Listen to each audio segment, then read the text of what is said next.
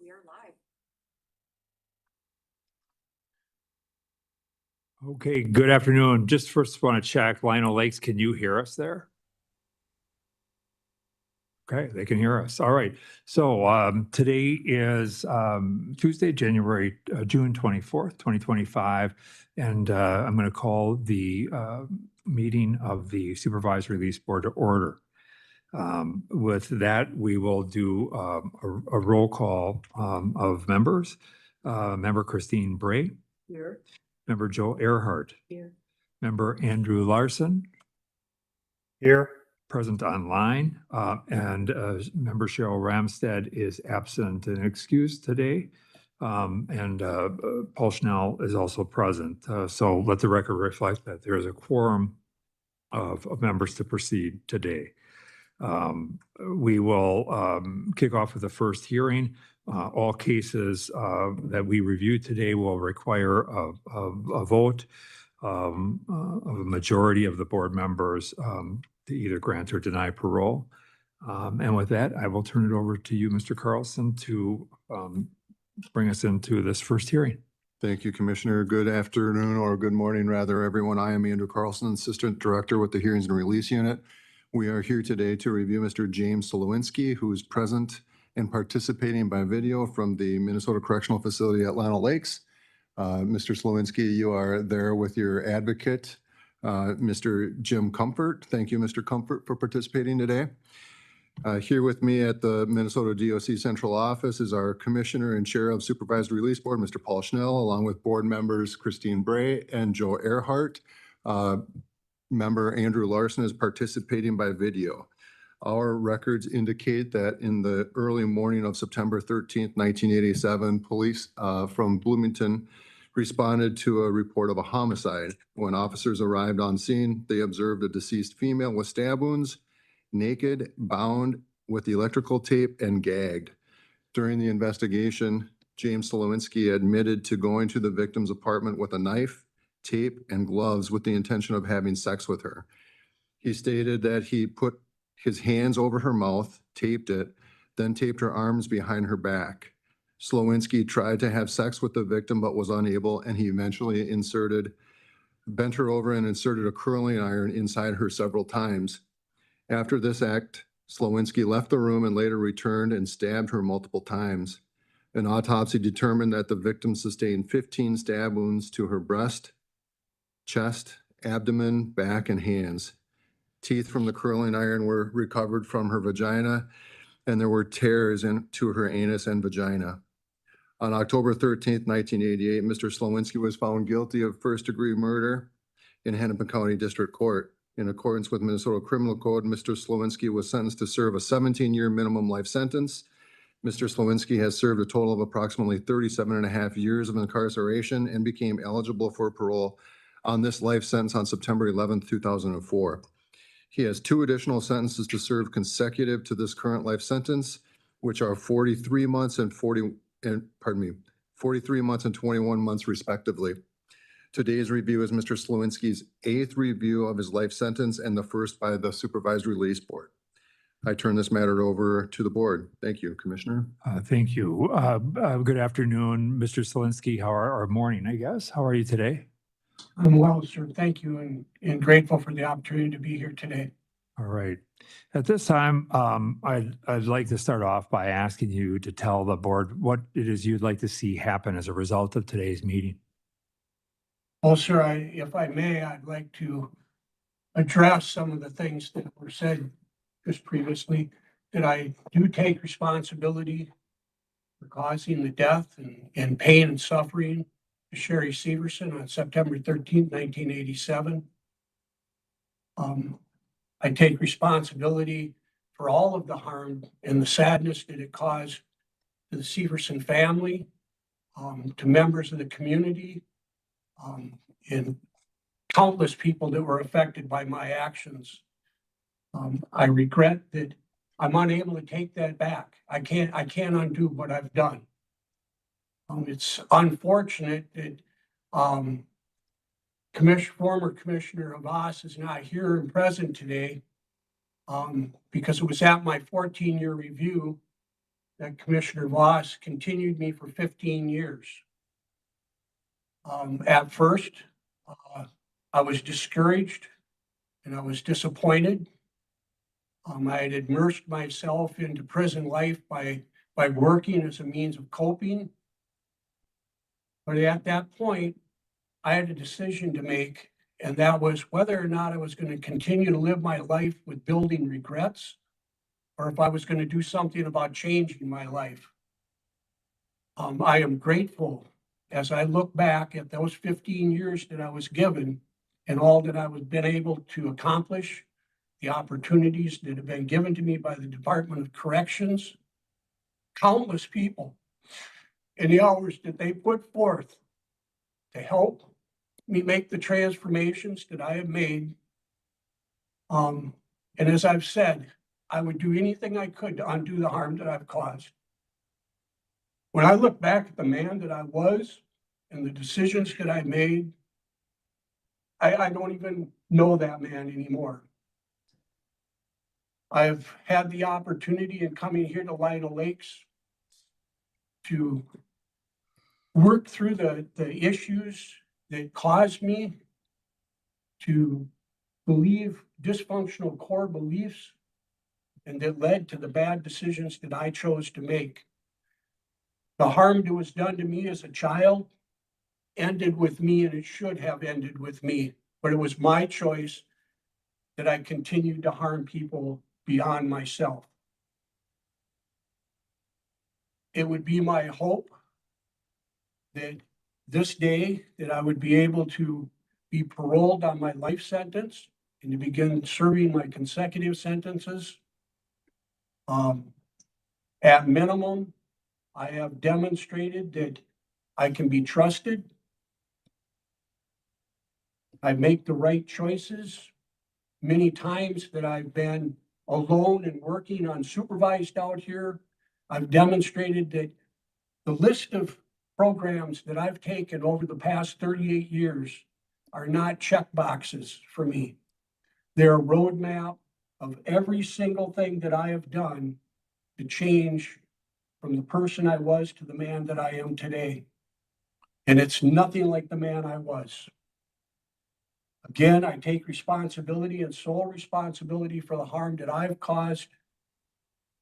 And I believe that I've demonstrated, I don't look at this as something that I deserve, but it's something that I've earned as an opportunity to take the next step forward in the step down process that you've already begun with me, Commissioner, previously by sending me to the minimum program. There, the reports will demonstrate that I've accepted the disappointment of a continuance that was a little bit longer than I would have preferred the last hearing.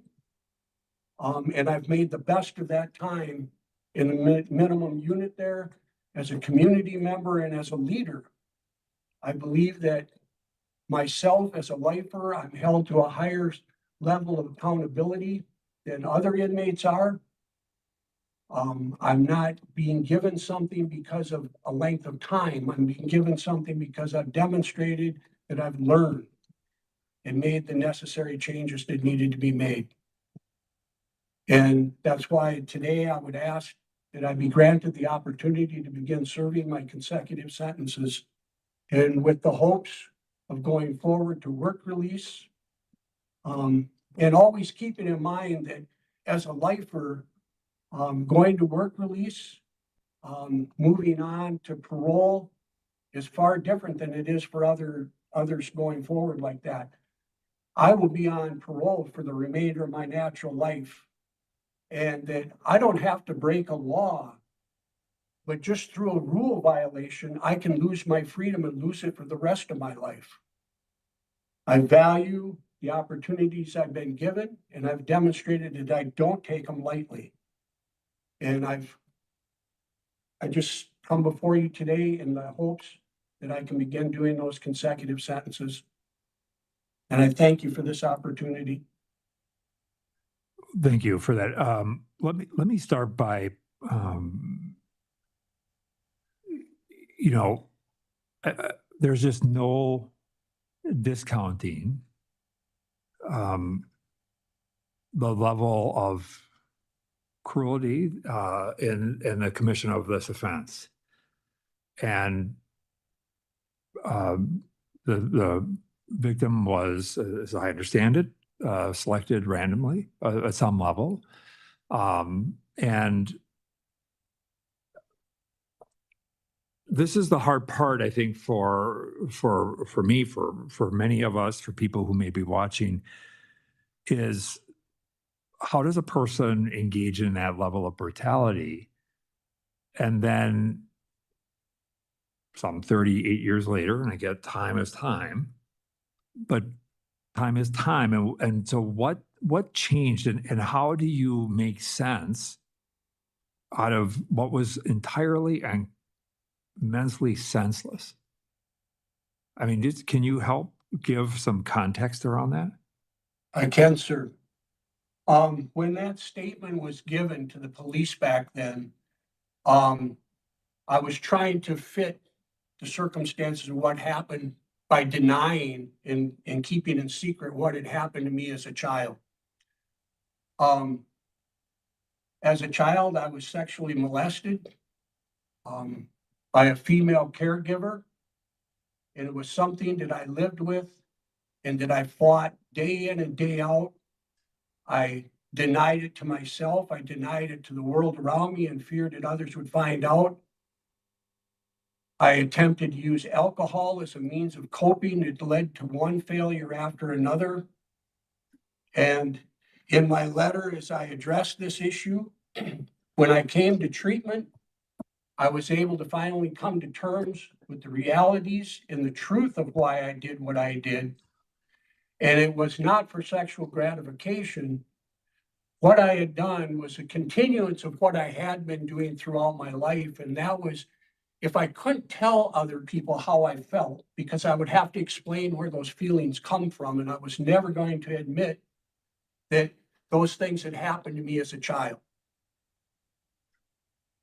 If I couldn't tell people about it, I would show people how I felt. I wanted someone else to feel that helplessness, that hopelessness that I had felt during those things that were being done to me as a child.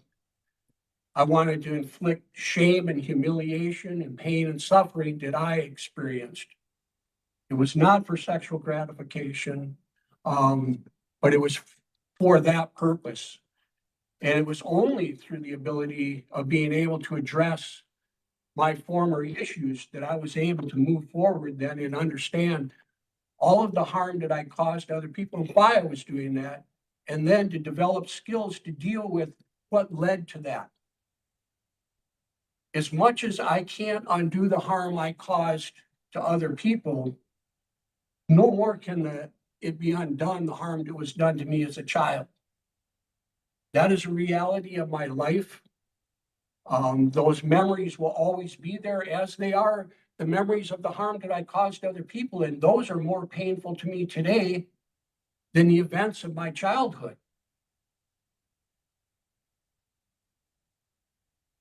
With being able to focus on why I did what I did, I've been able to formulate skills to work through those times, those feelings of humiliation or feelings of being alone or abandoned, and to develop skills to deal before the triggers hit. And for me, the triggers were simple. And that was another thing that I learned in treatment. We could create a book of relapse prevention plans and things like that. But my therapist was very, very pointed on one issue. Keep it simple. It's in a time of crisis, we don't turn to the yellow pages to figure out where we should go and who we should talk to.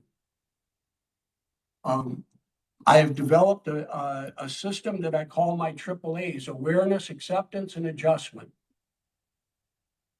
When I am aware of how I feel, I'm able to accept those unforeseen circumstances when they come up and make adjustments so that I can move forward, reaching my goals, remaining healthy and safe, and working through whatever the challenge is that comes up before it reaches a crisis. I never did that before. My entire life, from the age of around 13, become consumed with using alcohol as a coping mechanism. And all it was an avoidance that led to more problems, more failures. And that added to the resentment that I had towards the person who had abused me as a child, and it turned to violence directed at other people.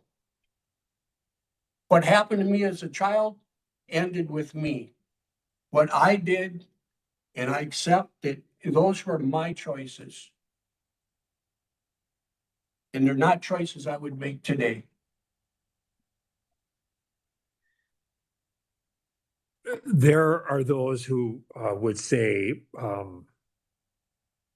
that that you can't make a change from the kind of violence that you engaged in, and I hear that that what you've laid out is really kind of the backdrop, the context with which this anger or use of power, whatever you want to call it, and inflicted that pain on other people. And I appreciate you accepting full responsibility for that. But what is it what are the things that you point to or help us give voice to, the things that you feel make you no longer a risk to public safety and in particular to women? I'm not sure if I understand the question. What is it today? Point to the things, give us the description of the things that you've demonstrated that should help us and others recognize that you are not a risk to public safety, and particularly women. Well, at Stillwater, for example, while I was there, I worked a job. It was they had the coverage of it was special assignment. And I was the cable repair person at Stillwater. And while I was there, I worked in isolated areas of the prison, running new cable systems to all the cells. The majority of the time, in many of those situations, I was working with female staff in those situations. Throughout my incarceration, I've been around female staff, and my record will reflect that there's been no inappropriate behavior between myself directed towards female staff at all. That those who have documented interactions with me, such as the last reports that were written from the community that I'm in, it's not just that I am saying I'm not a threat to society anymore, that I am this or I am that.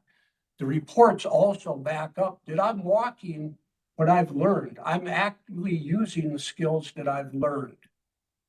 In treatment, the first thing was coming to grips, knowing that the harm that was done to me was done by one person, and it ended with me. These other people had absolutely nothing to do with what happened with me, absolutely nothing. By making healthy choices now and dealing with issues that come up, these times of feeling abandoned or alone, such as I did during COVID after my heart transplant. I was isolated for 23 hours a day. The two people that come to support me, Susan Dodge and Lisa Kelly, my caseworker. And I look at women from a different perspective today. They're not the ones who harmed me. They're the same as a sister, as the nieces, as my sister-in-law that I deal with, as my friends. Many of them are my support people that I deal with on a daily basis. I'm in the community out here at minimum. I work next to the Anoka County area when we remove snow and we do lawn mowing and lawn care over there. Many of the times it's in the middle of the night. I've been over there at 2 o'clock in the morning shoveling snow.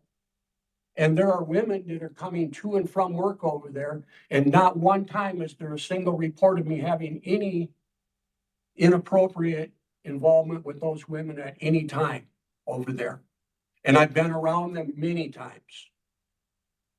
So it's through my demonstration, it's what I'm doing. I'm actively living what I've learned. And like I say, it's not the amount of time that I can say, well, over a certain period of time, I can be trusted. I've earned that trust.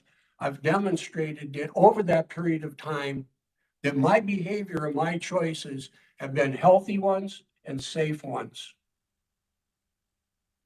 Can you talk a lot about treatment and you think, you're talking about, I think you did both SO, the sexual offense treatment, as well as the SUD.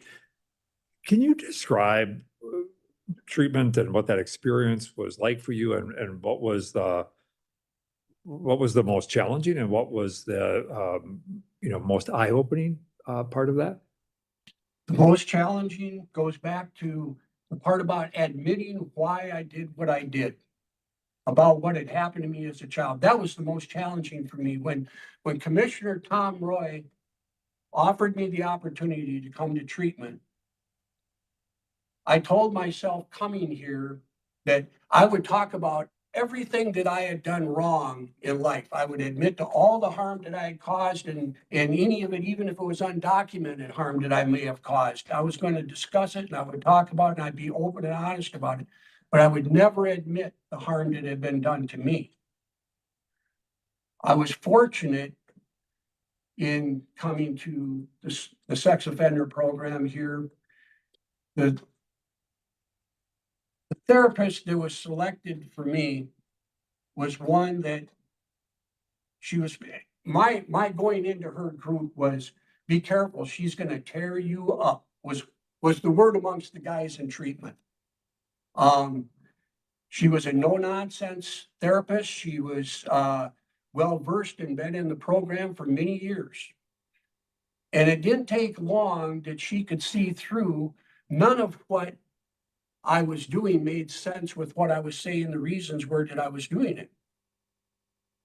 And I had to finally come to terms with admitting that, yes, it was my mother that had sexually abused me as a child. And that was the hardest thing I ever had to do. The second hardest thing was when my mother was passing away.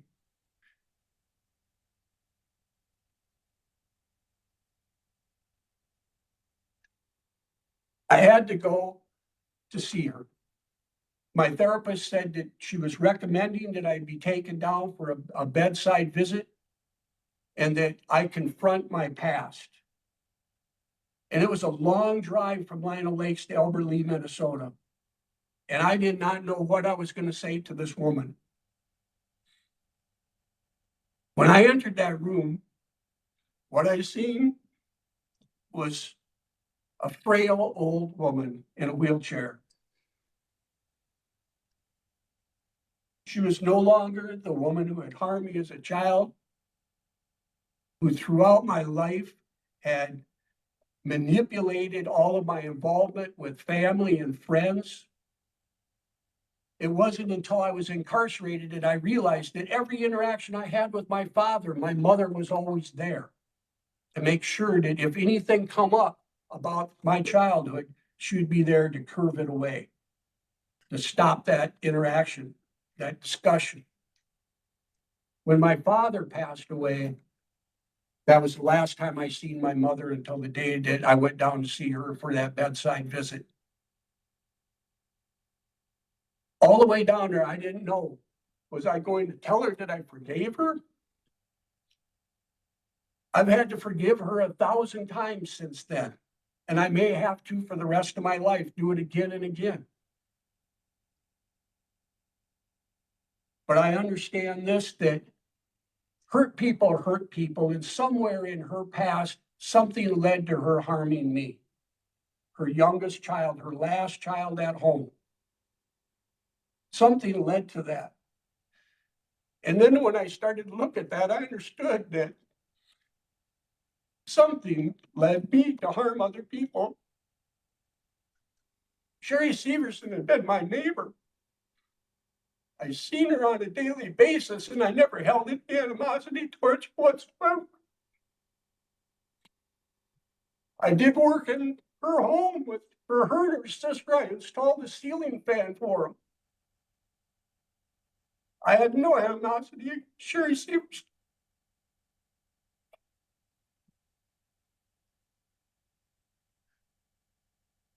On that day, I was triggered by the past, and all I wanted to do was to destroy those memories in my mind. I did not want to harm anyone. And I'm sorry.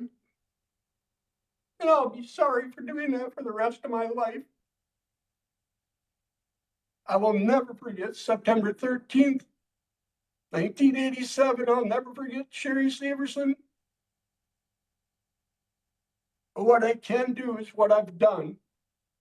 And that's to take responsibility, and by holding myself accountable, taking every step necessary and building skills so I'm not harmful to anyone ever again, because I don't ever want to cause anybody any harm again. Never. And that was the most impactful and the hardest thing for me, was accepting why I did what I did and being honest and open about it. There is nothing more shameful than the thought of being abused by your own mother and carrying that memory with you. Those pictures of them in my mind will never leave me. But now I accept it as part of the past. I can't change it, but I can definitely change the present, and I can definitely change the future. And it was developing the skills to intervene in situations where I may be overloading myself with obligations that lead to those feelings. When those memories come up, I can intervene on them now, and I have the skills, I have the resources, I have the support of the people who support me moving forward in a healthy, safe way. I'm not asking to be returned to the community commissioner, to friends and family that were there for me when I was on the streets. And one of the things that I come to understand in treatment was unconditional love, as much as it is and how good it can also be a bad thing. My father loved me unconditionally. My sisters loved me unconditionally.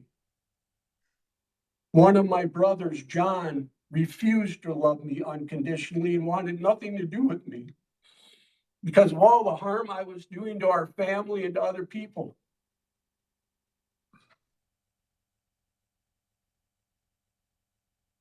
Corrections Officer Sergeant Paul Warner at Stillwater was the one who intervened when I worked for his shop. And he said, reach out to your brother, because he had mentored me every day at work. He would mentor me. Reach out to your brother and tell him how you feel.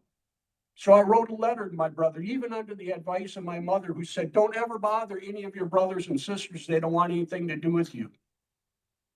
And my brother John absolutely did not want anything to do with me. But I wrote him a letter, and I apologized for the harm I caused and the shame I caused in our family. He did not accept that letter unconditionally. It was with conditions. And unbeknownst to me, Pastor Comfort, who is with me today, was a friend of my brother and my sister-in-law's. And he asked him to come and see me. But he didn't ask him to come and see me to see if I needed anything. It was to see, was I the real deal? Was I walking what I was talking? And that was 25 years ago. If I wasn't walking the things that I learned, and if what I was doing in life was misleading in some way, over a 25-year period of time, people would have noticed that. When I went before Hennepin County, when I was being considered for civil commitment, the therapist there,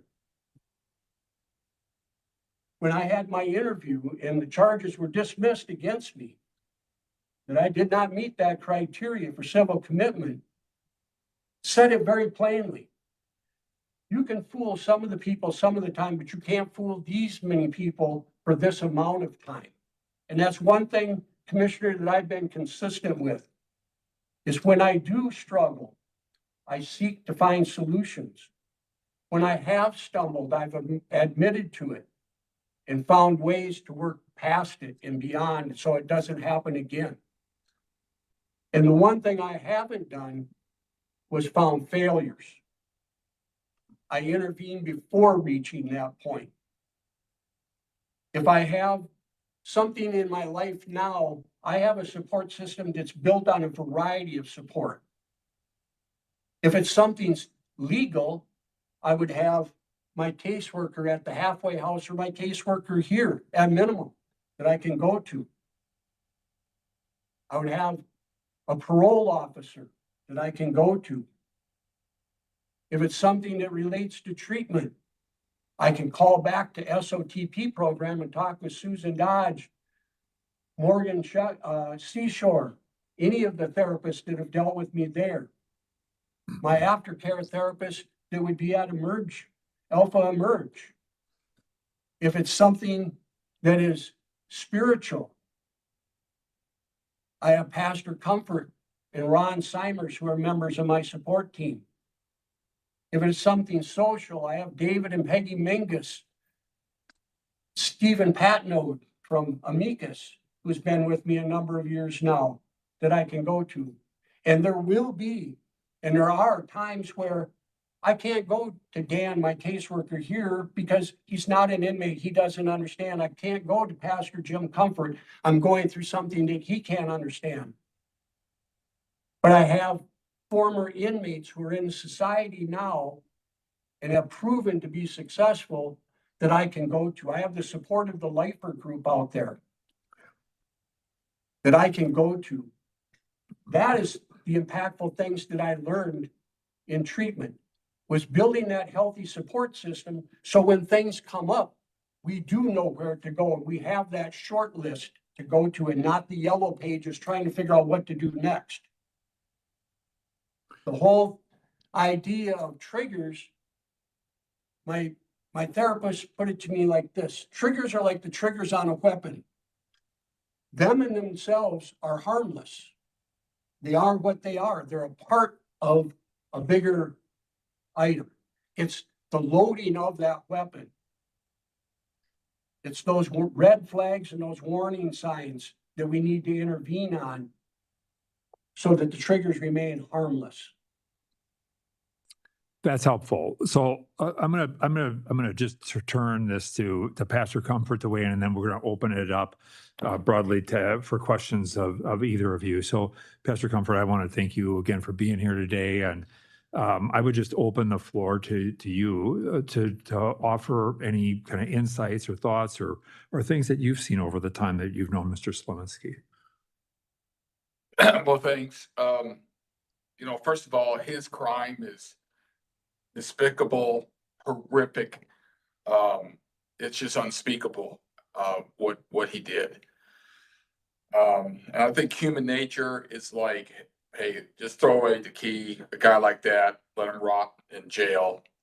He doesn't deserve that's my first instinct, is this is just uncalled for, and good luck. So I met his brother in New Mexico, of all places, and his brother moved to Florida, and I moved to his brother's hometown, Maple Grove, and we stayed in contact. He's a beautiful man, his wife, and he contacted me and said, "Well, my brother's in Stillwater, and he claims that something's changed in him, and he's met God." And of course, his brother and I are pretty skeptical. So I did a favor for his brother. I said, "Well, I'll go check. I'll go." So I've always been skeptical. He's like he's a con artist, manipulator, murderer, bad guy. So Jim's had to earn my respect, and boy, it's been over 20 years, and I can't tell you one time where he has slipped up or something wasn't right.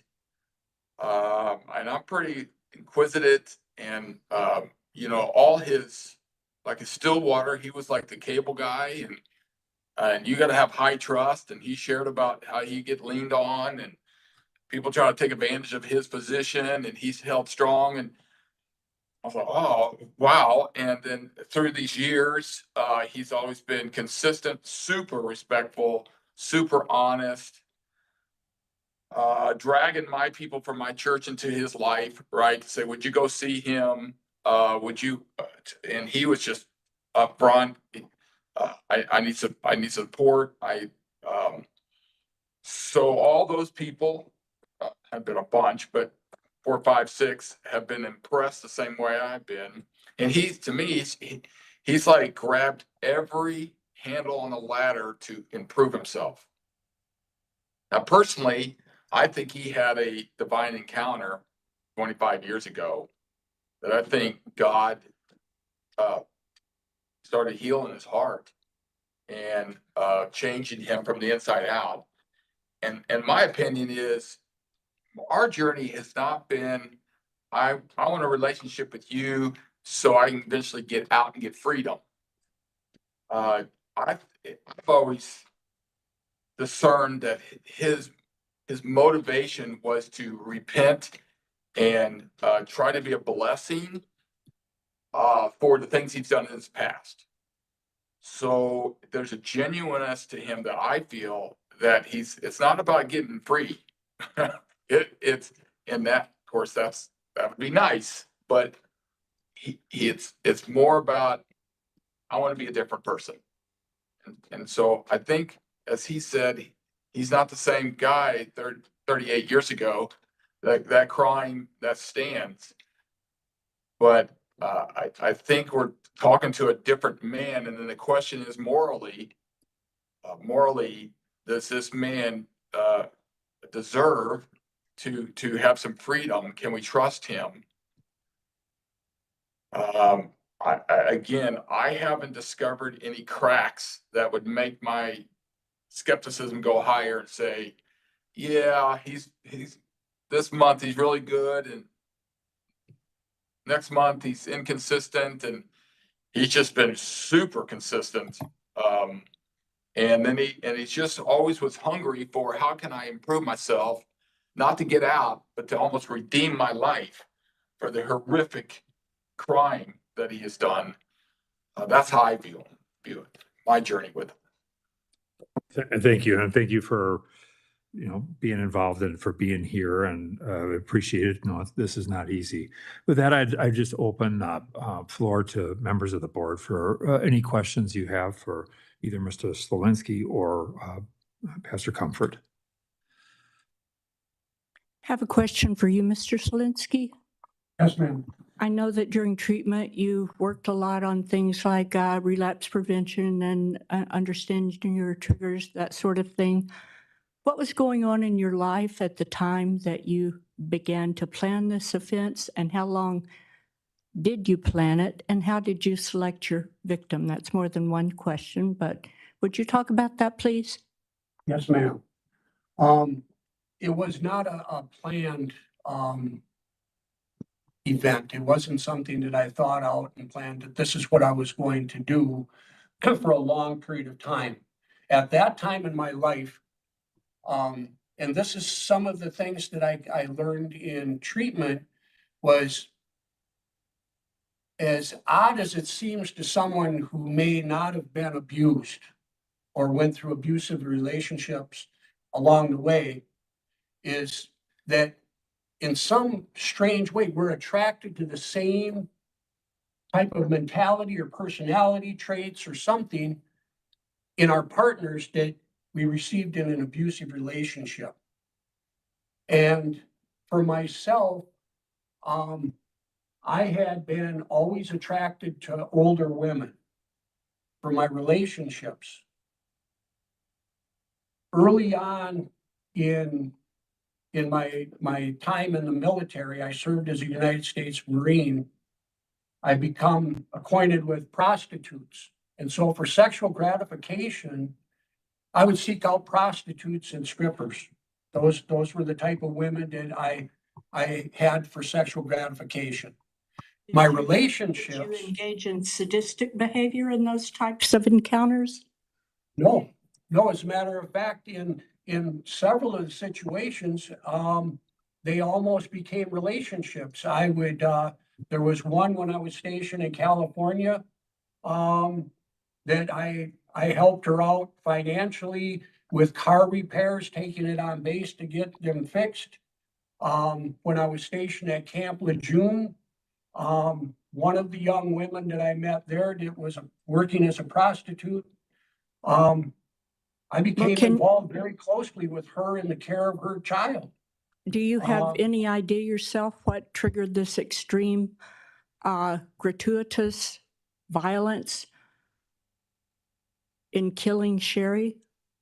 Yes, on that day, leading up to that day, I had reached a point in my life where I was coming to an end. Something was going to end. In my mind, the madness had gone on long enough. My relationship with my wife, who was 13 years older than I was done. On that Sunday morning, September 13th, 1987 was a Sunday morning. My parents had just left from a bad visit with us. My wife and I had went to Sturgis, South Dakota. While we were there, we encountered some old friends of mine from California. And there was a couple of the old strippers that hung around with us at that time. And one of them posed nude with me in a photograph, and my wife made sure that my dad seen that picture while he was there visiting. And this upset him. He left. My mother left with him. The amount of shame came up again. My anger and resentment towards my wife and her being older, and that was the relationship that she had with my mother, was this older woman relationship. So it was in my mindset that day that was the end of it. On that day, her and I were both going to die. We left, we went to the Legion Club in Richfield, Minnesota. We lived on 106th and 35W. Our exit was the last one before the Minnesota River. It was my intention as we went to the American Legion Club that day was that on our motorcycle, I was going to go right past 106th Street exit and I was going to jump it over the bridge and kill us both. Circumstances led a different direction and we didn't take that path home. But in my mind, I had already come to an end. The light had already went out. All hope of any change in my life had already went out. And when I encountered Sherry Severson at that time, the madness that was going on in my mind, what triggered me is her body image to that of my mother. And all the times that I had seen her, never before had that ever come up. But on that day, that was what snapped, was that body image. So did And you definitely- begin in your mind to plan to commit this murder at that time? Yes, it was almost instantaneous that, yes, I was going to destroy these images through a proxy almost, if you would. It wasn't my attacking Sherry Severson as much as it was attacking that image. And how an much planning attempt- went into it? How did you prepare to commit this horrible murder? It was within a matter of just a few minutes, going into the house, getting the tape, grabbing the knife, and going next door and committing So the crime. you did plan it to the extent that you went in, got weapons and tape, Absolutely. knowing you were going next door to kill this woman. At that time, the thought of killing wasn't in my mind. It was the thought of I'm going to destroy these memories forever. This is over. And I just lost all connection with the reality of life itself for myself and anyone else. Had you been violent in this manner with, I'm not talking about prostitutes, your prior victims of rape? Not to that severity level. It was always directed at a sense of feeling hopeless or helpless and shame. And those were the feelings that I had felt as an abused child. Were you highly intoxicated at the time you committed the murder? Yes, ma'am, I was, but I will not use that as an excuse. But yes, I was. I'd been drinking since about 8 o'clock that morning, steadily all through the day.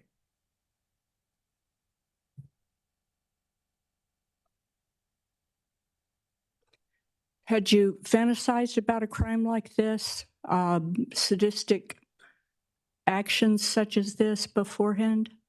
No, At ma'am. any time. I don't mean right before, I mean any time. No, ma'am. When the thoughts of my abuse and the events that took place, those sexual interactions between my mother and myself as a child, the shame would come up, and the first thing I would do is I would turn to my fix-all solution, and that was alcohol, to avoid the reality of it. When you were being sexually abused as a child, were weapons used on you or any type of device to inflict further pain? No, just the difference in her size over me as a child, or her interactions. The abuse would always start with, I would be punished first for something because I had been bad. And it could be something as simple as I was playing too loud or in a room that I shouldn't have been in. That led to, after being severely spanked, beaten,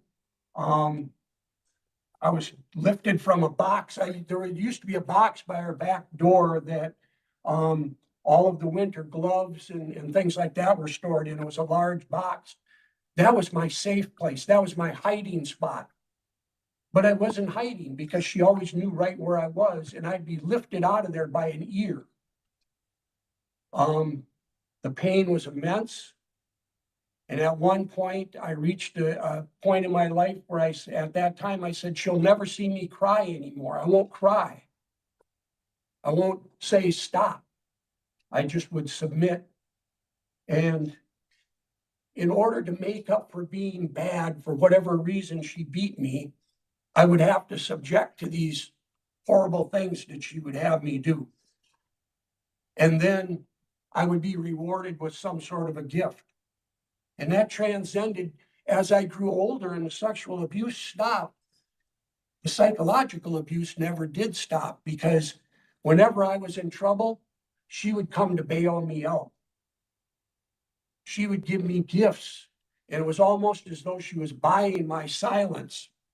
And I was accepting them and living with that silence, because it wasn't that I wouldn't get the gifts anymore. It was because the shame of what had happened was so severe that I didn't want to accept it. What were the emotions you experienced immediately after you realized what you had done in terms of this heinous crime?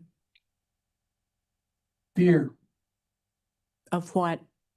Fear of doing something that I could not undo. I know that somewhere in your report, it states that you'd had other victims and that you had no empathy for those victims. What have you done in terms of empathy? If you've done anything during your time of incarceration? Yes, ma'am. One of the beyond the sex offender treatment program, which to me is invaluable. It was probably the most impactful 3 years of my life. But the restorative justice program had a huge effect on me as far as empathy goes. It was through that program that I was able to write my apology letter to the restorative justice apology letter work bank. And I've always been ready and willing to sit down with the Severson family and answer any questions that they would have for me. Can you describe how empathy feels to you? It's understanding how that other person would feel. It's such as I can place myself now in another person's, how I would feel. I can't say how they would feel. I can say how I would feel. Such as if what happened in my family and I was a member of a family that that crime had happened in, I know that the anger would be extreme. I'd be extremely angry. And I would want nothing but justice. And I would have to pray every day for the ability to even hope to forgive. It's understanding that the pain that I caused another person surpasses anything that I myself ever experienced, and knowing that I never again want to cause that pain and suffering for anyone. Nor would I stand by and watch it happen to someone if I had the ability to go and report it or to stop it in some way. But it's understanding that I harmed somebody and the consequences of it to that person are severe. Through restorative justice, I came to an understanding that restorative justice and redemption are two in the same. The difference is that through repentance, God forgives instantly when we're contrite. Through restorative justice, that takes time and it takes work, but they both require the same thing, a changing of our minds that leads to change behavior. And it's taken me a lifetime and a lengthy program list of classes that I've taken that have led to that changed mind and thinking. And the reports demonstrate, like I say, not what I'm saying, but they support that change in the reports written by the staff and the living units that are with me, by past inmates who were incarcerated with me and in treatment with me, through therapist reports, through the psychological report filed from central office, through the report that was filed by the psychologist that interviewed me for civil commitment and found me to not meet that criteria. I have no So, other questions if you're through now. Go ahead. So just let's let the member ask the questions here. Go ahead, Yes. Joe. I have no other questions. That was Oh, it. that was it. Okay. Others? Mr. Slavinsky,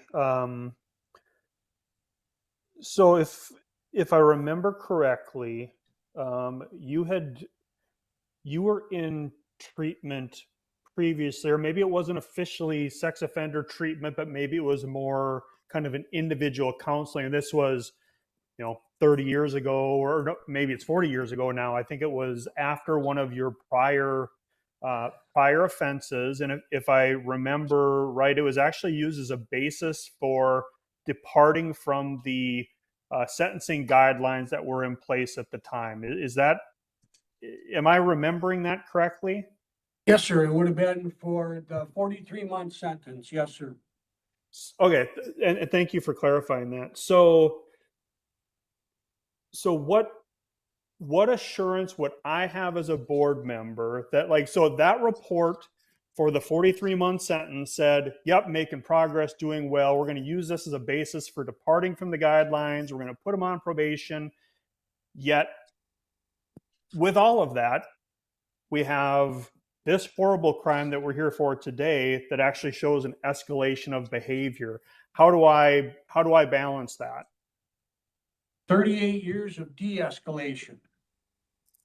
38 years of consistently showing that I no longer carry the same core beliefs and behaviors.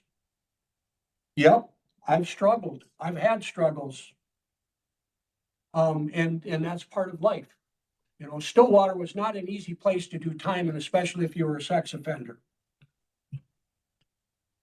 When I entered Stillwater, I made a decision.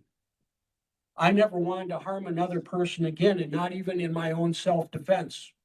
And I endured a lot of abuse at Stillwater. But I never raised my hand in violence towards another person, not even in my own self-defense, because that was something that I had chosen I was never going to do again. I have been consistent in taking responsibility, and it's the reaching out and asking that I never used to do. Back when I committed that crime that we're talking about now, when that departure interview was done, I still had not addressed my childhood issues. I was not reaching out and asking for help. I've demonstrated that here. I was at, the commissioner allowed me to go to minimum, even though there was a possibility that I was going to be civilly committed or looked at for civil commitment. And there had been a struggle between Hennepin County and the Department of Corrections it was almost a standoff.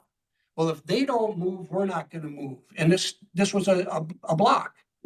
And the decision was made, well, we're going to move you forward to minimum with an understanding that if Hennepin County decides they're going to go forward with civil commitment procedures, you'll have to come back inside the fence and work through those procedures. And it will look at sending you back to minimum. I was sent to minimum security here at Lino Lakes. And as I say, we're surrounded by a Anoka County facility as well. We're surrounded by woods and neighborhoods here. Every day I'm out working, and a lot of the times it's unsupervised. Even working under those circumstances that I might lose my freedom at any moment for the rest of my life,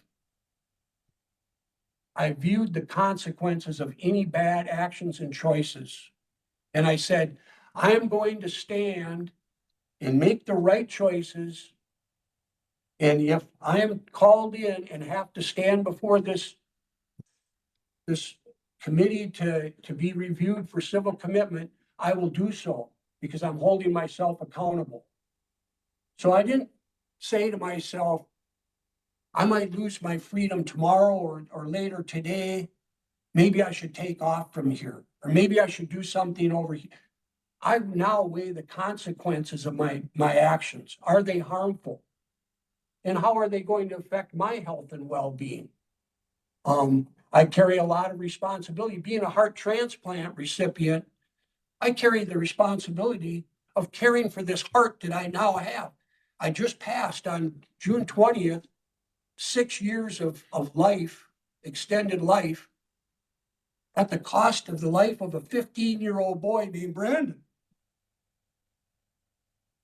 And it's been very hard to accept and understand. After receiving a heart transplant, I asked myself, why me?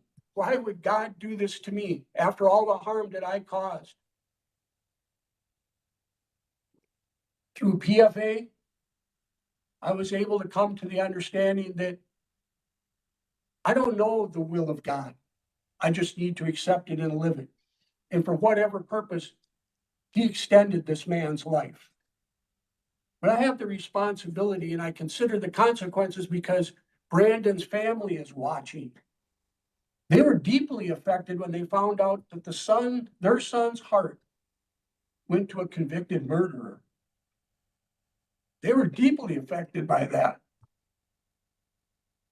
But they came to an understanding and resolution throughout their family is that what would have their son said? And his mother, Becky, told me that her son would have said, give it to that man because nobody else will. I live with that now. It has taught me the preciousness of human life, the preciousness of the life that I took.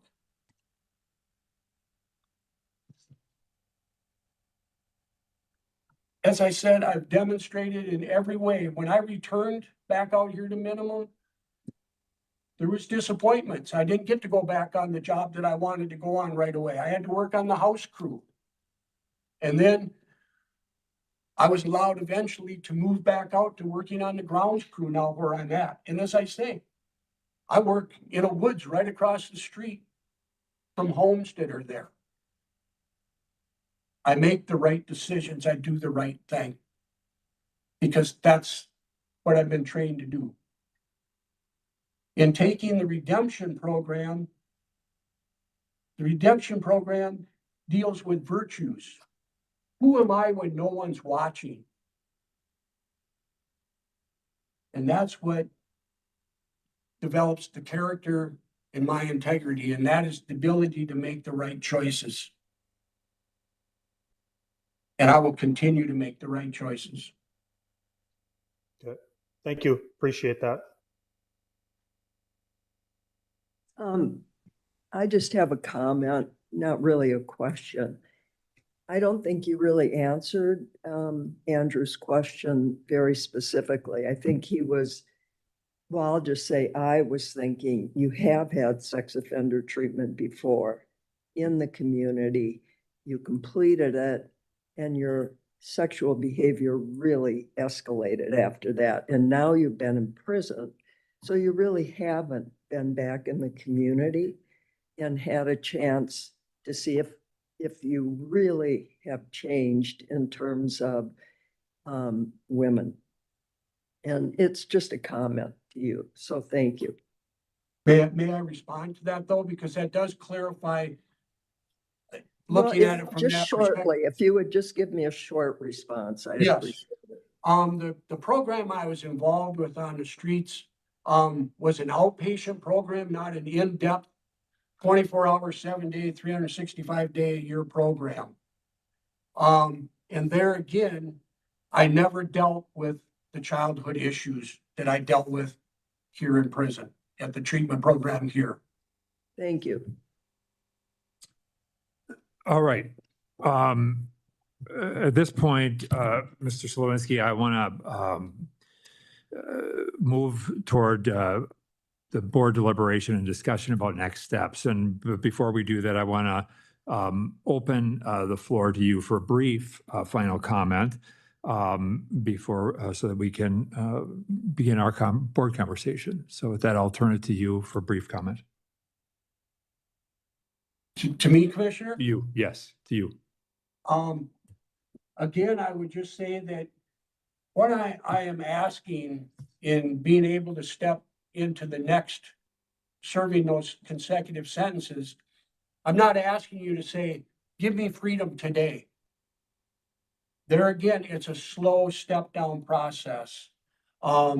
Begin serving those sentences and I would still remain here at the minimum unit doing what I'm doing until I reach that last 12 months where I would be considered for work release. So there again, I'm working and demonstrating my ability to be trusted, demonstrating that I can accept the things that are happening, just like I accepted that our last hearing, Commissioner, you had recommended that I go on an ICWIC crew, community work crew. And I worked for several months with them trying to find out when can I go on a community work crew, and I was denied being able to do that. I accepted that disappointment, did not let it become a deterrent, and I kept working my job that I was given here, in hopes of maybe another time I will get that opportunity. But it would be to say that I'm not asking you to just release me today. I'm saying, give me the opportunity to start serving those sentences and for a continued ability to earn the next step down process of work release. I don't believe in entitlement. And as I said, I don't look at it in terms of deserving. I look at it in the terms of earning. If I'm given the opportunity to earn it, not that I deserve it or I'm entitled to it. Tom Roy gave me the opportunity to come to sex offender treatment.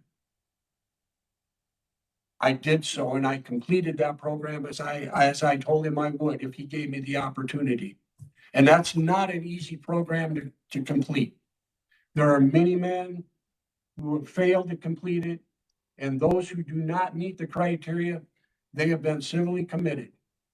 And like I say, That is a program that relies on consistency over a long period of time. Thank you.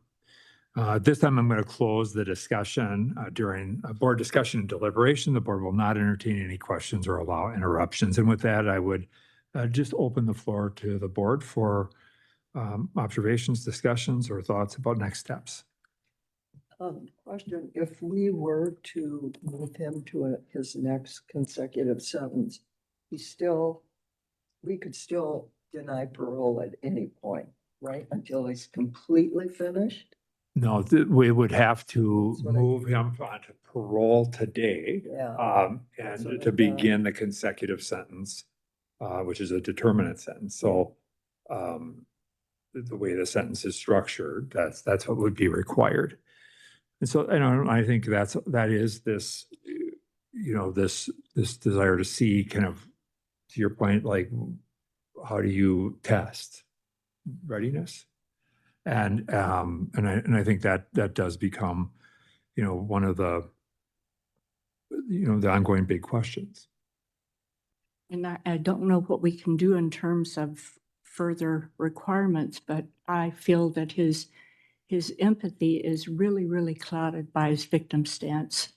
I heard way, way too much about I was a victim, and there are many people who were victims of sexual abuse who do not commit offenses at all, particularly of this heinous nature. But he really needs to work on understanding empathy and moving on from the victim stance. He seems to believe that he has been free and therefore has shown that it is totally safe for him to be around females and in the community. It is nothing like being in the community. He has not been free. He has been under surveillance this entire time, and he knows he is controlled by the DOC. But what are our options for continuing something that will have him work on true understanding of what happens to victims and their families, true empathy? Because I heard so much about victimization, but mostly about him. And I think, he certainly has participated in the restorative justice stuff and the whatever levels of involvement they have on the treatment side. But we could, and certainly for further engagement with therapists, with restorative justice staff, would be all things that we could continue to engage him with, just to try and develop some of that, ability to speak to and empathize and understand the profound impact of his offense On the others. victim's Yeah. family and, of course, the victim. Right.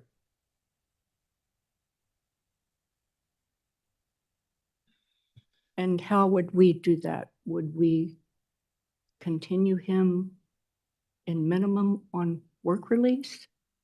You could, so there's a number of ways. I mean, one is that, the two determinant sentences that he has.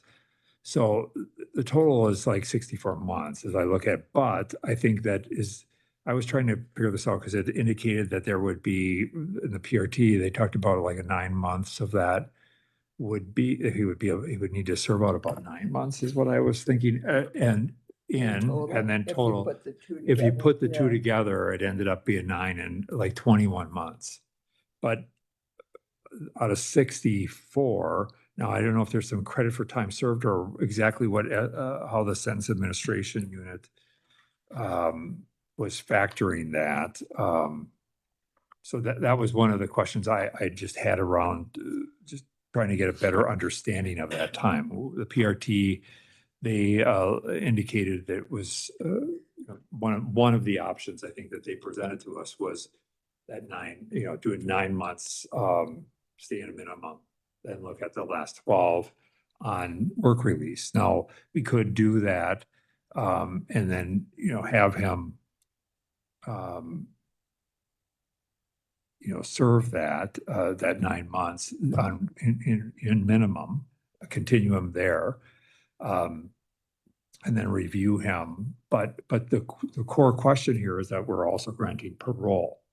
And so once that lever is pulled, he's there now. And it was just as you were asking that question, I was thinking about, I don't know if there are other kind of legal ways for us to conditionally grant. Well, or could we deny parole and could we move him to,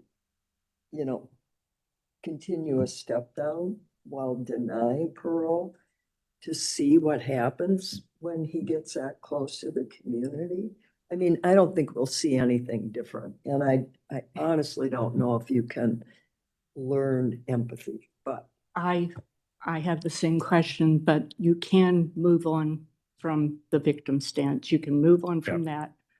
And that needs to happen in order to grasp victim empathy for others, particularly this case and his other assaults, but particularly this one. Yeah, so he could be continued. Now, the challenge there is that, let's just say you move him to work release at some point in time while he's still serving the life sentence. He has a lengthy, if PRT was right, there's that 21 months that's hanging out there. right, And then serving 21 months on top of whatever we would have yeah. on work release is a long stint, unless, there are some other options like looking at phase 2 work release or things like that, which we've done as part of step down, where we really tried to use a lengthy period of time and to test with higher levels of control, how a person moves through that. And so that would be one of the options, would be to look at a step down through, a period of time and maintaining where he's at, but intensify, some of the work around addressing the victim, his own victimization. Nobody's trying to minimize the reality of that. At the same time, I hear exactly what you're saying. And I think one of the things I heard from, I think, Pastor Comfort, and I think even in some of the letters that we've gotten from others who've come to know him, is that there has been secrecy about what he's done, which I think is one of the things that has been a positive, and certainly that has been a big focus, I'm sure, of the treatment program.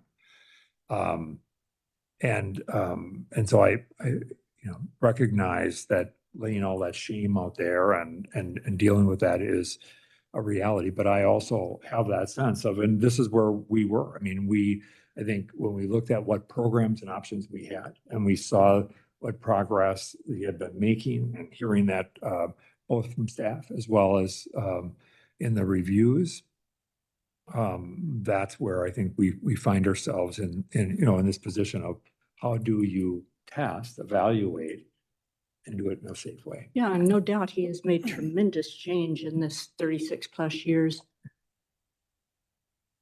But the crime was unusually heinous. 100% agree. And that is really a problem here. If you did have the anger, the alcohol to fuel the courage, the victim who reminds him of his mother and some horrible situation like revocation, something like that, all of those variables lining up, it's really frightening to think of the capability, because he did escalate tremendously. And quickly, right. Mhm. And there's no doubt. And I think this is that whole place of, from a correctional standpoint, the extent to which you can test somebody in terms of step down and how they manage change. And I think that is the challenge we find ourselves in right now.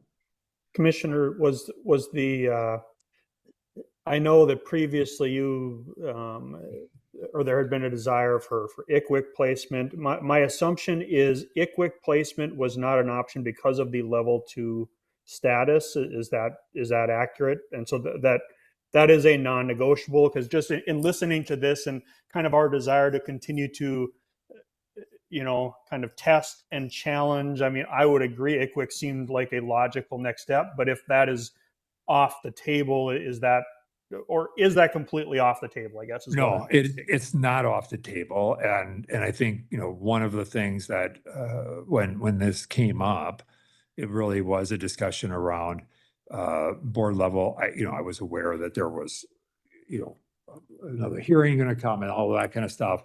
And I think that does become one of the ways. Again, it's all incremental testing of how you manage interactions with people in the community. And we've even heard that from some of the people who've come before us, that first encounter. So that is an option, would be to test him using an ICWIC crew where he would go out with a crew leader. What was the reason for him not being able to participate in ICWIC previously? It probably was the level 2 designation, the ECRC level 2 level, but is oftentimes that. And then lifers are a little bit different in terms of the ability to program specifically for doing exactly what we're talking about. This is what it is, what it's for. And if I've understand, I'm sorry, Joe. Just one last question, real quick. If I've understood, I think sometimes you've indicated that maybe recommendations from the board maybe kind of almost give a little bit more weight on some of these recommendations for ICWIC placements or whatever the placement may be. So, I mean, if that is ultimately the route we go, I mean, does that kind of give added?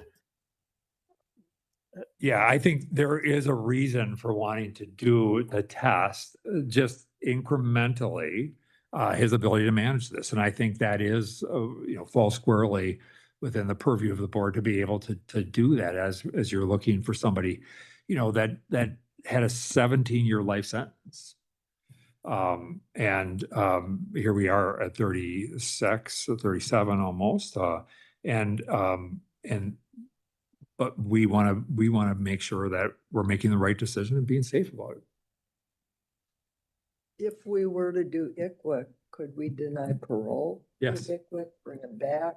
Yep. And see if he speaks a different kind of language. Or even is able to kind of address this difference between Yeah. his victimization And I'm wondering too, if the sex offender program offers any kind of continued aftercare out in minimum, or if his case manager could work with them to have him complete programs on his own. I know that they have workbooks and different things on different topics. And one of them on victim empathy used to be one of the modules. Work on that module if necessary on his own. But if they have groups, have him participate in those as part of continued aftercare. Yeah, I think to the extent that, we can engage him, I mean, whatever programming that we would have the SO program work on whatever it is we want to craft. And I wrote down some of the things, you're talking about around victim empathy. And I think this whole notion of, when you describe that projection of his mom in somebody, his victimizer in someone else, it's a helpful consideration as we think about testing him in a safe way. So yeah, I think we would have recommend that the SO program would craft a specific kind of focus and intervention with him. How would we word that then if you were to continue in minimum and continue or begin? I don't suppose he's in any component of SO aftercare now. No, I think he is seen. I think there was some ongoing therapeutic visits with somebody from behavioral health, and who I think is maybe connected with SO. I thought I read that in here. Yeah, he's discussed with behavioral health staff over the review period, relevant stress management, coping skills. And just, the staff familiar with him described continued, room for managing frustrations. And, these are some of the things we're testing. And, I think as he got continued last time, that certainly was no doubt a challenge, and will be again. But yeah, the way it would be worded would be to simply deny parole, set a term of continuance with the kinds of requirements that would increase the likelihood of next steps or continuation as we go forward. Well, I would like to make that motion that we deny parole, move him to ICWIC to begin that, add in the sex offender, the things we would like to see for Aftercare, continued sex offender treatment, if you will, although I know it isn't that, and review in a year. I would second that. Okay, so the motion is that we would deny parole. He would remain in minimum custody, but move to an ICWIC crew deemed appropriate by the team there. And there's a number of them that are working in different areas. And then, we would ask that the behavioral health and specifically the SO staff work to craft, some work with him around victim empathy, and just talking through some of these areas of both managing frustration and the propensity for violence. yeah. That is absolutely there. Bottom line. Yeah. And yet, yeah, I think one of the being able to see how he manages this move to more of a community setting will be helpful. Could I ask just a clarifying question, Commissioner? So I know in Yeah. the past when we've made these continuances, especially when there's kind of this move to minimum or move to whatever, sometimes the proposed timelines are more aggressive than what is realistic. If from your perspective is 12 months, is that a realistic continuance to allow for the move to ICWIC and then kind of an appropriate amount of time in that setting? The 12 months, I think, does become a little bit easier from the ICWIC side, because I think it would be something that, we can influence somewhat quickly. Okay. Not going to be immediate.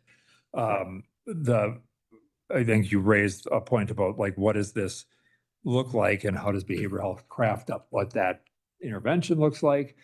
But again, if we see them in 12 months, that's the conversation. And I think, the work is that,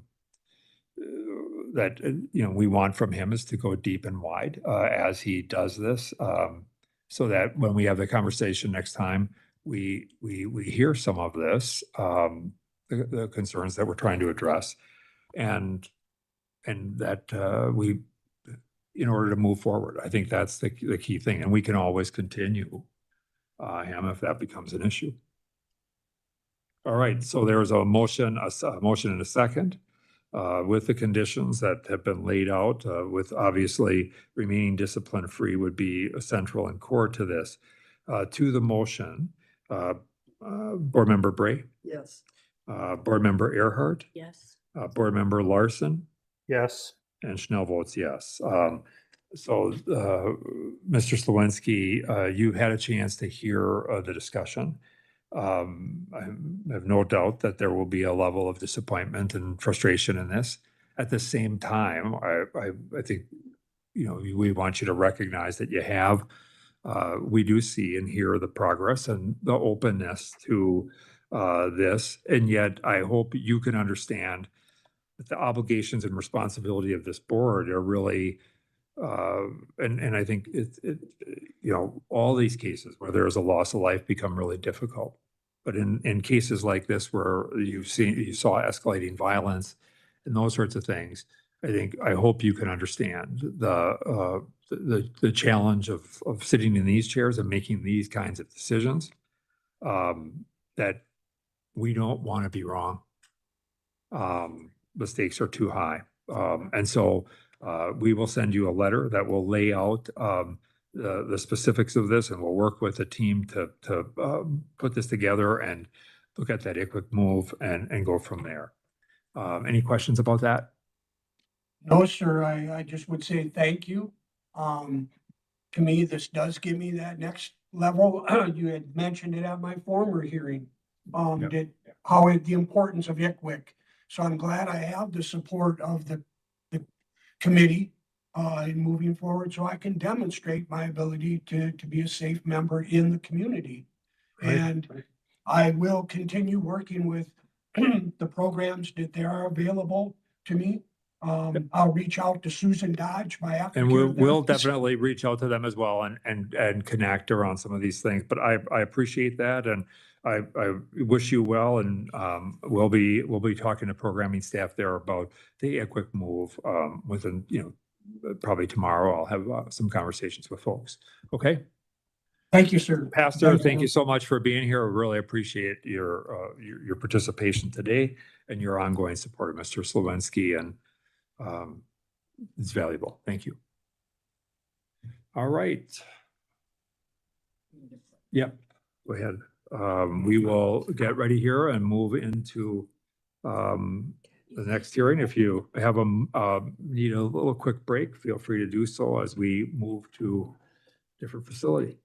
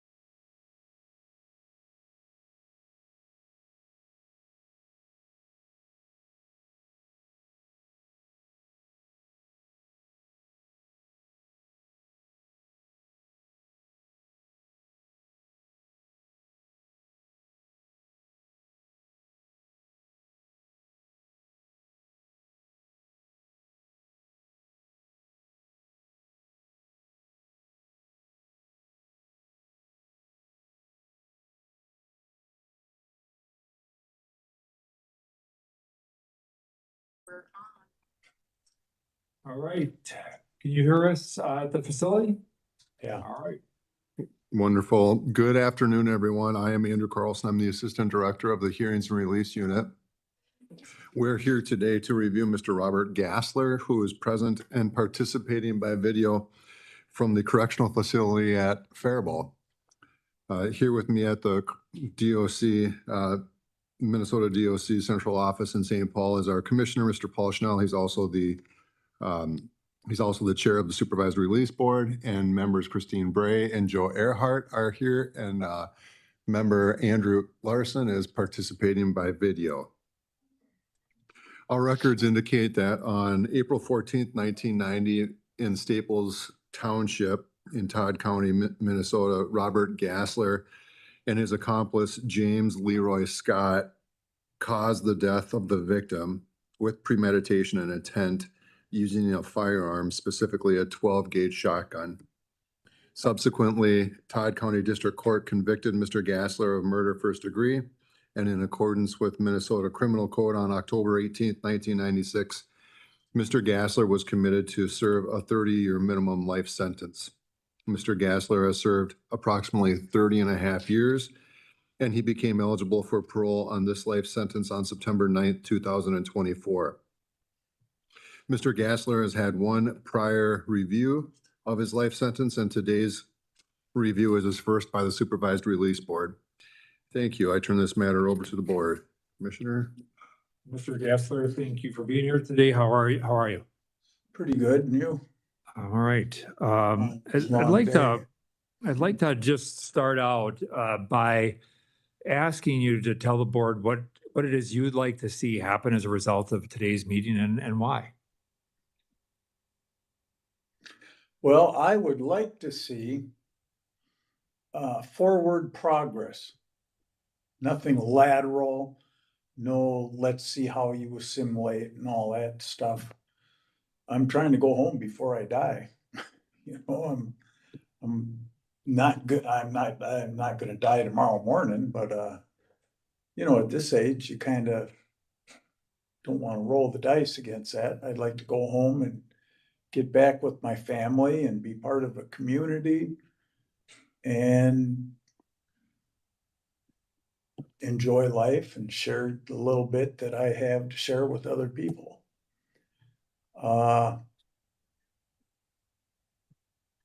And you know, I've got to start really slow out there. The thing, I'm not even sure I want to ride in a car all the way home. It's might be going too fast, you know. But yeah, I'd like to just parole home and just be an average Joe. You know, So- yeah. As I read through, it seems like there's been a bit of a shift in you. Is that fair? Yeah. Yeah. Can you describe that? I started accepting responsibility for what I did. And I started realizing that other people matter. And that I pulled myself out of the convict thinking. See, there for a long time, I mean, you guys had told me that I was never getting out. And I believed you. And I adopted all of the attitudes and behaviors that go with that. And it took me a while to shake that off after 30 some years. And I found some joy in my life, in myself. And I like to be a pleasure around other people, you know. In prison, people used to look at me and say, "Oh no, here he comes." Now they're glad to see me. And not that I want to stay here with them, but they taught me something about myself. Someone just said it today and it kind of blew me away that I was acting happy. And I told him he shouldn't pull out the H word on me while we're still in prison. But yeah, What was it? I mean, what was it? Because like when you went from Stillwater to Faribault, that was not, I was easy move. I was really mad at you, mister. You know, I had been told I was going to Moose Lake where I knew almost everybody there. And I was coming down here to Faribault. They dropped me off at Faribault. And I didn't really think I knew anybody. And I really don't like this place. No matter how much I've changed, I don't like this institution at all. What changed in me is the therapist, she challenged all my little core beliefs. And I started enjoying it, you know, where she would, one example is my dislike of sex offenders. I thought it was my job to make their life miserable. And one of the challenges that she put on me is engage at least one person that's a sex offender, engage them in a conversation and do some kind of interaction with them. So one time I walked up to one and said, hey, have you got 50 cents? I want to buy some chips in the machine and I'm 50 cents short. Am I good until Saturday? And the guy gave it to me. And I walked over to the machine and then came back and gave him his 50 cents back and said, oh, I waited too long. They don't have the chips there that I was looking for. And the guy kind of looked at me like I was a zebra or something because I was talking to him and I said, thank you. And the guy just didn't, that's not my reputation, is being nice to them guys. And, you know, I had to do other stuff like that. You know, she also taught me that that came from when I was young, and that I knew I can be in prison and I can stop doing bad things. That's never a problem. Anybody can modify their behavior. But when I understand where it came from, it was more than just modifying. It was like a reprogramming of what in the hell are you thinking? And right now I'm still in the middle of one of her. She's gone now, but I still go through my notes and listen to her little challenges in my head and in the notes. I got to get past my swearing problem. I swear a lot. Her Well- last question is, are you going to talk to the pro board like that? Yeah. And, So let me ask this though. So one of the things that, I'm gonna challenge you a little bit okay. because I was looking back at you know, the risk assessment that was done. I think back, this was the original one that was, what is that, 23? Is that You mean by the psychological report that Oh, yeah, I think it was 23. okay. And you wrote a letter challenging, you know, and certainly wanting to clarify some of the points that were made there. Yeah. Can you talk a little bit about, because I hear this, you know, you talk about the change in convict thinking. Mhm. And yet one of the things that or that, you know, like you started out by saying you said I would never get out, and I believed you. And yet, you know, and you've talked to and you've seen people who are serving these sentences who've been paroled. And so there's a little bit of this, sometimes I see, or I even hear a little bit of this, you know, it's me against the institution, me against the system. And again, I'm not saying you shouldn't correct what you think is false, either by way of fact or by way of someone's assessment.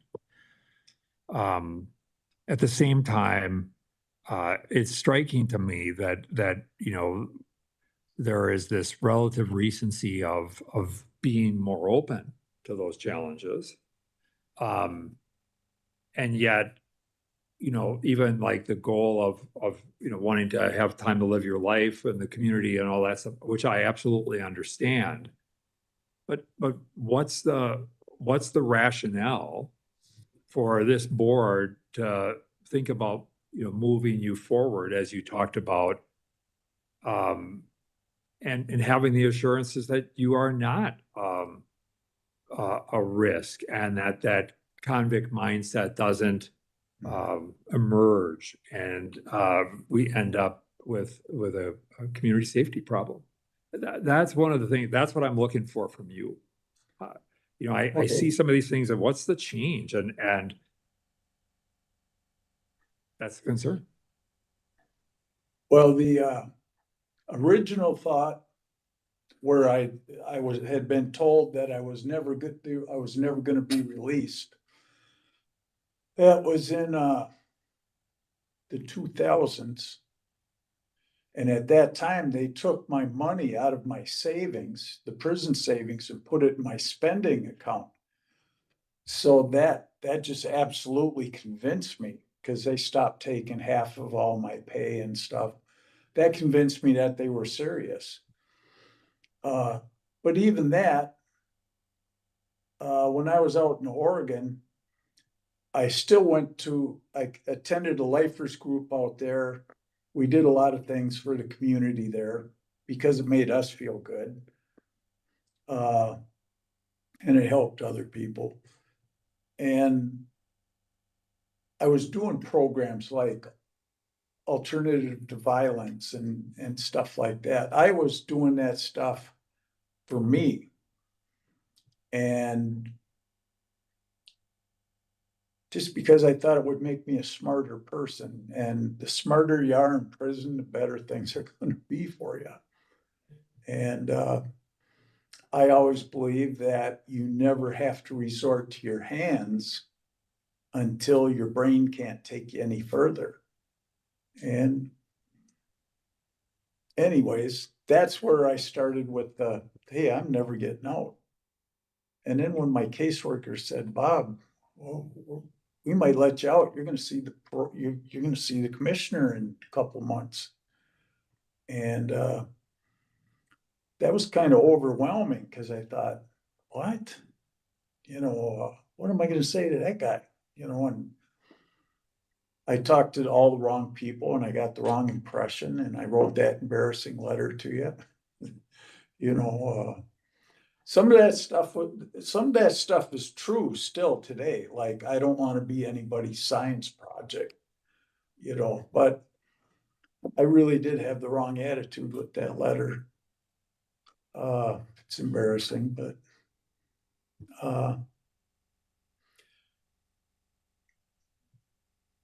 I don't know. I don't know how to explain it to you other than I just found a better way to be. I have a good day in here in spite of,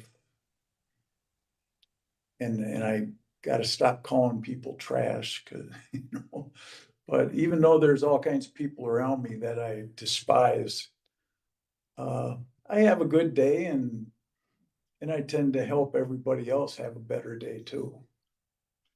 That's why I stayed as a mentor after I graduated. I don't remember how long ago it was, 4 months or so. And, Let me ask you this. Did you just despise, I don't want to, Mr. Dale, or is it Young? Did you despise him? I did, not right away. There was just a combination of stuff that went wrong in my mind that allowed me to make that choice to do that.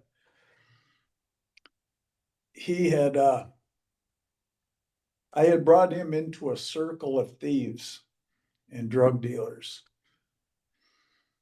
and taught him how to peel a safe, taught him how to, the criminal stuff. And he's hanging out with all the people in our class, in what we do. And he raped 3 of the girls. One was a wife and the other 2 were girlfriends of the different guys that are in our circle. And, you know, the main guy said, hey, this is on you, but it was too late. He didn't even have to say nothing. I was just so spun and disgusted, that he would, you know, it was just personal betrayal, and I was kind of, I had an illusion about my criminal lifestyle that I was some kind of, justice or something for, you know, because when people had trouble, they called me, and I would help them solve it. And it was just all just convergence of a whole bad mindset and logic process. And I'm not blaming it on drugs or anything else. It was the way I felt and the way I did things. And Dale was my friend before that. You know, You almost described at some points in terms of the discussion that at some level he got what he deserved. And yeah, I felt like that for a long time because it made it okay. I didn't have to face up to the fact that he's just another person in my life that I abandoned. You know, I abandoned my wife, I abandoned my kids, I abandoned my family, and I abandoned him. You know, I didn't have to do that to him. That you at one point made a comment that I don't understand how he got there. He blindly fell into the situation, and you said he always tried too hard. It makes it sound as though, as you were describing the offense, that this was a way of justifying what he did, what you did to him. And do you feel or believe differently today? yeah, I don't have the right to do that to anybody. It's not my job, and it's not who I am. I'm not the goodness in me comes out, and I just can't do that kind of shit no more. So also then at the time you were asked that question, if your sentence was fair. And your response was it is the one I got, not the one I wanted. And then you made the comment, I wonder if there's more suffering on my side than his. And you were talking about the victims. Yeah. And this is about, a couple of years ago, I think, when this was done. Again, I want to check. Do you believe, or do you have that same question where No. there was more suffering? No, of course, anybody would rather get probation than they would a life sentence, but I got what I had coming, you know?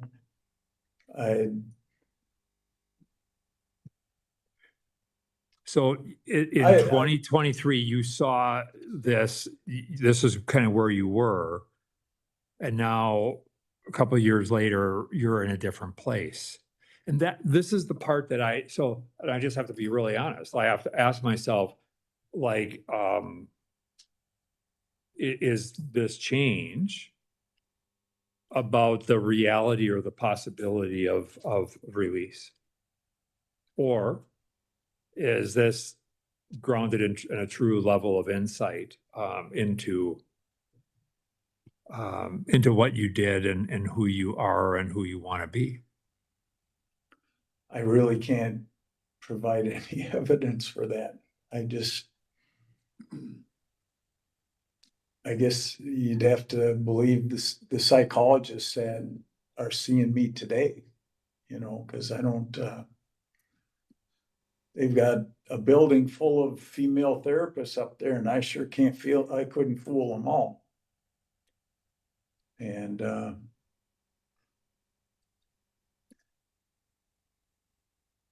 you know, and it isn't even a matter of I'm suddenly somebody new. That's who I started out as. And I slowly became something bad. And now I just found my way back again. Okay. Well, at this time, I would just open the floor to questions other board members may have. For Mr. Gassler? Wait. I have a question for you. Yeah. You know, I actually am really believing you have changed just because of your presence on the screen. But you said here to us how you abandoned everyone. I think you mentioned your sons, etc. So if your attitude has changed, what are you doing about all the people you've pushed away? They're all dead. You know, that's been a long time. The only ones in my family that are alive are my little brother Matt, and yeah, everybody else they've grown old and died. They've left a whole bunch of nieces and nephews and great nieces and nephews for me to get to know. But, you know, my other brothers are gone, and my sisters especially. Some of the family I won't fool with because they're criminals. You know, not that I'm on some high horse or anything, but I ain't looking for trouble either. You have 3 sons, right? Well, 2 were stepsons, and the youngest one, let's see, he was born December 12th of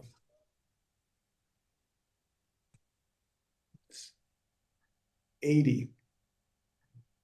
Yeah, I think it was 80. And my wife and I, because I was leaving her, and I told her, look, you got to leave. I'm not giving up my criminal life right now. And she wanted to sit out and stand by me for the next sentence I was catching. And I said, no, you can't do that. You know, she was beautiful. She was intelligent. You know, she had no business wanting to live on a telephone call and coming into a visiting room. And so she was letting, as a matter of fact, it was my present co-defendant was on my visiting list back then. And he was bringing the boy up to see me. And then she went into an attitude. She said, well, if you won't see me, you can't see the kid either. And that was the end of it. I just, you know, I didn't call back for a week. And when I did call, she had moved back to Illinois. And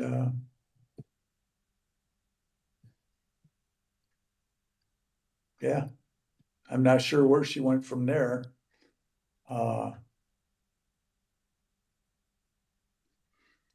And the kid died.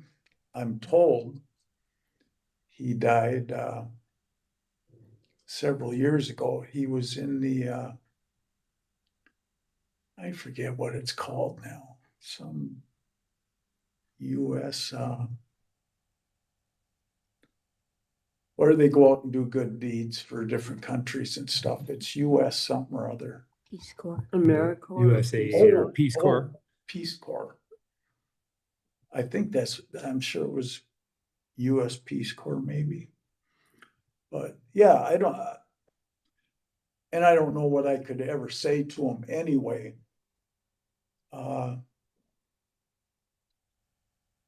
I wasn't there when he needed me as a kid, and what the hell, would I want to interrupt his life now? How about your little brother who is still alive? Yeah, he's demanded that I live with him.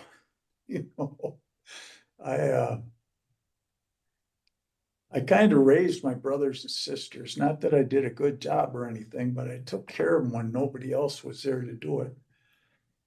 And they were all really good kids. And he's an ex-con. He got wrapped up in some drugs and stuff. But he got out like, geez, must be 30 years ago maybe. And he's been doing good ever since.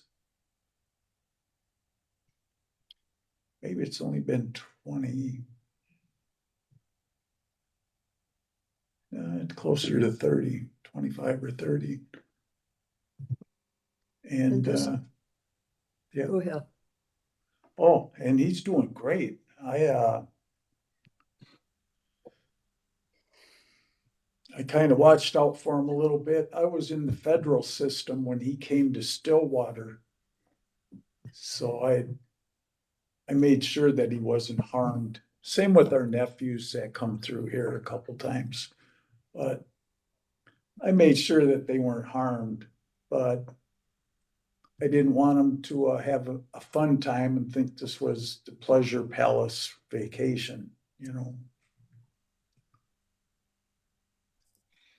Just one other quick question, and thank you for that. The psych report, in that report, you were referred to as you were a high-ranking white power, I think is what the words are. That's one of the things I objected to. How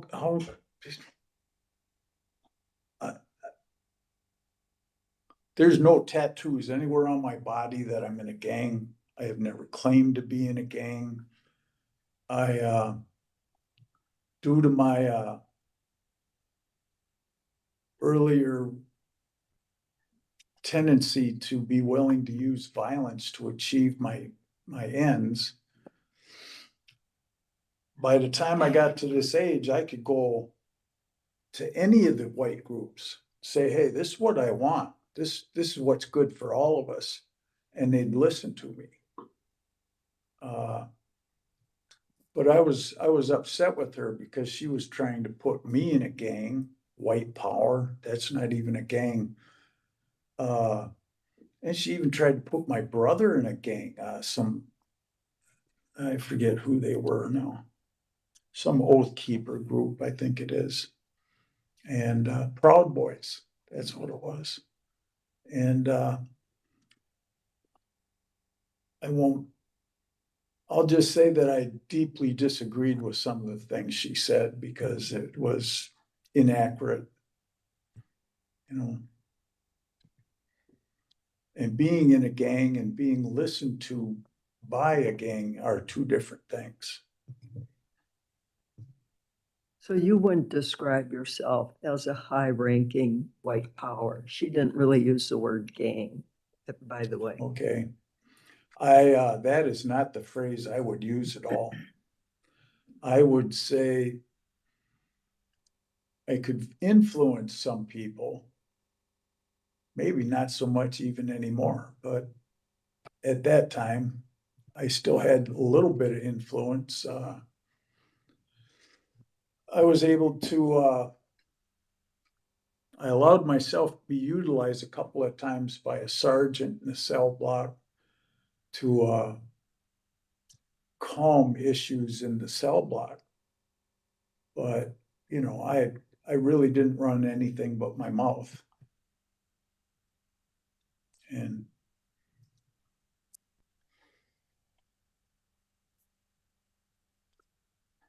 Thank you.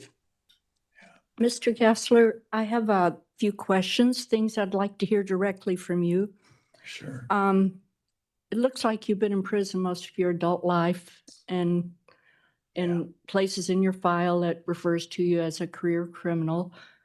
If you were out on the streets tomorrow, what makes you think you would want a different kind of life? I mean, it looks like you chose this lifestyle, one thing after another, and ended up ultimately in prison. And you were fortunate that you did not hit an officer when you were firing at police officers. When you, after you locked people in a cooler during a robbery, you fired at officers. So by the grace of God, you did not hit anyone then.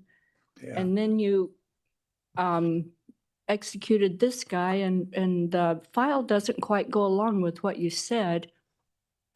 In the file, at least in one place, it indicates that you thought he was an informant, and that's why you executed him. What's the real story on that? I gave you the real story. What the problem is I'm not going to sit here and snivel about what the cops did. The cops lied. They threatened witnesses. They provided perjured testimony. Granted, I did the crime. I'm guilty of it. But they cheated. You know, they created a whole storyline to that. If you So were to you're even- saying that you did not believe he was an informant? No, in fact, Did I your argued, co-defendant believe he was an informant? I'm not sure, and I hate to talk about what anybody else did or thought, but You would know. I know, but you're making me really uncomfortable trying to talk about other people. What's That's okay. You fair, don't, I think you answered my question with that. I have a few Well- other things I'd like to know about you, though. okay, How big a problem was substance abuse during these years that you were not incarcerated, in terms of prior to committing each of these offenses? to be perfectly honest, I've never blamed anything I've done on drug abuse. I mean, maybe at different points in my life I did as an excuse, but I had problems with it. But all the bad decisions I made, even half drunk, I made them decisions, and I'm not sure if that's what your question was. Well, I was wondering if you felt that it was a contributing factor to your offense, and if you had not been using, if you would have engaged in the same types of behavior. I believe I would have done the same thing simply because my problem was criminal thinking. It wasn't so much the chemicals, it was the criminal thinking that I had to get over. I had to get past my core beliefs that allowed me to be a criminal. And I'm glad Miss Phyllis, or the therapist, was able to, nobody had ever taught me to approach stuff like that from that direction. Did you take the course criminal thinking, or did you work on it with a That's- therapist? That's part of the program, the Okay, SUD. of the SUD, Yeah, the criminal thinking aspect of it. yeah, And that was very important to you. it really was, because the drug part and the psychological part let me look at me. And Did you enjoy your reputation as a criminal? I mean, it looks like that's pretty much all you did. well, it's all I had. You know, whether I enjoyed it or not, it's all I had. Did you have any skills or job Yeah, throughout that time I period? almost always kept a job. Outside of Oh, prison? I did the 1 year when I was with my wife, that was like 89. I worked for Anoka County Weatherization. I was a cost estimator. And and then I went down to Joliet Will County in Illinois and became the carpenter supervisor.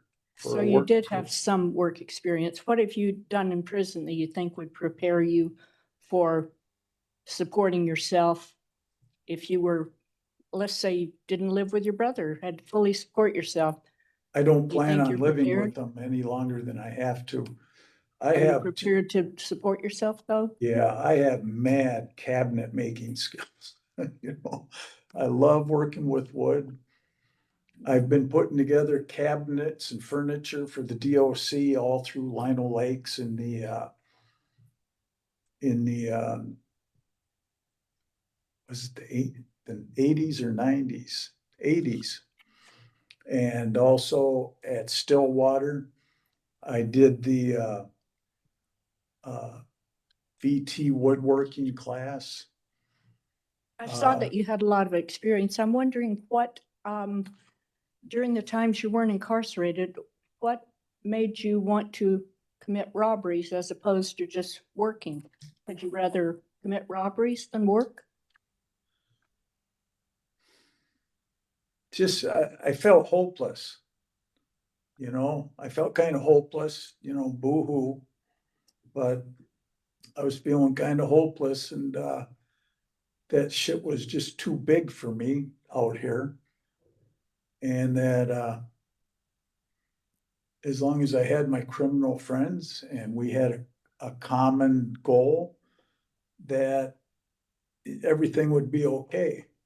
Do you have, do you have many friends now who are not criminals?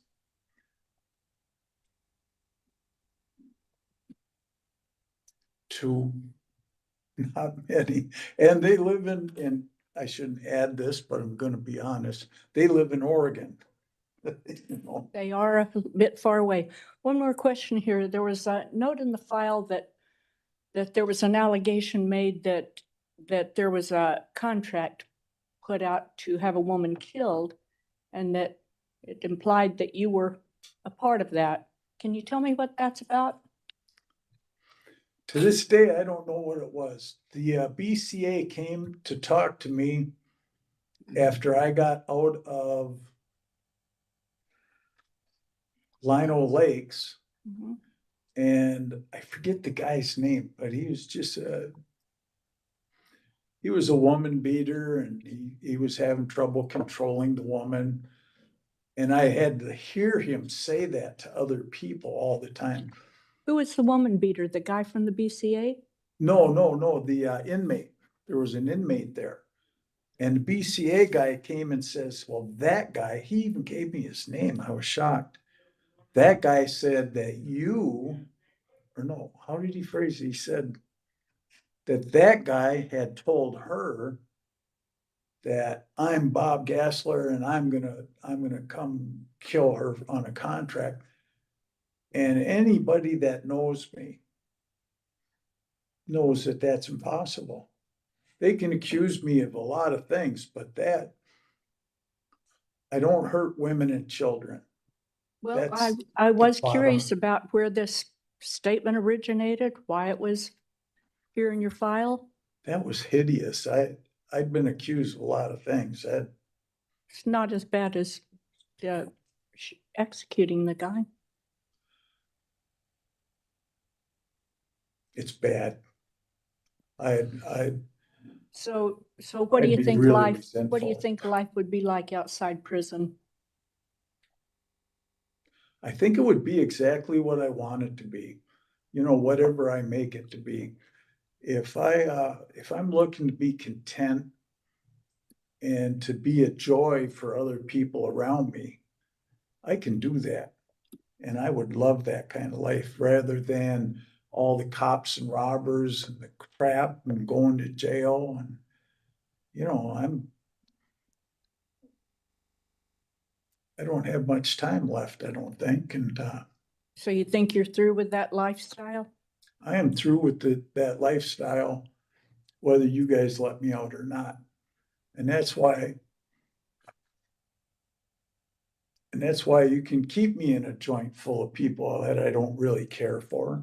And I don't do nothing, and I follow the rules, even when I don't like them, I follow I the saw that you rules. have no discipline in 9 years. Has that been hard for you? No, it's just a simple decision. I'm done with this shit.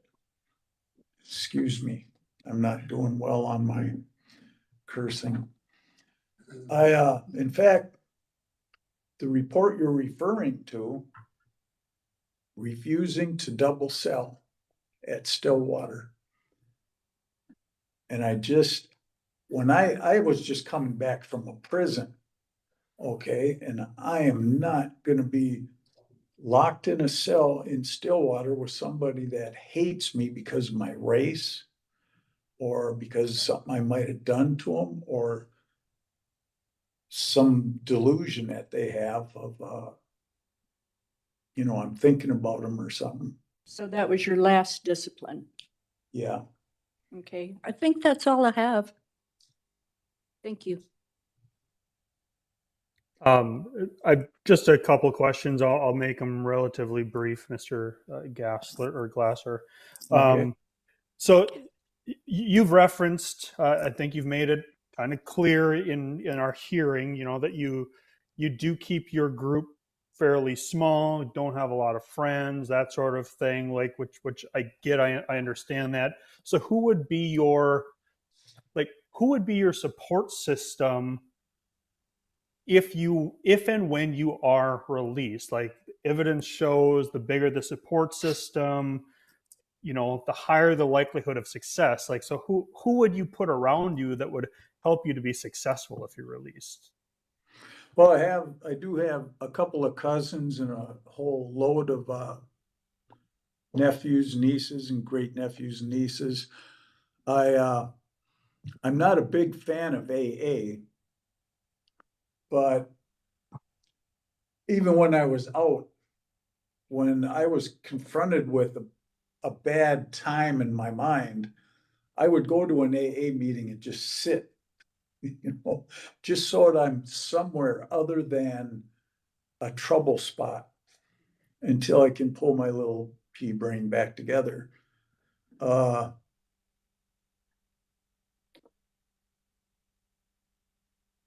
I don't, and then I'll probably be contacting I'm an ordinist.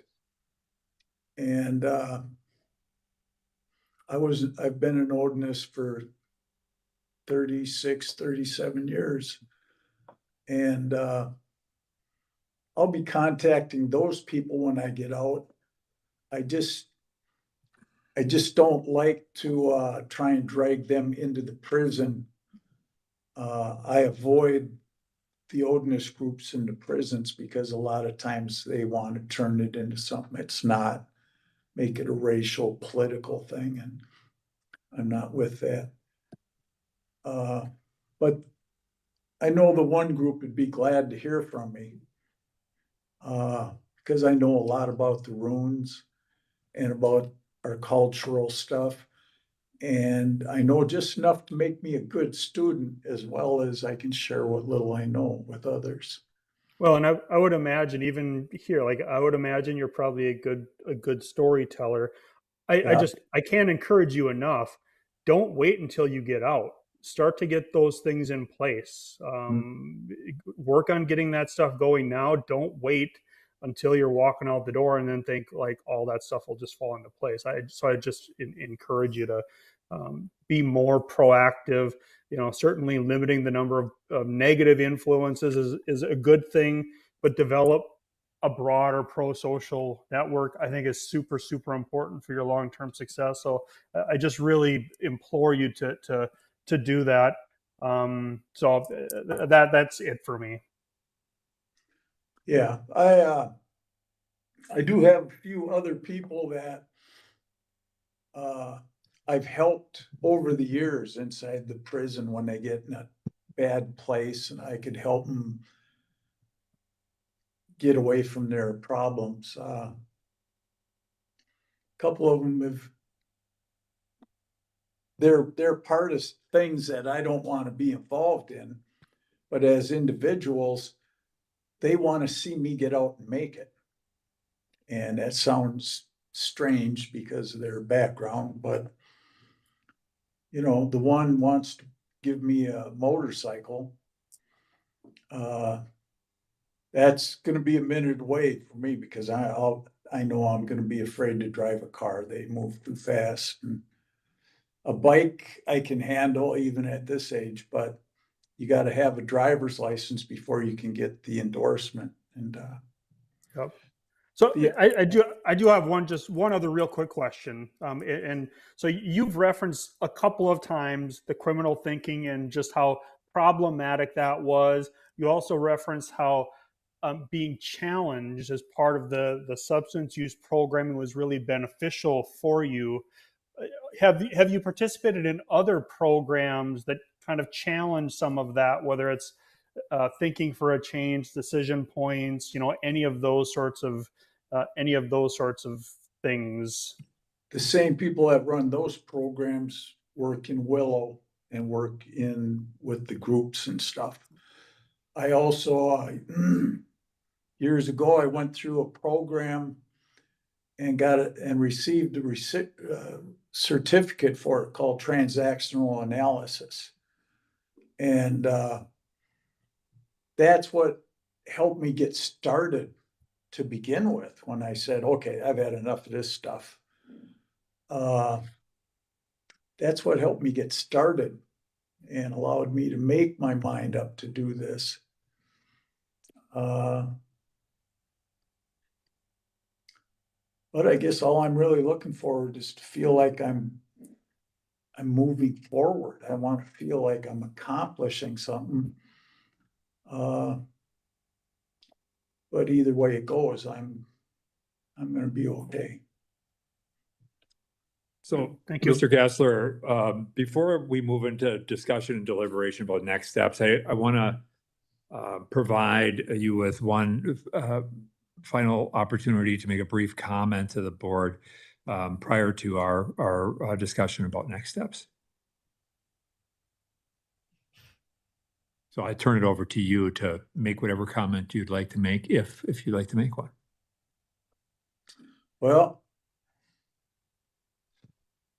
if you're looking for a success story, you're going to get one out of me. That's all I can say. I mean, I've seen some of the guys that get released, and I lived in here with them. And I'm not going to throw anybody under the bus. But I'm that success story that's gonna happen. You can wait a while if you want. I've got nothing to say about that. It's not my call, but I'm gonna do good no matter how long you wait. No matter where I am, I'm gonna do okay. Thank you. I appreciate that. And at this time, I will close the discussion. And during board discussion and deliberation, the board will not entertain questions or allow interruptions. And with that, I would open the floor to the board to talk about next steps. Well, I would like to see him move forward, and I'm not sure in my mind exactly what that looks like. Is he in medium at Faribault? The medium, yeah. He's about 69 years old. Just from the standpoint of succeeding, I think getting him out and working as soon as possible would be important.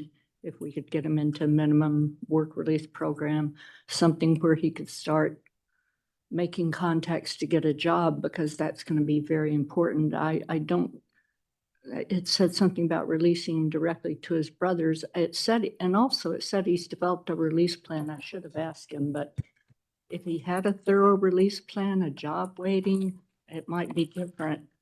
But he needs some adjustment time because he really has been in prison most of his life. Well, and I think he needs money. He doesn't have money. No, he doesn't. I noticed that. Yeah. But looks like he has a whole lot of skill in carpentry, and he's done some other significant things with his work. So at this age, he looks to be, seems to be in good health from what I read, and he needs to adjust. I don't know the best way to do it. In minimum, he would not be able to probably practice the carpentry. That sounds like what he's most skilled for. Well, potentially. I mean, there are some options and with crews that Habitat for Humanity is for instance, is a building program out of Lino. That could be Minimum. good if he could get into that. Let me just ask this question of other board members. Is there any concern about the fact that some of this transition has been, relatively recent? And that the, I even hear, and again, I don't know the recency of this, but, he talked about, whether it was his brother or, I helped him out, or my nephews came and I helped them out to keep them safe, which is really about exercising some level of his history or. Well, he sounds like a career criminal, which Right. he is. Yes. And yes, this has been recent, and his motivation is based on he wants to get out. And that's human nature. It's what I would expect. Anything else, I think, would be a lie. And so the question becomes, I just raising the question because I'm wondering, Mhm. is there more of a requirement for demonstration of his commitment to this? And and again, I'm open to whatever, but I really am wondering, like, as you think about the fact that he is a career criminal, has a lifetime of that, that he has, and I think even uses probably there's a stature that goes along with this. And there's a little bit of a level of, the minute I think, not a lot of diminished recognition of what he did, the severity of what he did at some level. I mean, he can give voice to it. But I just wonder, is it partially his age and this positive shift that we're seeing prior to this meeting that causes you to think, well, let's further test it? Well, one of the concerns I had, to your point, he still was, I think it was 2023, he was moderate risk. Yeah. So I think there is that. And maybe in my mind, moving forward is Moose Lake. Because that's where I really wanted to go. I don't know if it means minimum, let's get them out. I'm not sure about that. I would see it more as going to minimum, because I think the sooner we can start to let him normalize again, the better. And his age is a positive factor in terms of the criminal behavior and the type of peers he would associate with. I think minimum, a step-down program would be the best way to begin this, to reintroduce him to society while he is still young enough and fit enough to contribute in terms of work. And you mentioned the Habitat to Humanity. I think that would be a good way to give back to the community in terms of restorative justice, which he hasn't had a chance to take yet from what I saw. And can they participate in that when they're in minimum? I don't know exactly. I don't know if there is a specific RJ program, but there is a lot of RJ related projects and a lot of the minimum facilities. I just don't know the extent of the formality, like RJ 101 or something like that. I think if we continue on into his 70s, he'll be more than a career criminal. He'll be a lifetime. I mean, I think he's probably as good as it gets right now. And that moving ahead and reintegrating him to society is the best thing that we can hope to do if he is ever going to get out. I think the time is now. That's my opinion.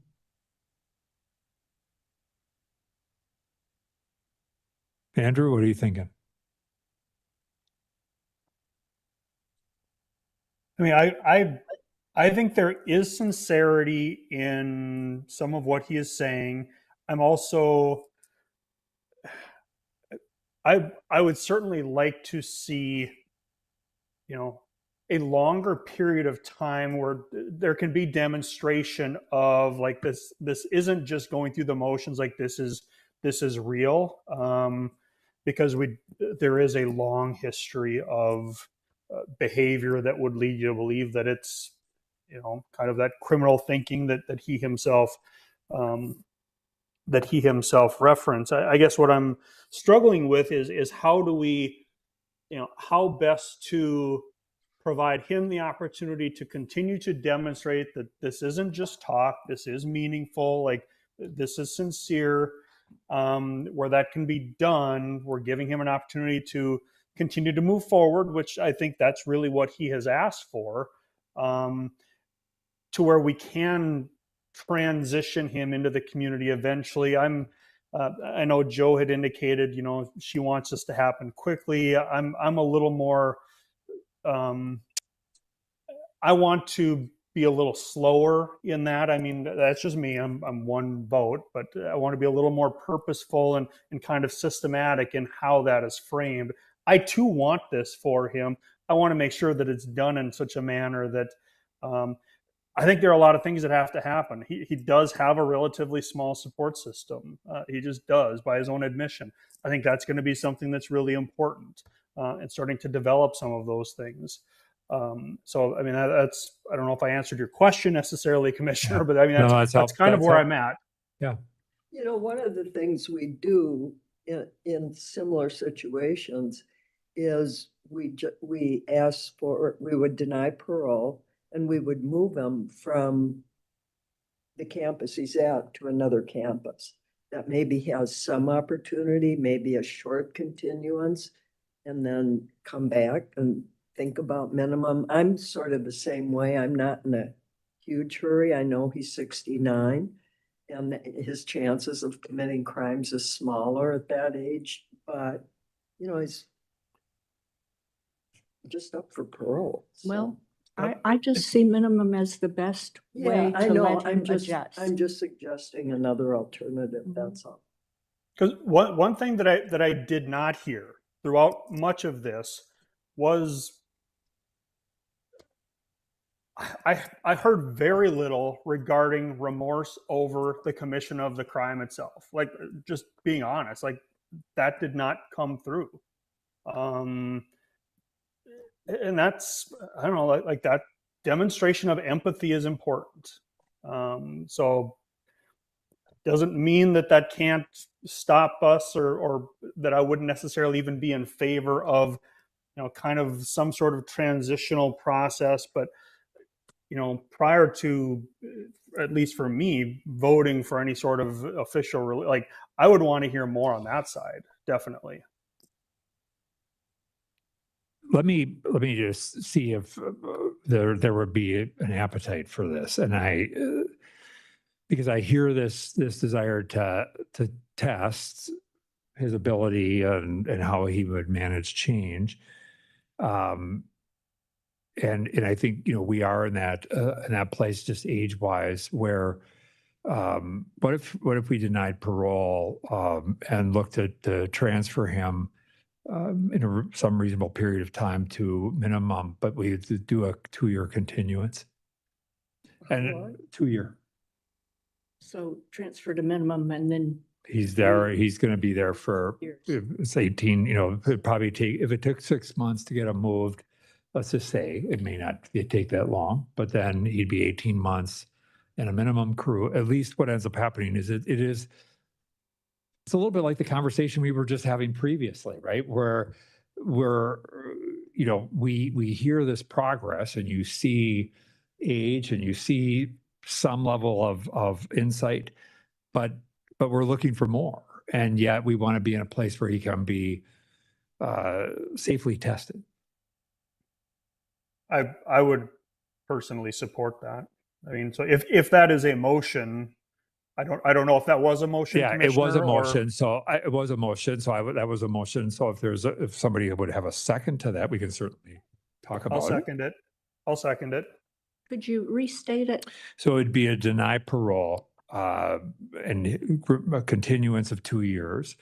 The team would be directed to begin to plan for a move to minimum custody and something that would match up with his skills, maybe like, on a ICWA crew where he can use those building skills. And then, obviously we would encourage his participation in all levels of program, life or group, things that would be continue to demonstrate a move. And I also think this whole notion of beginning to figure out how he's going to, or who he's going to develop a pro-social network with, would be something that should be a part of that. And then I think finally that there has to be a very robust effort into release planning. I mean, just moving in with my brother, riding motorcycles and going to the theater is not enough for me. And so I think I would want to see a very robust release plan gets developed and presented to us in 2 years. And then obviously remaining discipline-free would be a So see him in 2 years, 2 years step from now. down to minimum. Yep, and with kind of those other elements that we talked about. I would go with that. So there is a motion, there is a second to deny parole with a 2-year continuance and put in motion gradual movement here to minimum. Participation in pro-social programming, I would recommend some level of RJ involvement and insight around empathy development. And really to come back in 2 years with a very robust release plan and remain discipline-free in that time. To the motion, Board Member Bray, Yes. Board Member Earhart, Yes. Board Member Larson, Yes. and Schnell votes yes. So 4 ayes, no nays, the motion prevails. Mr. Gassler, I don't know if this is what your wish was, but we are moving you forward.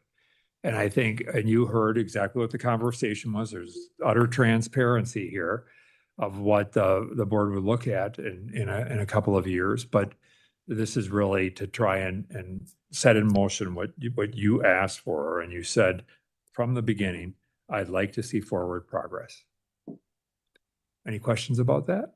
Is that really forward 2 years?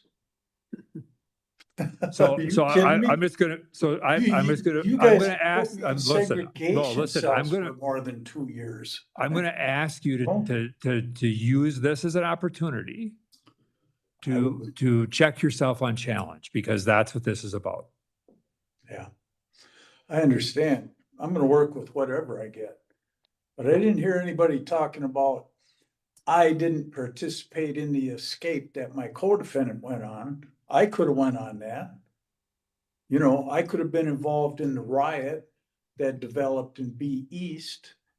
when I So we're was there. talking, so here we are, So, we're talking, no, listen, we're talking about you, and we're talking about our plan for you. And again, you can go along with it or you can not go along with it. That's up to you. I understand You've that. been in prison a long time and you know how the drill works. You go with it or you don't, and it's up to you. But you said before, in your closing statement, you're going to make it work and you're going to do well. And that's what we're asking you to do. And that's the expectation. So Choice. I'm we'll gonna. send you a letter that details all of this and go from there. And if there's something that you want to change, you can just send a communication. I don't want to go, and we'll make that happen too. Yeah. Okay. Okay. Thank you. I wish you Good well. one.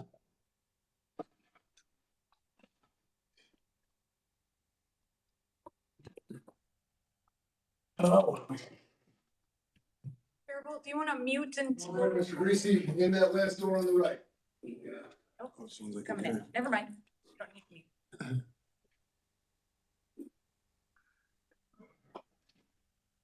I'll scoot in here and get some of these chairs out of the way.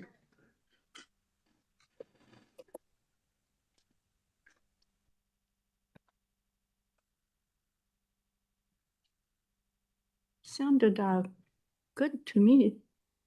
I mean, I would think you would think it sounded good.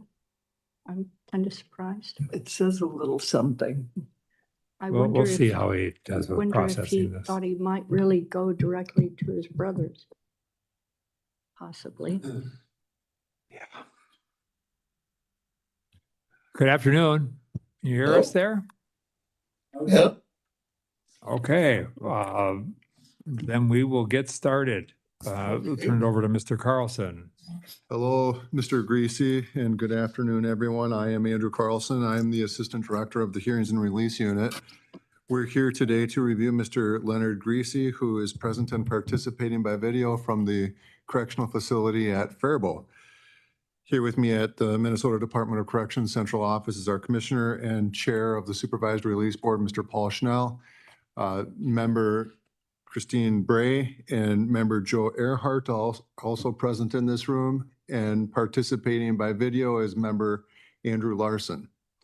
Our records indicate that on May 20th, 1995, Mr. Leonard Greasy contacted Anoka County Central Communications from a home in Anoka County. Mr. Greasy stated that he had just killed 2 people in his home and that he was sorry. When police arrived, Mr. Greasy led them to a bedroom located in the basement where 2 victims were located on a bed. A male and a female were found deceased from multiple stab wounds. The female had a large butcher knife sticking out of her back that matched a knife set in the upstairs kitchen. The victims were renting a room from Mr. Greasy. On March 28th, 1996, Mr. Greasy was convicted in Anoka County District Court of murder in the first degree, and in accordance with Minnesota Criminal Code was committed to serve a 30-year minimum life sentence. Mr. Greasy has served approximately 30 years, and he became eligible for parole on this life sentence on May 17th, 2025. Mr. Greasy has another 30-year minimum life sentence to serve consecutive to his current life sentence. Mr. Greasy has had 1 prior review of his life sentence, and today's review is his first by the Supervised Release Board. Thank you, and I turn this over to the board.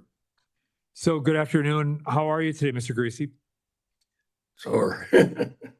You're sore, you said? Yeah. If I sit in this wheelchair chair too long, my Okay. hands and feet swell up. Okay. Well, sorry to hear that. We are, wanting to have this conversation about your initial look at an eligibility here around parole, and you've written to us and provided a letter. But I wanted to just start out by asking you what it is that you would like to see the board do today. I don't really know. At 84, I'm this is my home, so I don't know what to tell you or what to say.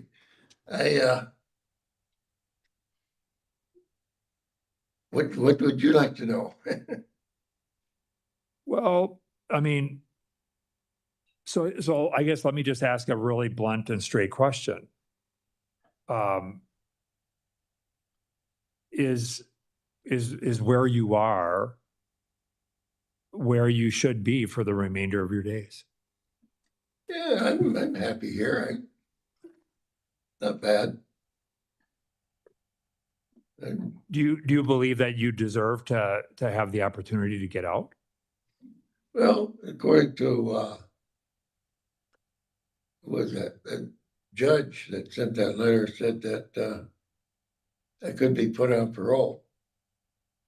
That's something that wasn't on there before. So I don't know. I guess I have to leave it up to you guys. But you understand that well, certainly it's the board's purview to make that decision.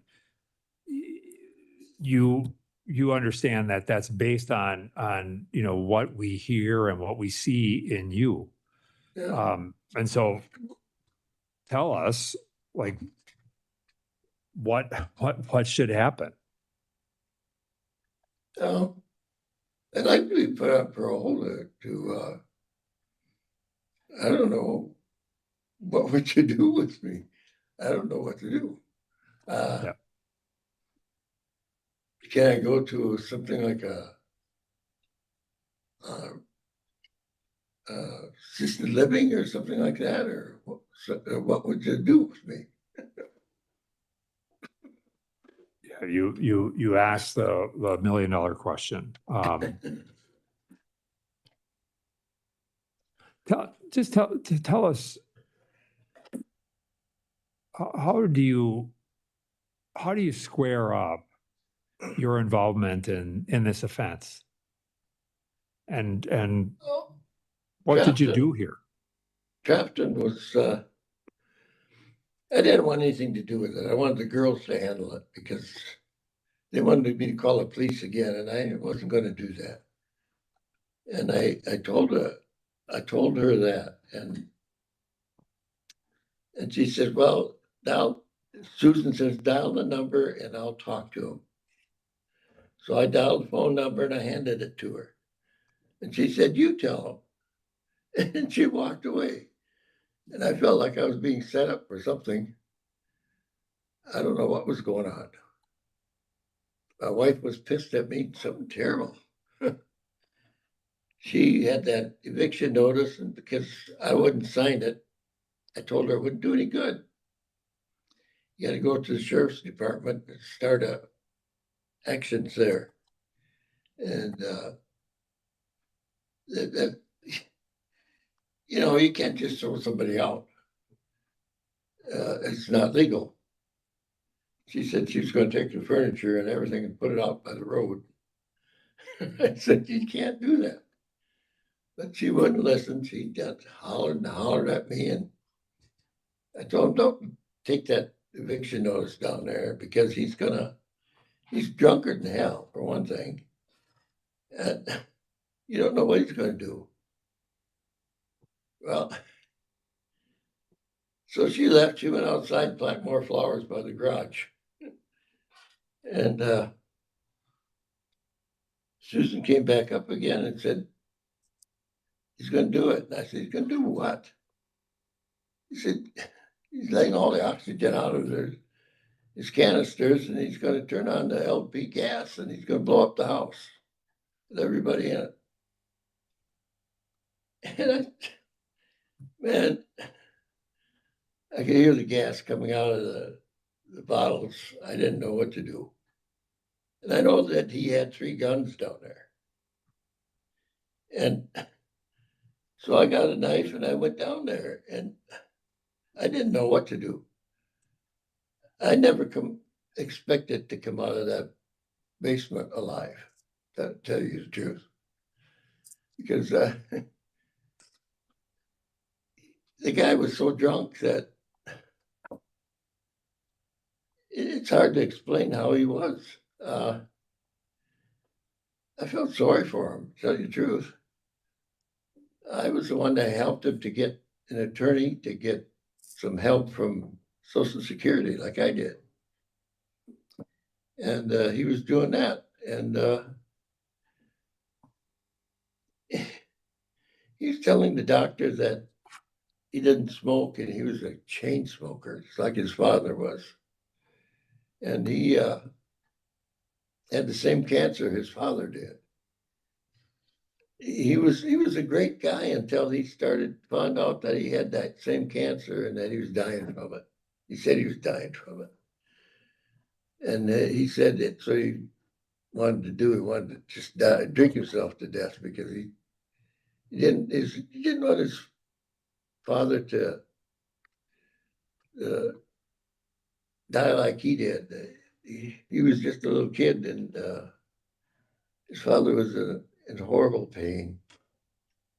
So I saw that some of that I don't stuff know. described in the letter here, but so you went down there and then you came up, there's 2 people dead in the basement. Yeah. Well, I know he had that gun in the top drawer right next to his bed, the handgun. And he sat up and he was going to open the drawer, and I stabbed him. I didn't. Man, I don't know. I stepped back and he swung his feet around and he got up out of bed and didn't seem to even faze him. And I don't know if he was going for the gun or what, but I had to stab him again. And everything kind of blacked out after that. I don't remember what happened after that. And Susan, when we were on the bed, I guess we were on the bed together, and Susan was stabbed in the chest. He had his hands on my hands, and we were pushing the knife around, and Susan got stabbed, and I thought, God, I never wanted this to happen. I never really did. And so cried about it.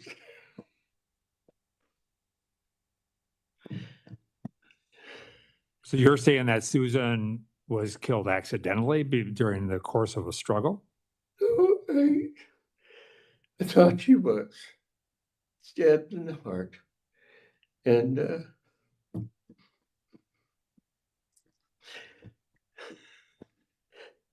sorry. I just can't talk very well. I heard a lot from that.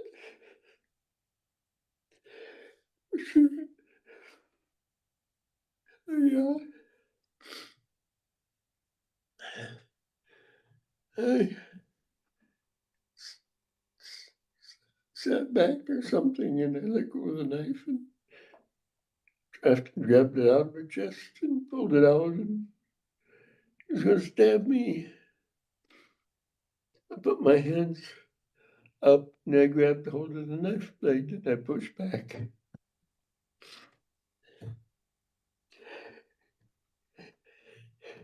And so I kicked him somehow and he went off the bed and my hand fell off the knife and it was cut.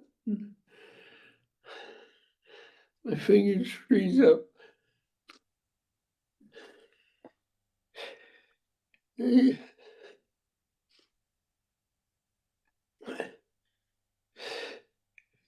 sure sorry that Susan got mixed up in that. So I got myself upstairs somehow. So I saw Michelle. I loved her like my own daughter. I told her to go up to the room until the police got there.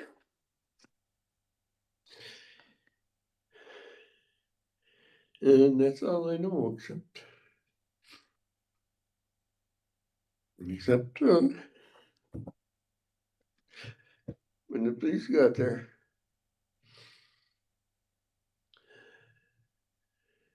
And I can't remember a lot. But I do know that before I went downstairs, I took all those pills because I wanted to die. And I didn't want anybody else to die.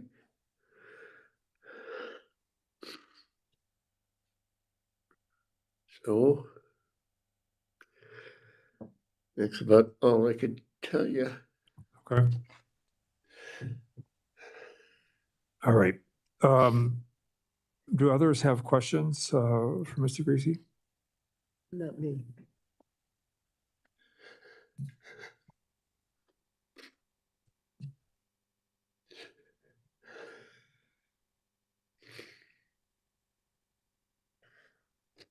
Mr. Greasy, is there anything that you think is really critically important for the board to know before we start talking about what options there may be for you?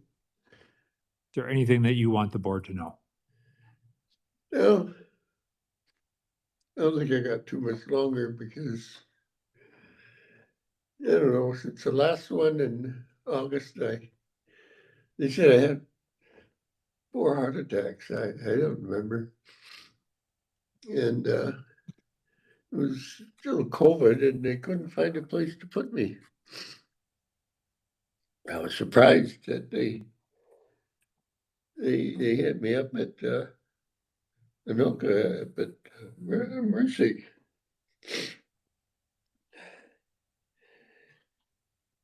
I've had nothing but problems ever since. So I don't know. I have to leave it up to you guys. Okay, thank you.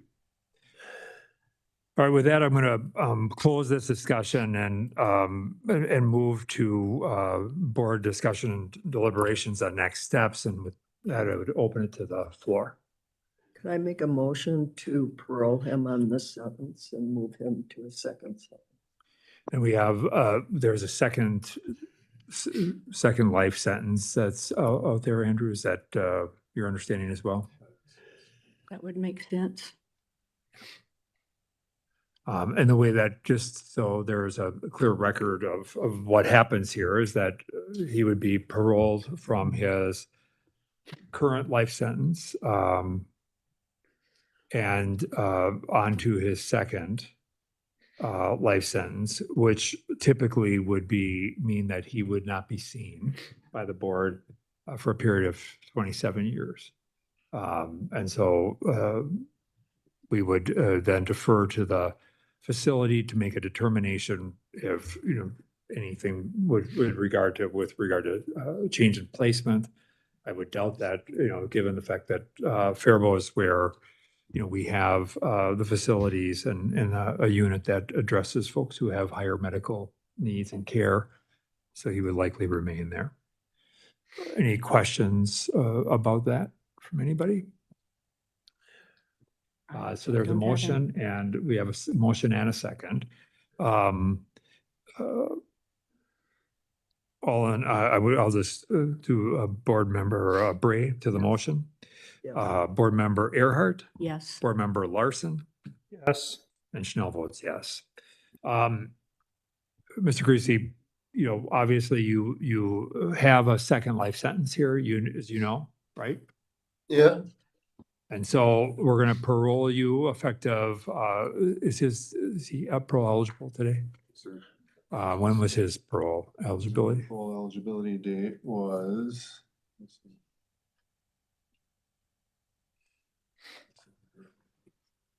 May 17th of 2025. So May 17th, let's make a parole would be effective that day, I think, just to make it coincide with that. So we would do a little bit of retro back to May. And then that would be the start of that second life sentence. So Mr. Greasy, we're going to effectively grant parole on that one, start you on that second life sentence. And I would just encourage you to continue to be cooperative and do well, and as you have been, and go from there. Any questions, Mr. Greasy? I don't know about what the judge said about parole. I don't know what does that mean? Anything? You mean, are you talking about in the resentencing? Yeah. As we have show a record here, I'll pull that up.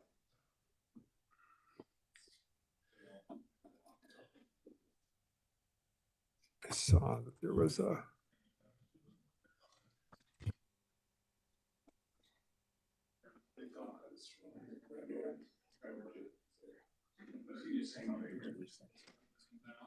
On this one? There wasn't on this one?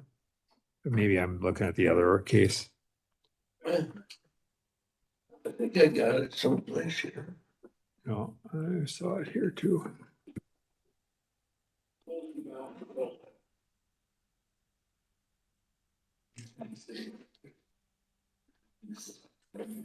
Yep. They show a second life sentence there. I made a note from his file that said consider denying parole and continuing for 3 years while a specific plan is developed for his Yeah, release from but he- assisted care. He has the original sentence that was imposed. I was gonna look at the commitment order here.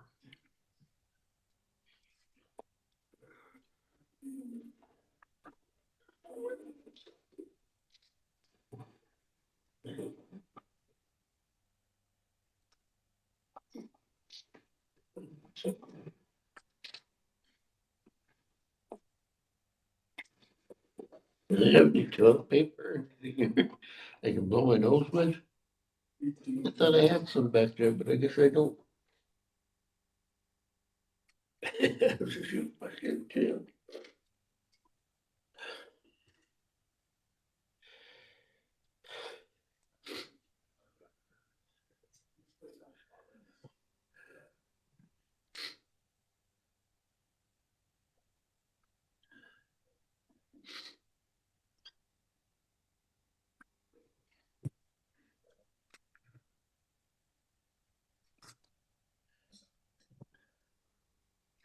So there's a sentence memo from April of Thank you, thank you. 2022.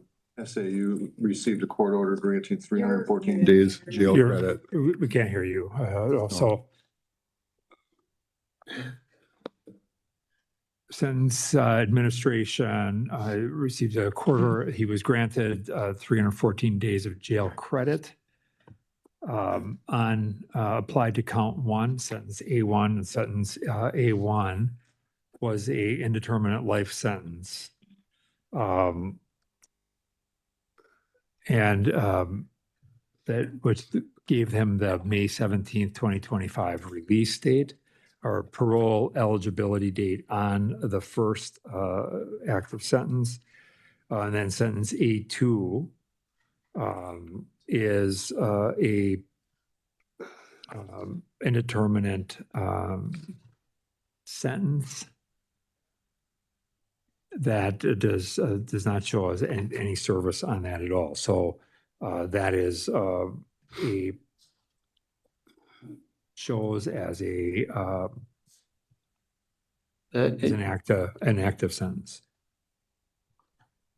I thought Disagree? that I could be put on parole on the first and the second charge. I don't know. That's what the paperwork I got back from her. Okay, so here's what I'm gonna do, just because I want to make sure, is that we're gonna, we'll take that action. And did we do a vote already? We voted already, Yeah, so. we voted. So we'll make that an action of the board, but I just would, I would defer final disposition on that just to have SAU give us just full clarity on that sentencing structure of that second sentence. Assuming everything as we believe it today, we would have, we would proceed with the May 17th parole date and moving him into the second sentence. If there would be any change in that from SAU, we'd come back to the board at the next meeting. Okay. Does he understand that this would be beginning?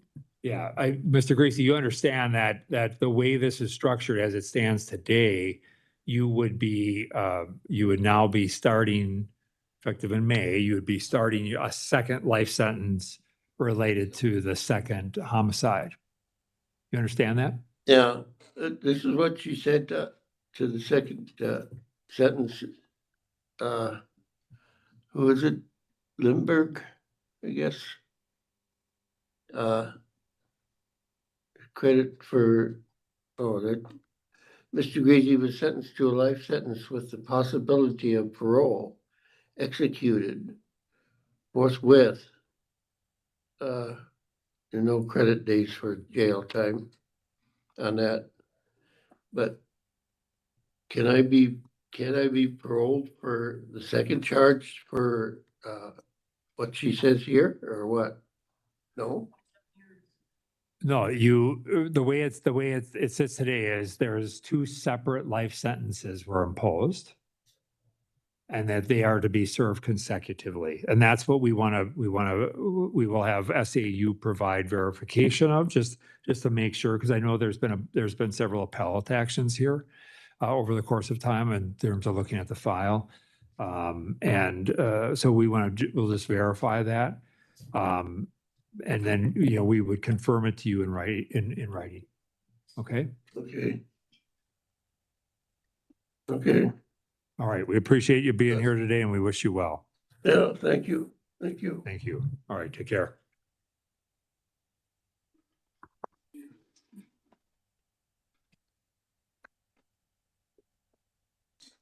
What's that?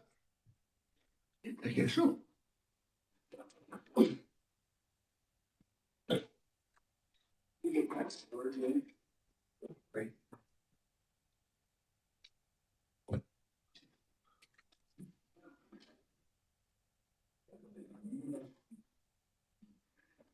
The left hand is the next. Review.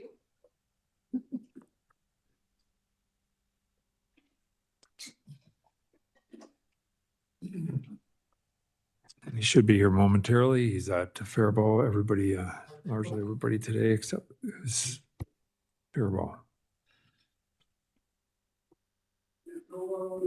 Yeah, perfect, thank you. Hey guys, I'll get you some in there. I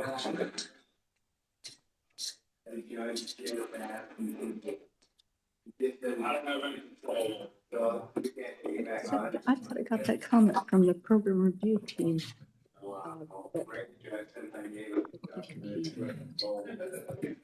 The other guy. For 3 years and develop.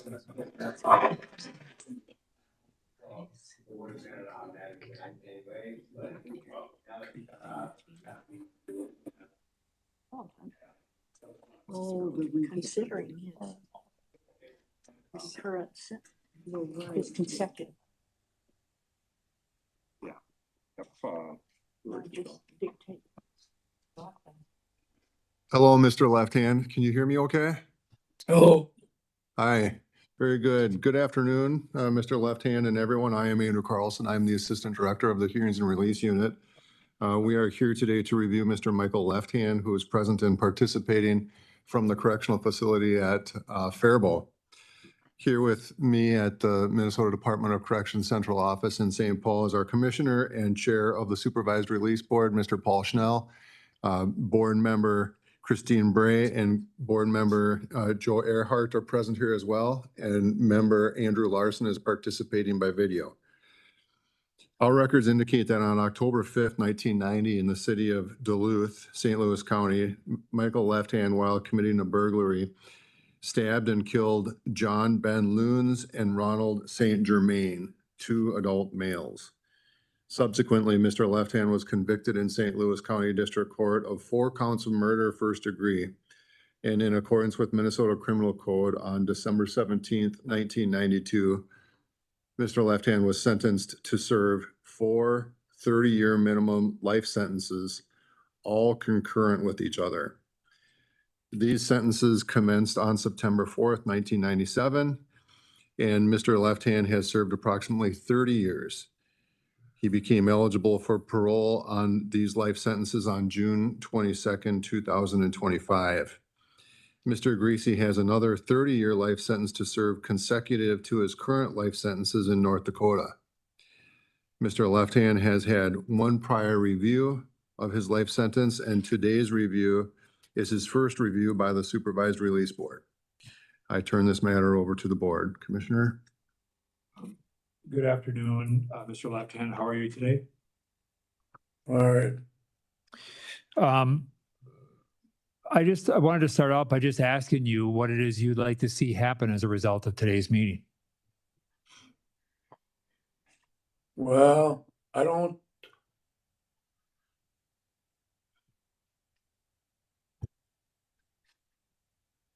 see myself getting out.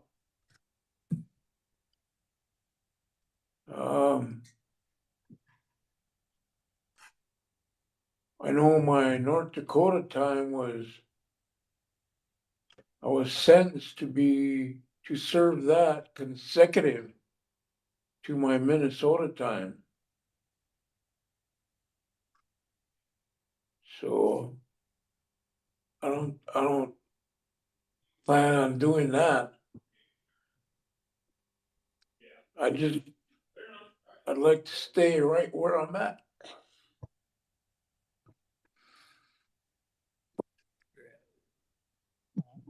Let me just ask this question. Why wouldn't you, if you were to be paroled here and be moved to North Dakota to serve that sentence, what is it that you don't like about that idea?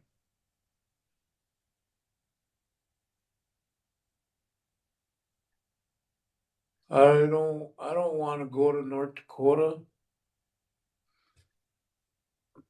I'd rather stay right where I'm at.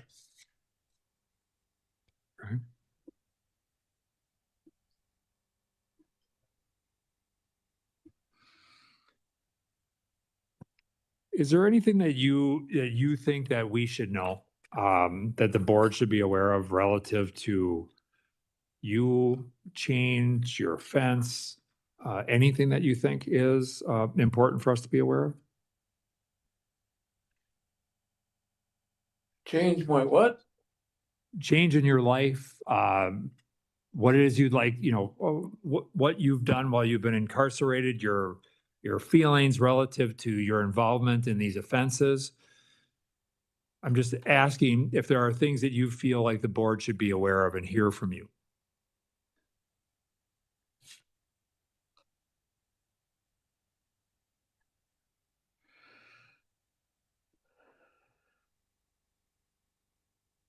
Well, I think you should understand that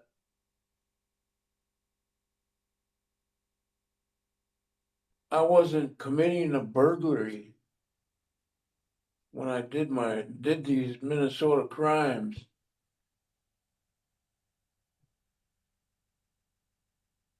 The girl who I cut her throat, that was my girlfriend.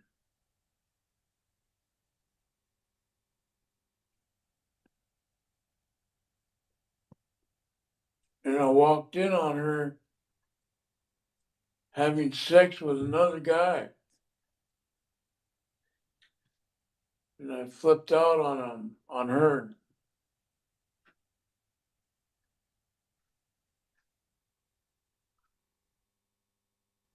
And after I did that, I went over to my cousin's place and he told me about his mother. And her boyfriend was beating on her.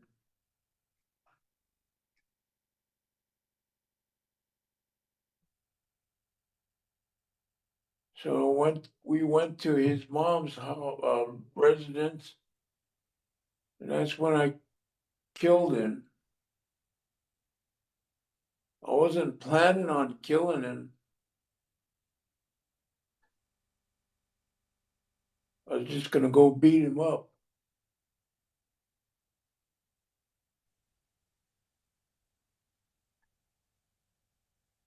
And I got stabbed in the back of the arm. He was kind of trying to stab me in the back. And I jumped away. And that's when he caught me in the back of the arm. I pulled my knife out and stabbed him up. I cut his throat.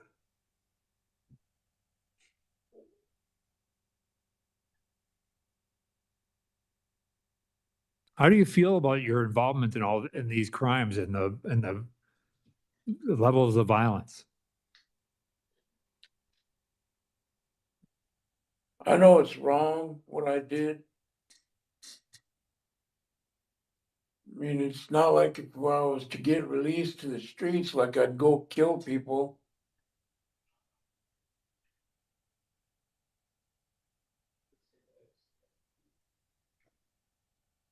Alcohol's my downfall.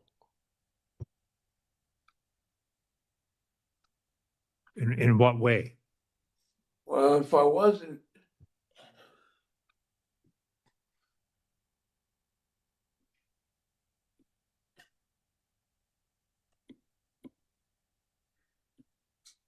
I wasn't intoxicated, I wouldn't have done this.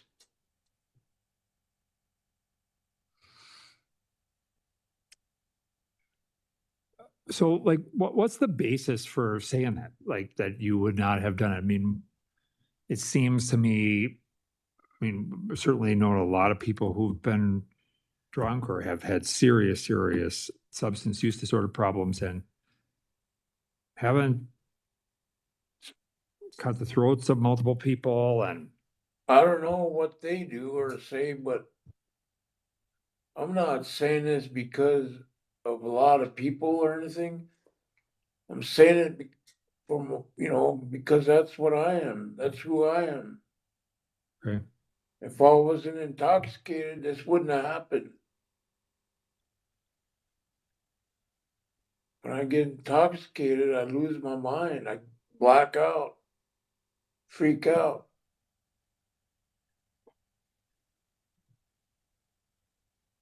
And I was staying sober and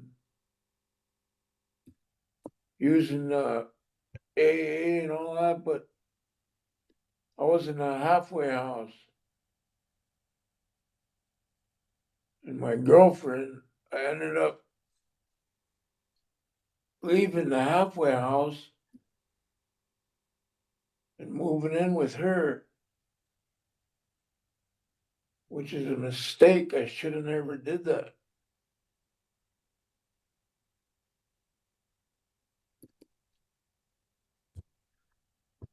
If I wasn't with her using alcohol, none of this would have happened. Okay. Others have questions for Mr. Left Hand? Mr. Left Hand, I have a question. Your mic's off, Joe. Mr. Left Hand, I have a question about your crime in North Dakota. Was this the crime in which you murdered 2 adult males, Bloons and Saint Germain? No, Okay, what was your North Dakota crime? I don't know what his name was. I didn't even know the guy.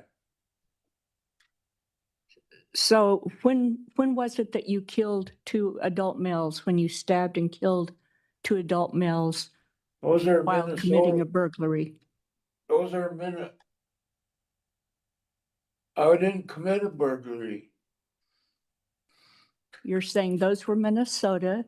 You didn't commit Yeah. a burglary. What was the reason you killed these 2 men? Those are Minnesota crimes. Okay. What was your motive for killing these 2 men? I didn't have a motive. I didn't intentionally kill him. Like I said, the guy stabbed me and he tried to stab me in the back and I jumped to the side and he caught me in the back of the arm. And I flipped out. And this is when there were 2 people present, 2 other men that you killed? Well, yeah, these are my Minnesota crimes. Okay. And your North Dakota crime was which one? That's got nothing to do with Minnesota. That was Nope. years ago before Minnesota. 1985. Okay. That you have a detainer for that. Yeah, that's got nothing to do with Minnesota. Okay, thank you.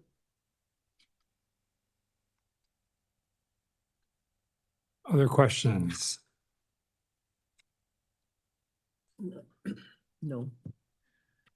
I just one brief question. You said alcohol or substance use is just heavily linked to your commission of the offenses. Have you done any chemical dependency programming or any programming of any sort while you've been incarcerated?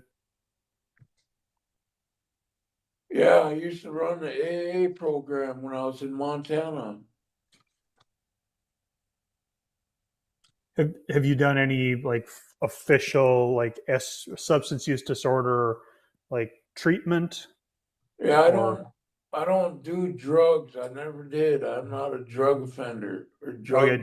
just alcohol? Yeah, just alcohol. Okay. When I drink 151 Bacardi or whiskeys. But I don't, you've not done formal treatment. I know you mentioned you participated in like AA meetings, those sorts of support groups, but you've not done formal treatment. of course, yeah, I have. Oh, 4 times. 4 different times.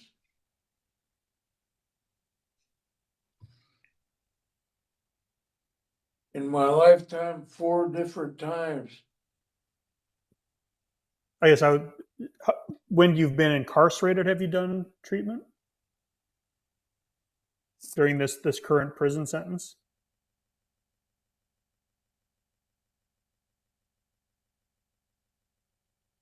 Well, yeah, they don't have like a formal treatment.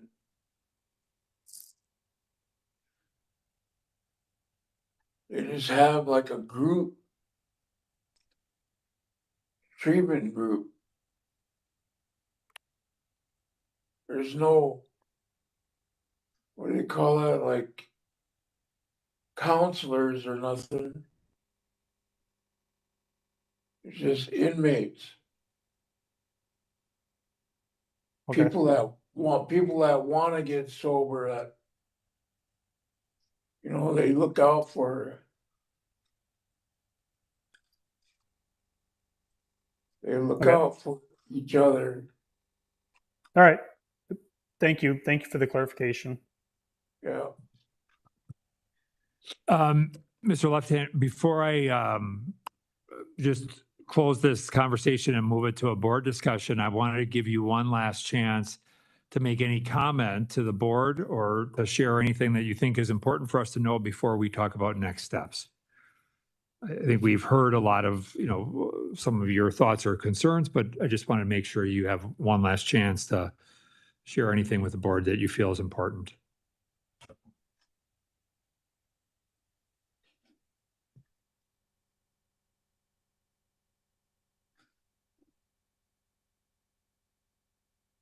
I don't know, just that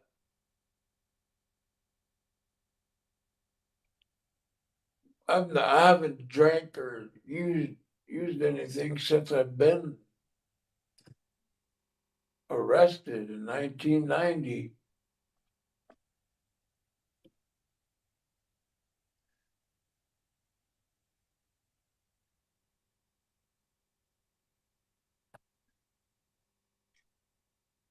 Is that it? Well, if I want to stay sober, nobody's gonna do that to me or for me. It's me that has to do it. Like I said, I've already been in treatments and all that. And I know that it's my choice to drink or not, or to stay sober. That's my choice. If I, if I want it.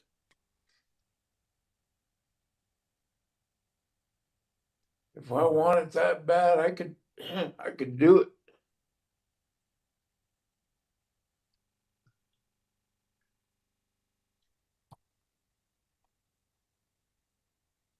Okay. Thank you very much. Also, at this age, I don't have no intention to drink. I have nothing to be drinking for. And I know drinking wasn't nothing but a mistake in my life.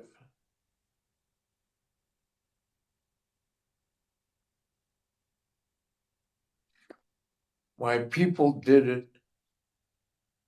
Where I'm from, they do it all the time. I can't be around them. My mother died from it when I was a little baby, little guy.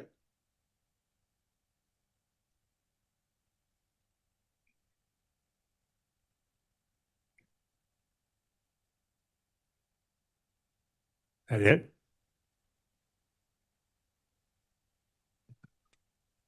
So I have no intention of drinking or using.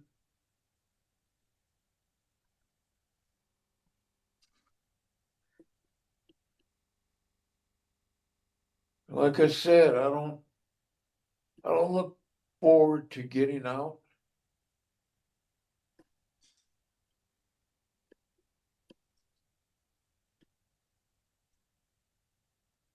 I'd rather stay right where I'm at because got medical needs and I'm in a medical facility where I'm being taken care of.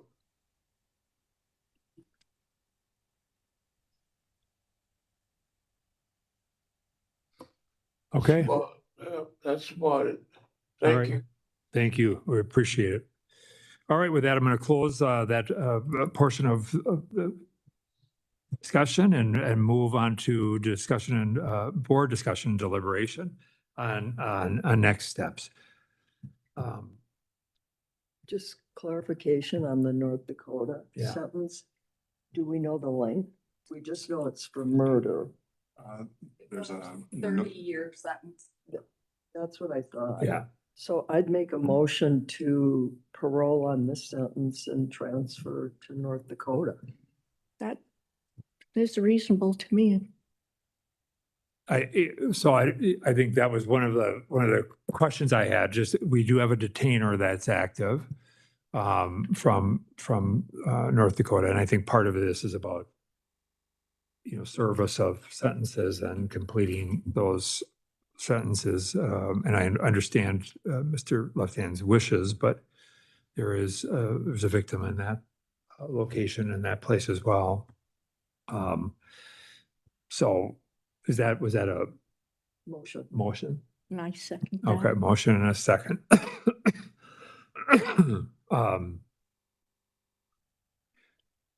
To the, and I guess we'll just move it as it stands. To the motion, we would be looking to grant parole. He became eligible a couple days ago. 22nd.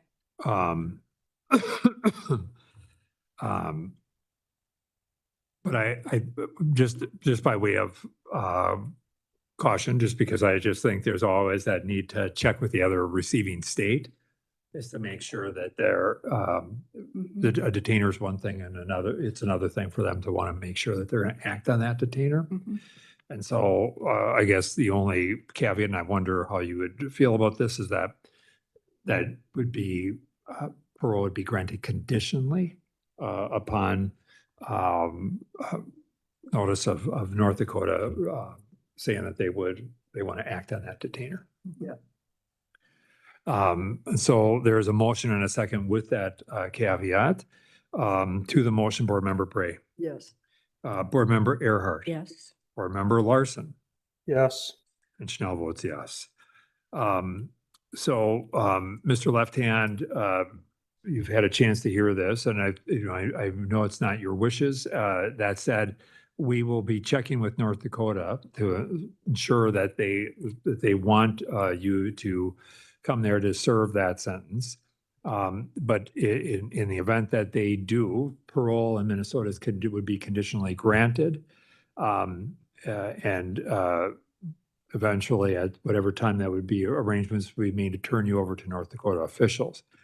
In the event that that North Dakota would elect, I can't imagine why, not to act on that detainer, we would come back at the next meeting just to talk about what other options may exist. Any questions about that? Next meeting, If we would only be talking about a next meeting here in the event that North Dakota, for whatever reason, I can't see a scenario where they wouldn't, but where North Dakota elected not to act on the detainer that exists. Oh, the sentencing judge in North Dakota ordered that my North Dakota sentence be served consecutive to Minnesota time. Right, right. And so that's all we're verifying. It's just, we would be granting parole conditional upon that. And then we would be working with North Dakota on a transfer. So that's exactly what we're saying. But we just want to verify that. That's all.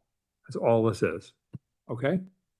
All right, All right. Thank you very much for being here today. Wish you the best. yeah, thank you.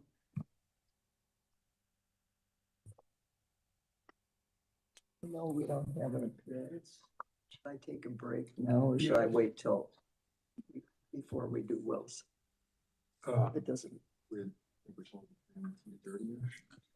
How soon am I gonna know this? As soon as I hear something, I will let you know. Do you want to mute, please? Sure. Yeah,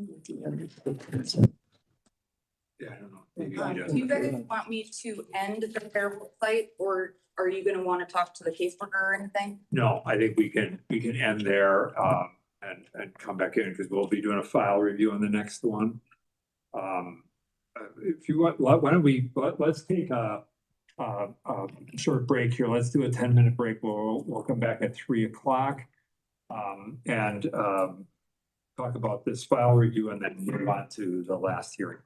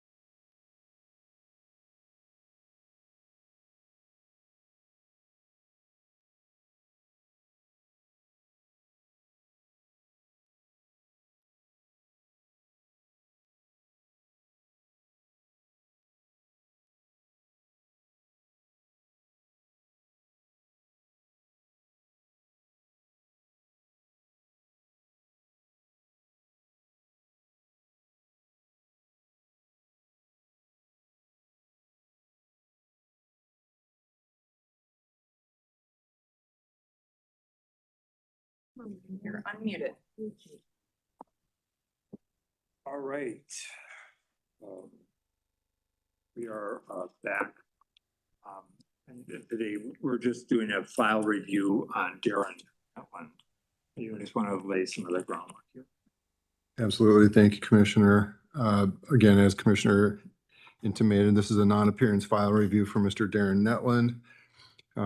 Present and participating today is member Christine Bray, member Andrew Larson by video, member Joe Earhart present, and then, of course, Commissioner Schnell, Chair of the Supervised Release Board. For formality purposes, I just want to indicate that on June 18th, 1993, emergency assistance was requested at a trailer home in County Club Terrace, which is located in Hutchinson, Minnesota. Upon arrival, police noticed two victims that had been stabbed, BR and SV. The two victims resided in the trailer home. Both victims were taken to the hospital for their wounds. BR and her unborn baby later died at the hospital because of the stab wounds. SV was treated for the wounds and survived. Darren Netland's wallet and ID were found in the trailer home. Police contacted Mr. Netland in his mobile home a couple lots away, and he admitted to stabbing the victims. On January 14th, 1994, Mr. Netland was convicted in McLeod County District Court of 3 counts of first-degree murder. In accordance with Minnesota Criminal Code, Mr. Netland was sentenced to serve 2 30-year minimum life sentences concurrently and one 180-month sentence consecutive to the 2 life sentences for attempted murder. On June 17th, 2023, Mr. Netland was granted parole on his life sentences and began serving his 180-month determinant sentence on June 18th of 2023. On February 10th of 2025, the Minnesota Board of Pardons granted Mr. Netland a commutation of his determinant sentence, which made him immediately eligible for release. This is now up to the board to determine. Is this why we're hearing it without appearance now? So Because of that? I think there's a couple of factors. One is the fact that there was a commutation, and so that certainly is a factor. But I think the other reality here is his medical condition. He has a very serious medical condition. This was, I think, one of the considerations for the commutation board of pardons when they reviewed him. And really made his release up to us, and he has been active in his treatment, but he's had some recent setbacks and hospitalization. So just to give you a little bit of a sense, he does have cancer, colorectal cancer. In May, he had schedules colorectal surgery, and with an admission of a couple of nights, he returned, and yet there was a kind of a dramatic increase in bleeding following that surgery, and so he was admitted to Regions on May 17th, and then there has been some ongoing issues since then. And he was hospitalized again in June for that. There has been, a considerable amount of hospitalization and need for medical care. There was a physician who had prepared a statement here in mid-June, just indicating that his situation is such that he is going to require ongoing medical care, and in fact may require home health nursing visits to address his needs. In his previous hearing, there was discussion about moving him to the he had talked a plan of moving in to a place in, I believe it's at his sister's home, as I recall. Yeah. Yeah, in Wilmer. And who has been, very supportive, was here with him. He has, done very well. This is one of those cases that he could, certainly because the Board of Pardons intervened, he could be eligible for some level of immediate release. We would have, we would need some time in order to just get an agent assigned, and there are some issues that he would need to work out around medical, addressing kind of a medical plan and a medical release planning.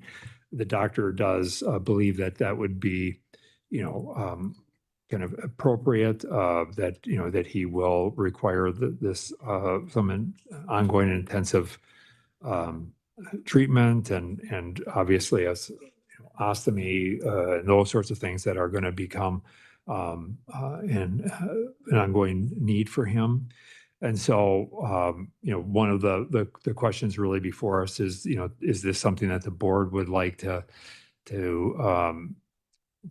act on, and at least move him forward, given the action by the Board of Pardons, making him really making his release a determination by the Supervised Release Board. I do want to point out, he was just transferred to Oak Park Heights yesterday. He was released from the hospital to Oak Park Heights. So we have the transitional care unit there, the TCU for medical, almost rehab unit at Oak Park Heights. So is commissioners, our role then essentially just to establish a date? Yeah, it would be really effectively, I think we would be setting a date, and probably, or at least, I think for our purposes, if the board really is in a position where they would support his release, and given his situation, and work with an agent to develop that and all of the medical issues. The other alternative is that, we can look at a conditional medical release, which is a little bit of a strange circumstance, just given the reality that he has, he has been, the Board of Pardons has really kicked this back to the boards and said, we would defer to the Supervised Release Board to make a determination, given his medical needs. There are some additional steps if we do a conditional medical release, which it really falls under the commissioner's authority, but that would be another issue. But the process would just require a much more intensive review of his medical status. Does it make sense to then potentially just, I recognize it's hard to establish a definitive date because of the need for this intensive medical planning and coordination. Is it possible to just make a motion to approve parole at a date to be determined when the, and again, I'm struggling a little bit to frame it properly, but to support the release once, the all of the medical issues, the medical release planning has been completed, and there's a bed that's available. That's a terribly clumsy way to describe that, but I think it kind of gets at the gist of what you're looking for. Because I know typically we would look at 60 days out for an agent assignment and that sort of stuff. This is really beyond that even. It potentially even could be sooner, if I understood correctly, if the medical release needs could be coordinated and met in a more expedited fashion. And I suspect, I think that is exactly, I think essentially and effectively, we would be looking to get, to grant him a release upon satisfactory completion of this medical release plan, and agent assignment, and approval of the release residence, which I don't anticipate is going to be an issue. His sister has been very actively involved with him and with this case. So was that a motion? I would make that motion. Second. A motion and a second. Any further questions or concerns, thoughts? No. All right, hearing none. To the motion, Board Member Bray, Yes. Board Member Earhart, Yes. Board Member Larson, Yes. and Schnell votes yes. So what we'll do is we would have notify the case manager. They would begin that process working with release planning. He will need to get like onto Medicare or whatever options, just given the medical needs that he's going to have. And we'll get that agent assignment going. And as soon as we can get him released, we would do that in a safe way. All right. And we're just, we'll be starting here shortly on our last case. This will be an in-person review with Paul Wilson.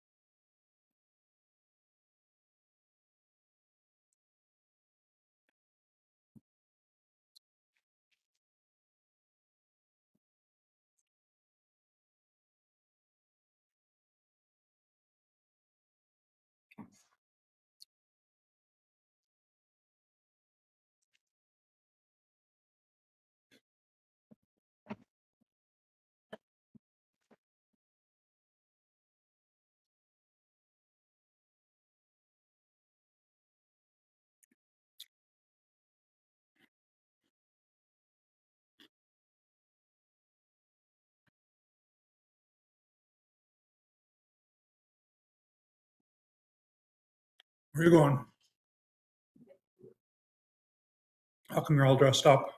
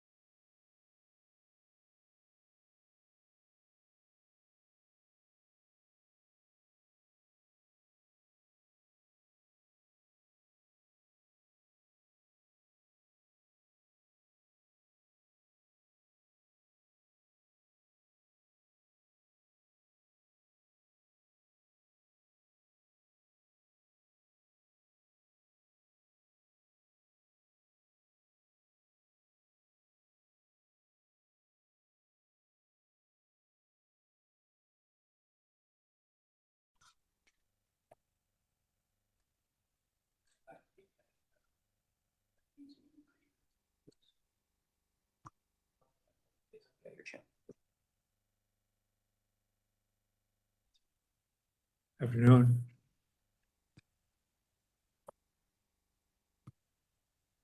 Okay, good afternoon, everyone. I'm Andrew Carlson. I'm the Assistant Director of the Hearings and Release Unit. We're here today to review Mr. Paul Wilson, who is present at the Minnesota Department of Corrections Central Office in St. Paul.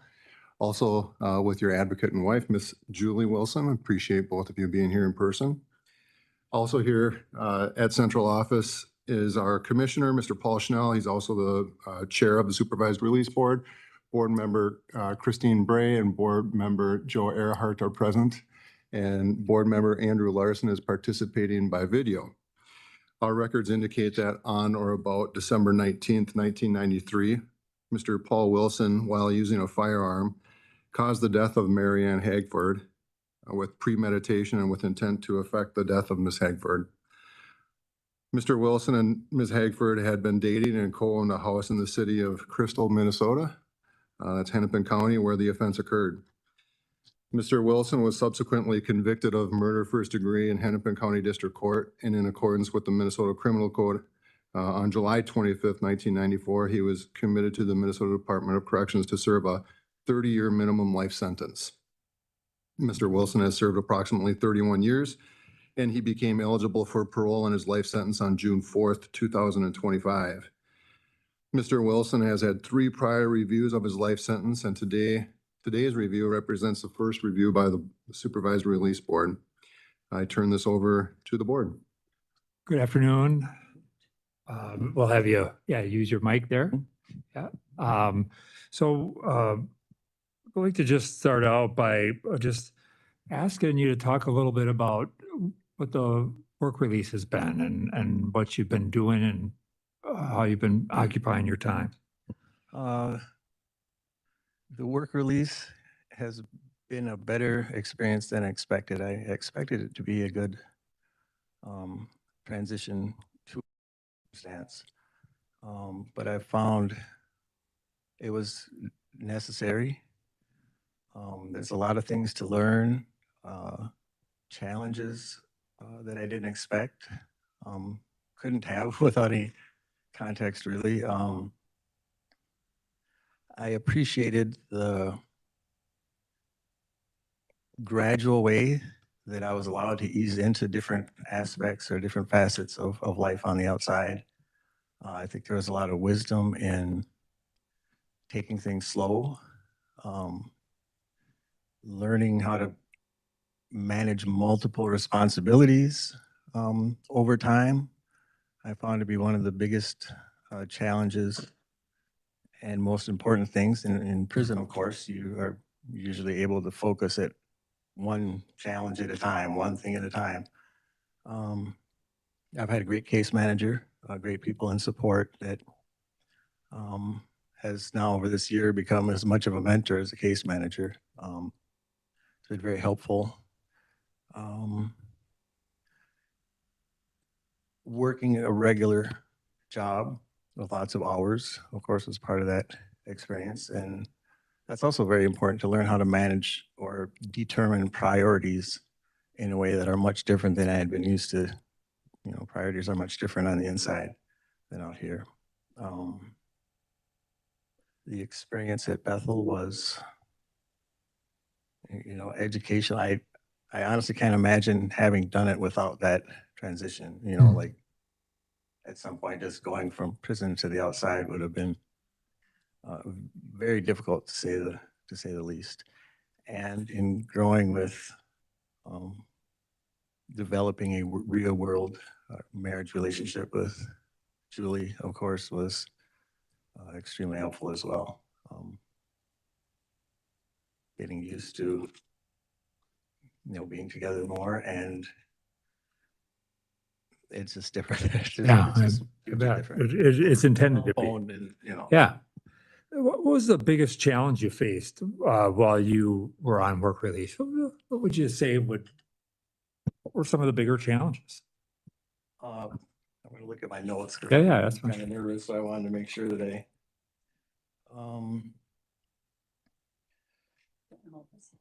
Well, oh, I'm all right. Thank you. The biggest challenge early on was overcoming fear. Overcoming fear of mistakes. Overcoming the idea that I was unable to do this. Really just the fear of mistakes. So much more seems to be at stake when you're actually on the outside looking back at a place that you are really hoping not to see again. So just that fear, it was a couple of months of working through that and making some minor, mistakes and pushing myself more in situations to, be trusting of the process. And so overcoming the fear of mistakes, and then what I mentioned earlier was just the managing multiple responsibilities. I mean, real responsibilities with consequences, at once, and learning how to manage those not only time-wise, but prioritizing them, mentally and practically in the world. So do you think that you are prepared and ready to be paroled? Yes, sir. Why do you think you should be or paroled, or that you're ready to be paroled? What is that?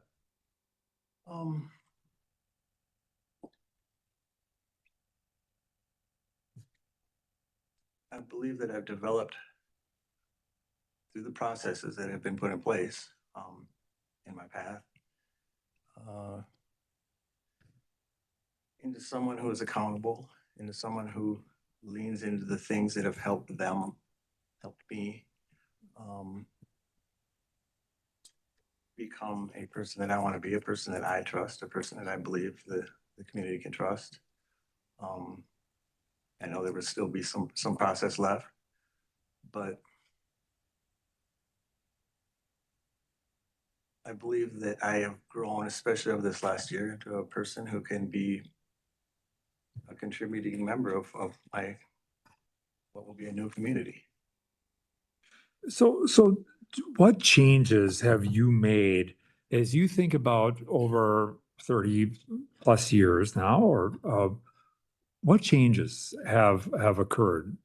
And how is it that we have confidence of that the things that went down, that things that happened wouldn't happen again?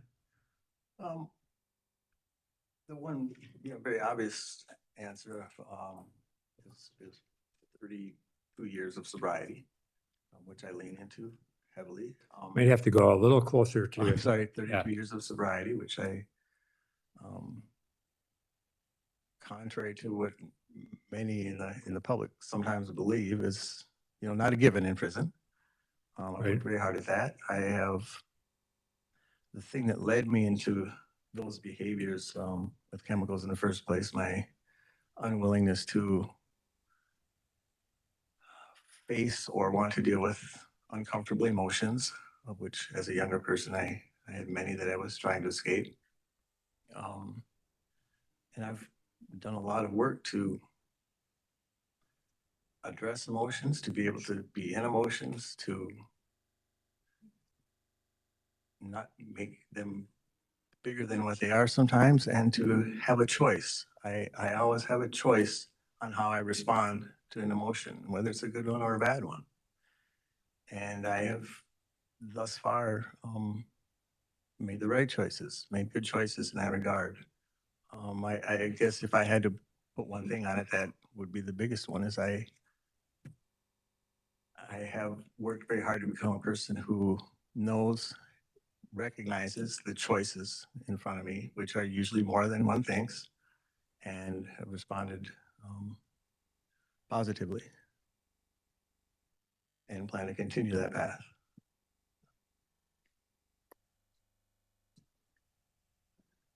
There would have probably been, times when, while I don't know everything about your life at the at the time of your life sentence crime. But I think it's undoubtedly it was a horrible circumstance. And you, at your own hand, taking the life of your significant other. And as you think about all that was going on, so there was obviously serious substance use and addiction, but there was also there was lots of police calls to the residents. There was domestic kind of violence related kinds of calls for service.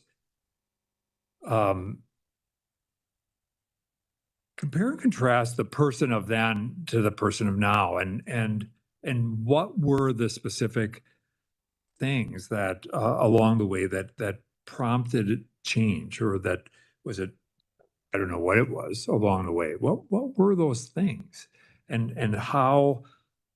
But part of what I'm trying to get to is the sense of,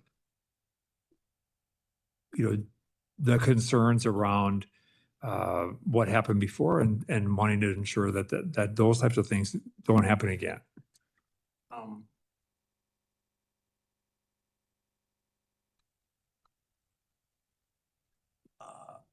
I guess I'll start by saying, especially over this last year, and being able to experience the outside and relationship not only with Julie but with others in the community.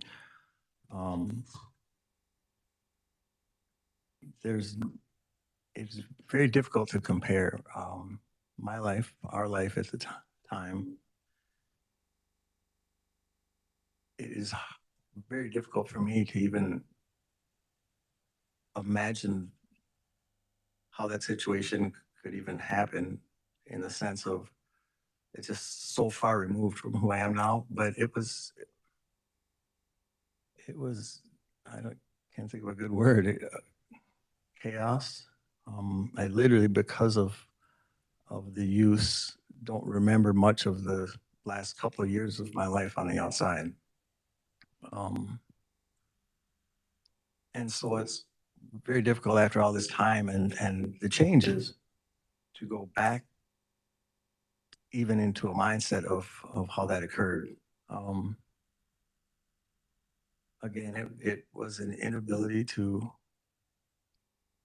be able to deal with emotions, negative or positive, honestly, or to address them in some manner, personally or interpersonally. I felt like every month or every year into, the addictions, into that environment that was saturated with that, it seemed like there were less and less, fewer and fewer choices in life. And I honestly believe, and I know I've done a lot of work with anger, and there's been a lot of questions about anger and such. A bigger factor, and I know that many emotions often are expressed as anger because it's possibly an easier one maybe to express, but there was much more despair and hopelessness in our situation, despondency, and I believe that the incidents and the mayhem at times that ensued from that were just due to feeling, that there was no change that was available to me or to us, and that the choices seemed diminished. And I think the biggest change between then and now, again, it's difficult to compare because it's so different. And I've spent 31 years or so now making sure that was not a possibility again, making sure that I addressed, painfully so at times, and sometimes speaking too much and being too transparent about emotions and different things, to make sure they didn't stay where they were, make sure that there was no harm going to be a result of of my having to address or deal with an emotion. And the biggest, well, the biggest motivator for that was what I did to Mary.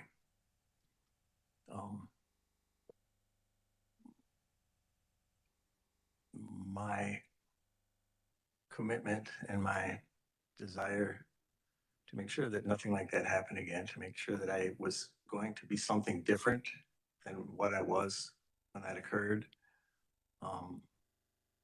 happened, well, immediately upon sobering up within, a week of this. And I stuck to that commitment for so far, almost 32 years of living an active, nonviolent lifestyle, living a sober lifestyle, and putting my efforts into doing no harm. But the event was the motivation. The event to, regardless of, I knew I was going to prison at the time. I was out for a short time on conditional release, but regardless of prison or not, or whatever the case, I was committed very early on to being different and trying to do right. I didn't know exactly what that meant 30 years ago, but I've spent a lot of time learning what that meant and to the best of my ability, putting that into practice.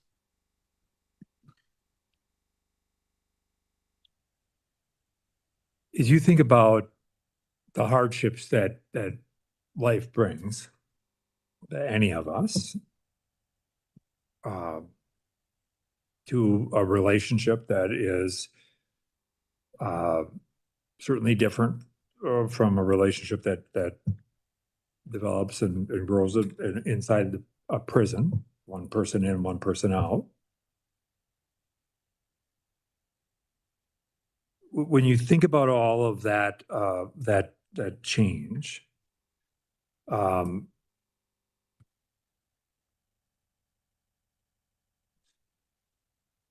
how do you, how and who do you rely on to provide supports when things are more challenging? And talk a little bit about your support network. I mean, obviously you have you have your wife, but beyond that, because sometimes just out of that there is a need for support. So talk about what that looks like and what you've developed around support systems. Mutual friends, some formerly incarcerated lifers that I have contact with that are able to share.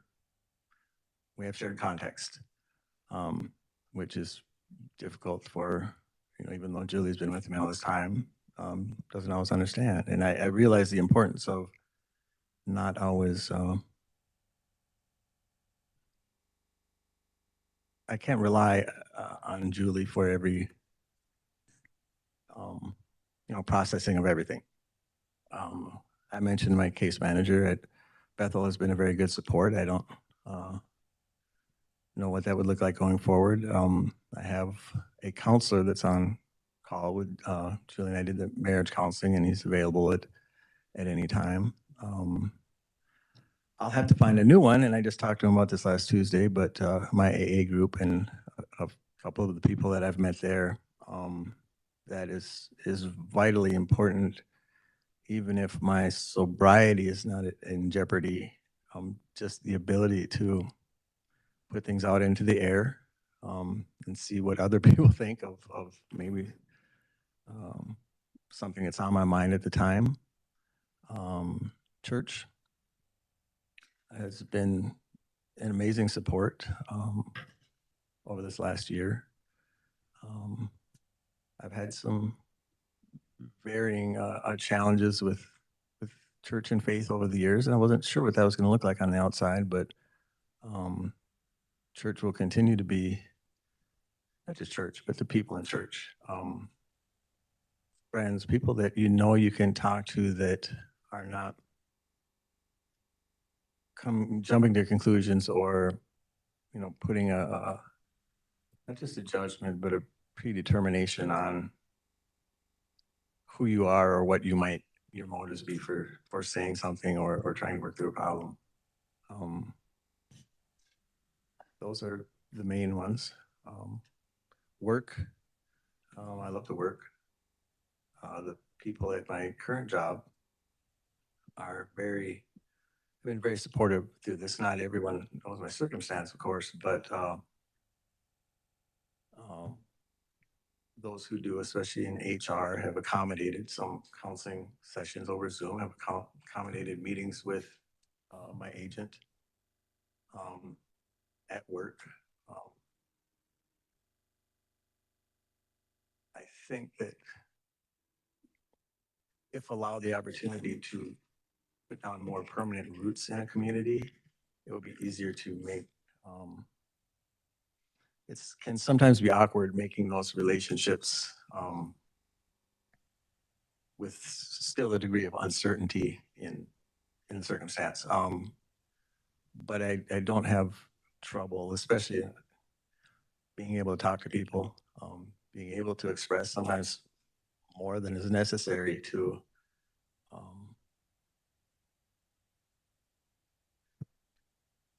it's hard for me to believe sometimes that it's easy for people to be friendly and approachable with me, and that helps. That helps in building relationships and being able to choose those relationships. And as a younger person, my relationships kind of chose me, friends and otherwise, and that didn't always turn out very good. Can I add something? I'm gonna turn to you in a second here, but I just want to make sure, get through him first, and then but you can check mark Keep wanting to there. comment. Yeah. So that's helpful. And I appreciate, knowing about that support system. I have two questions, I think, and then we'll open it up here and hear from Julie, but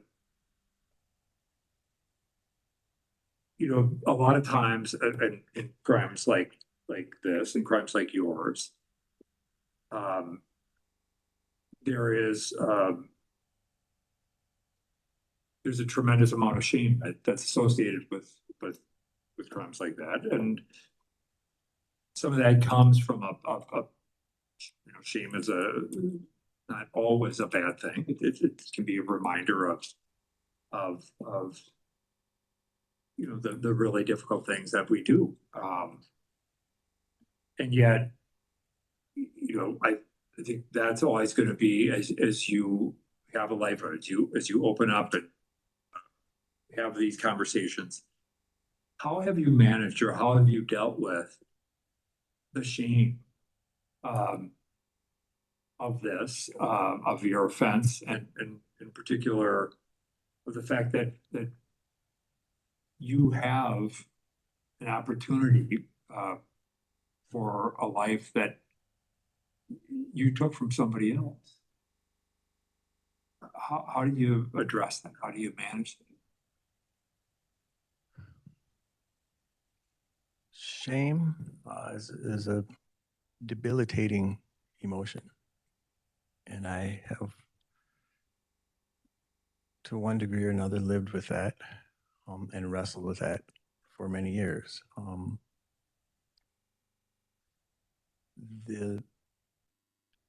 It was 2000,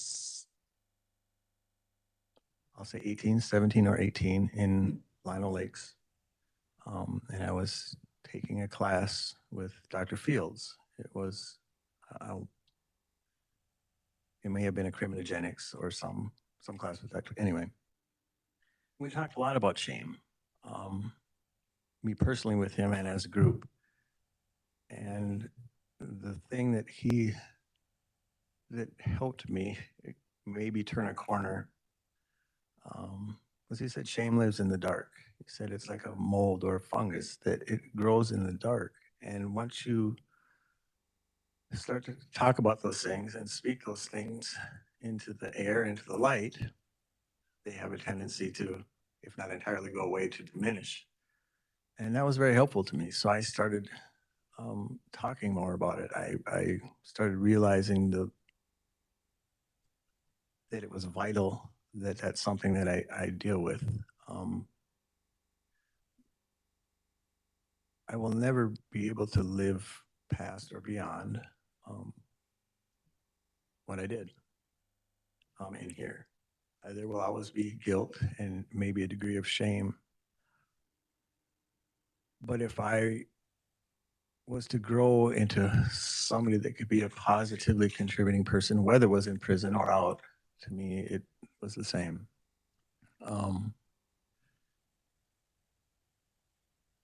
I can't live in that place. I deal with it every day. There's not a day that this is not a part of my life. Not just because I wear a bracelet or not just because I'm in work release, because of well, who I've become in these 30 years.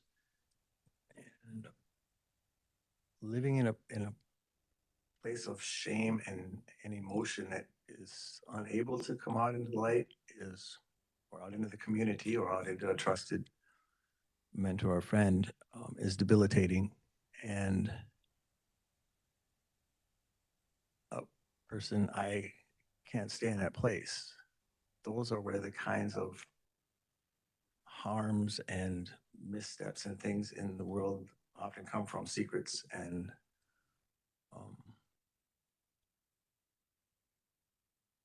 I will never live beyond it, but I daily can't live in a place of shame. So I didn't know how to deal with it, honestly, till 20 years into my sentence when I received some help and guidance. And it's a strange thing that a person feels guilty letting go of shame because of what I did. But I have to be able to manage that and let it go to a point where I can function as a human being, as a positively contributing member of any community, and ensure that that itself is not something that leads to more harm at some point. Shame is I don't know if I'll ever be rid of it, but it's something that, and maybe I shouldn't be, but I've learned to not stay in it, to not be in that place. I have to function, move beyond to some degree. And Yeah, that makes some sense. I would agree with Dr. Fields that, sunlight is the disinfectant, and oftentimes it means a level of openness about who you are today and what you did, and what those changes are. As you think about the possibility of parole, first of all, I guess I would ask, what do you think you are owed relative to transition? You feel like you're owed the opportunity to parole? I believe I'm owed nothing. To the best that I can describe it, I've done my best to put myself in a position to where, if that's something that was possible for me,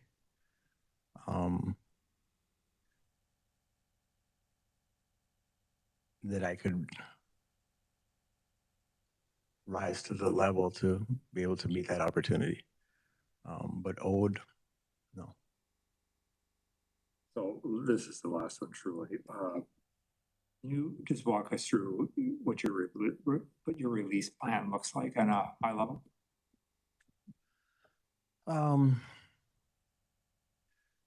So my understanding is that generally, if these things are granted, there's about 60 days before that transition would occur. I would, my wife and I have a home that we own in Cook County. So that would be the housing. Julie's well known and respected and supported in the community. As I am beginning to be, as I make acquaintances there and friends, I would start,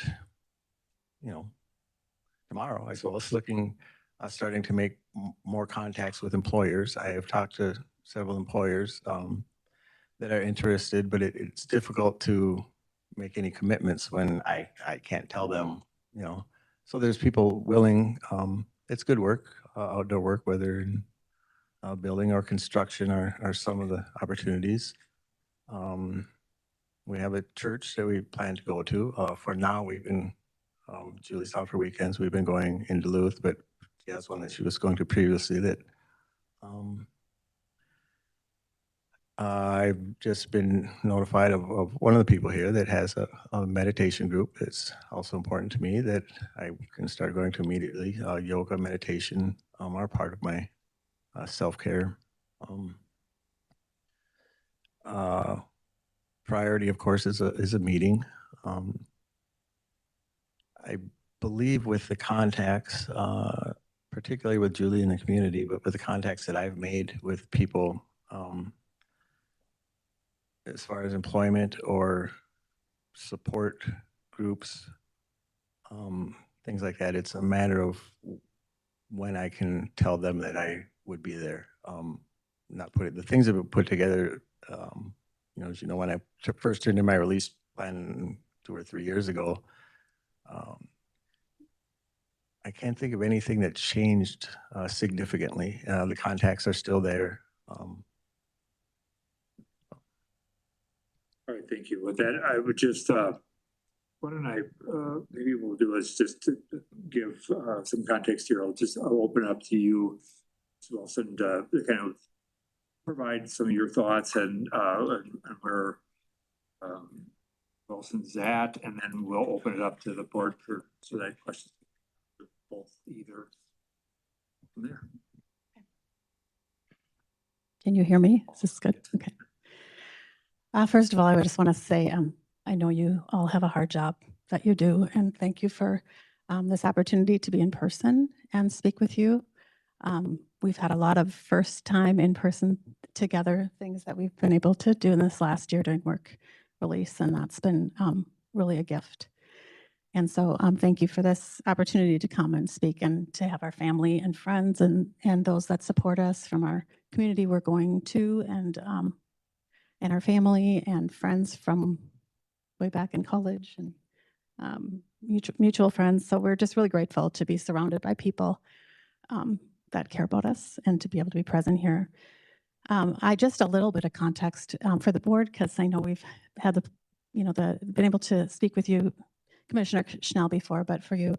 So I met Paul. His sister was one of my best friends in college. So that's kind of how we initially met. Was I went through the trial with Karen and her brother. And so I always just kind of say, I don't know, just kind of walking that journey with their family. It was a tough season, and to really have been able to be present with them. Just continue to visit Paul. And only way I can say is God knit our hearts together, I guess. And that was 31 years ago. So it's been a journey. And a lot of beautiful, I always say when people ask a little bit about our life that it's both beautiful and hard. It's been really hard and it's been really beautiful. There's a lot of people we've met over the last 31 years that are families and people that are incarcerated that have become extended family for us, that it is, as Paul mentioned, his support group with the other men that have done a life sentence. And similar with family members, there's with somebody that, you love somebody in prison, it is a gift to have other people, to know other families. And so we've really met some really beautiful people along the way. And we're really grateful for that. I do want to just say, something, and I think in my letter this time, I've written a few of those letters for each one of these. And I think one of the things that I just wanted to express is, I think it's hard. I think Paul alluded to this, but it is hard to go back to our 20-year-old self, and it's necessary, so necessary, obviously, in this thing. But there is, we've lost all our parents and sisters and grandparents and loved ones and friends. There's been a lifetime in the last 30 years as well. And so I would one thing I guess I would just say is it's been a joy to watch Paul grow. And through the years we've been in some different places and spaces, but through the years, I've often been able to get letters from men that were in prison with Paul, or family members, or even from time to time checking in with guards or something. That I've always just gotten like amazing feedback from Paul being a mentor, even while he was in prison. So he's being humble necessarily. So, but he's been able to make a big impact in his time in prison to try to redeem the time. Something horrific happened, and Paul has really worked hard to say what the best thing he can do, if I can say this, but the best thing he can do is to be different, is to live life differently, and to try to make an impact in the world that he's in at the moment, whether that was in prison or work release. Or and secondly, I would say Paul's a very disarming person. So people, he's approachable to people. But in the jobs that he's had, certainly over the last couple years of transitioning out and being in community, he's really been able to, he's pretty forthright and honest with people. So, but he's been really able to make some good connections and relationships everywhere he goes. So I personally have the deepest confidence in Paul's ability to do the same thing in our community, should he be granted that opportunity, and I hope so. And so that's just really a beautiful thing about his personality. The other thing I wanted to add is that, I guess if I can say it this way, that he has leaned into a life that brings light and life to people on his journey. And that has been a big change from prior. That's part of who he is today. And for the perspective of Paul and I guess I would say, for our next steps, we live in a small community where I think you received a couple of letters to get a sense from neighbors that are ready to support, and some beautiful neighbors that are here are willing to and ready to support and have already been a part of our lives. We've had people come visit us in Duluth, and Paul's hardworking. He's positive. He's industrious. He's just that positive impact he has on his surroundings.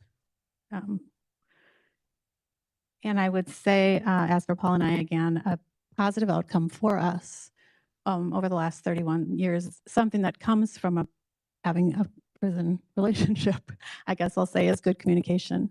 And we have really been able to work through and process through a lot of things over the years. I think that we've been kind of brutally honest with each other with the intention, probably more than most couples, because that's where trust has been built and knit, I think, is just really being transparent with each other and sharing, as Paul says, putting things out there, getting them out, anything that's, whether it's I spent too much money on something or whatever it is, just getting it out and open with each other has been a practice of ours for 31 years, to really be honest, even when we're struggling with something or the way one of the other of us is handling something. Our communication has been something that I no doubt will be valuable to us as we continue to move forward. And we've had lots of opportunity in the last year at Work Release to practice that in real life, I guess. It's been real life. Can't say it's been fake life, but just really been able to, where we're together and being able to process through things. So it's been good. So I'm just optimistic, I guess, that Paul, and ask of you that he would be given the opportunity to bring that contributing, give that opportunity, I guess, to contribute good into the world on the outside. Thank you. Yeah. And with that, I would just open it up to other board members to ask whatever questions you may have.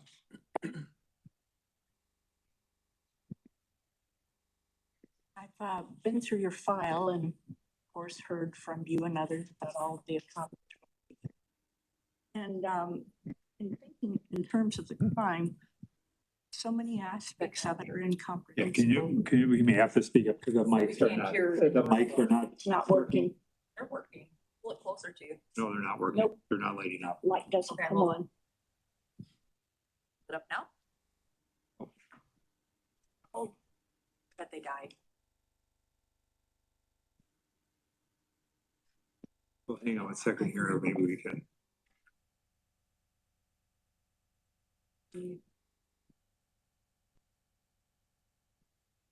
They die after like 6 hours.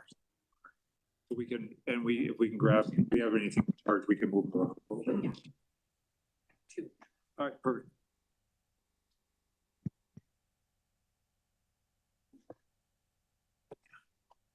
Thank you, Chris. And I would like to understand better what led up to the offense, how it all happened. In reading through your report, it said that you did not hate Mary Ann, but you kind of blamed her for where you were in your life. Could you say a little more about that?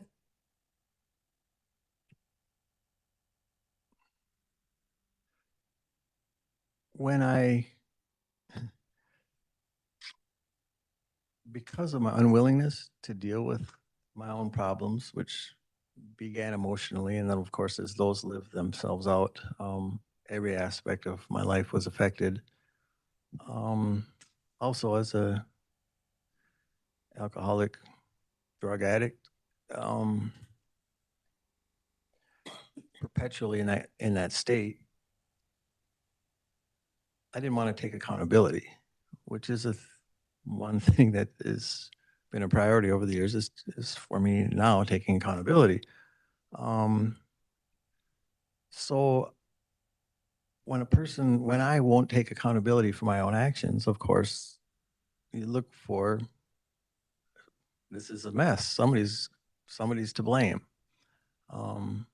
Was it realistic that Mary was the cause of my problems? No.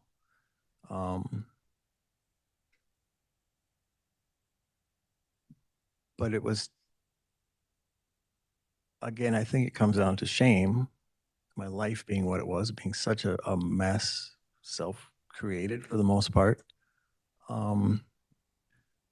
Shame will not allow a person to take accountability, but there has to be a cause. And I believe because of the nature of our relationship, as it was on and off, and as it was such a mess, the only thing I can think that it was easy to blame Mary. She was there. I don't mean that callously by any sense. It's just that too ashamed to take accountability, to believe that I was the cause of the mess that my life was. Of course, the shameful and cowardly, honestly, approach is to blame someone else.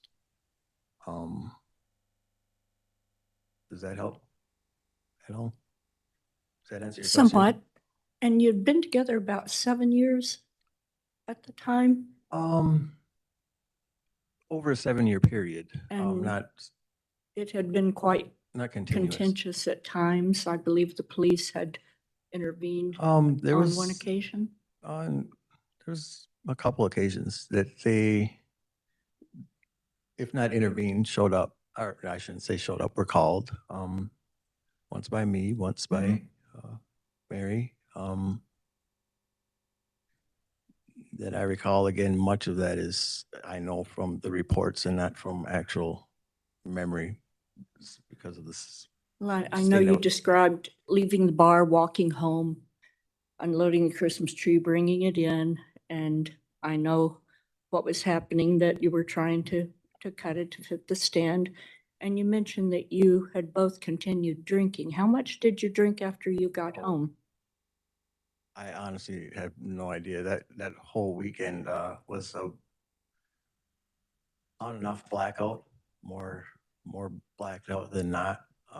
I honestly couldn't say how much more, considering that the blood alcohol levels that came back from both of us later, a lot, but I don't know for sure.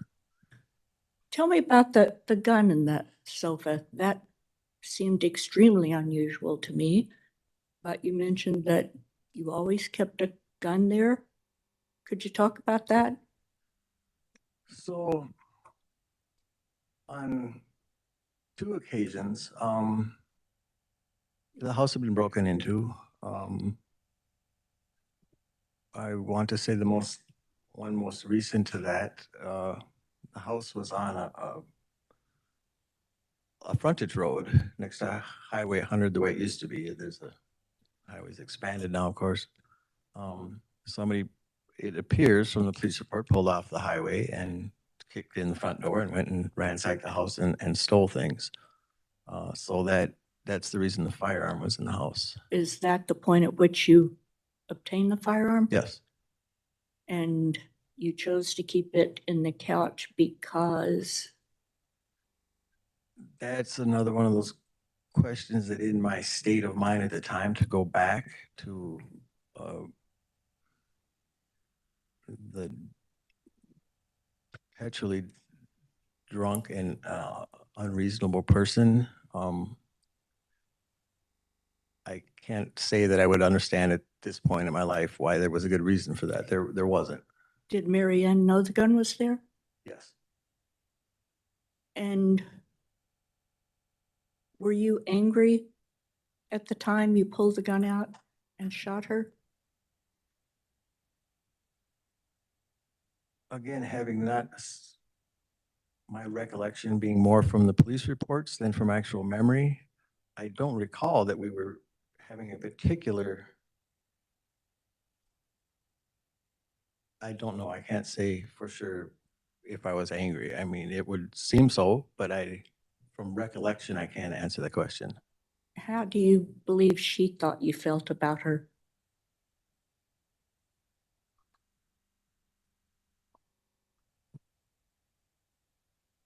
I don't know. I honestly would be, it would feel disrespectful and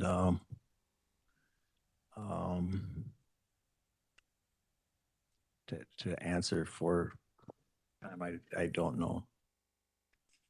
Again, not knowing a lot of other circumstance on that day of what was occurring, I would hesitate to answer that, and I don't know. And do you remember what she said to you right before you shot her?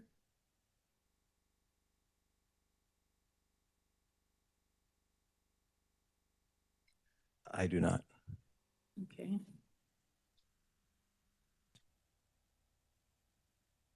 In thinking about your substance abuse, I saw in your file that a couple of times, one as recently as 2023, you were suspected of substance use.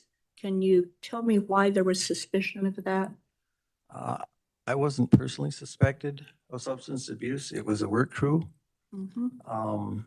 So we would leave lino in vans of 5, 6, or 7 people with a crew leader, go out into the community and work all day, and come back. When we came back, we kind of got patted down. It wasn't a Mhm. very serious search, but one of the staff thought on someone, not myself, that they had smelled, marijuana or something suspicious. So I believe that evening or within a couple hours, they did a urinalysis on all of us, which mine was fine. One guy's wasn't. I can't remember the chemical they found, but it wasn't marijuana. I can't say for sure. So the next day, because there was some general suspicion around the crew, again, having nothing to do with me, and that was one of my fears of things that would happen, because it happens sometimes. they brought us in again the next day, just out of due diligence, I imagine. They searched the van. Didn't find anything. They did UAs, and then there's another guy that turned up positive. This time we were inside the prison, being, I guess, investigated at the time. And again, out of due diligence, they thought, well, it seems like there might be something going on with the crew. The 5 or 6 of us, however many it was. Well, they brought us into segregation, which is I understand. They their smelled policy. it and they tested everyone. Yeah. Okay. And OSI came and visited me the next day. They asked questions about what I remember about the day and what these people that they did suspect were doing. And I told them. They did tell me, we don't suspect you of doing this. We know Okay. that you're not this person, but we have to do what we have to do. We'll get you out here later today. And within a few hours, I was back in my unit, back on the crew. And so I personally was never under suspicion for that. Going back to Mary Ann, had you considered ending that relationship? Yes, I can say that we both did. That's why one of your first questions was we had been together 7 years, and I said over a 7-year period we had been together at times. I believe it's hard for me, I guess, not to just speak for myself, but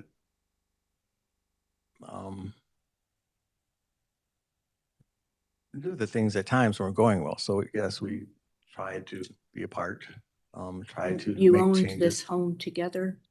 Yes. Okay. And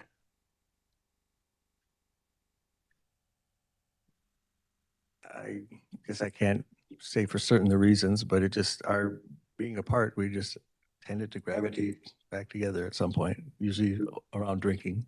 Mhm. And you said at one point that you and Julie reconnected while you were out on bail. I didn't understand how you reconnected. Were you Oh, connected before? no, ma'am. I'm not sure I remember what I said about that, but we didn't reconnect. I met Julie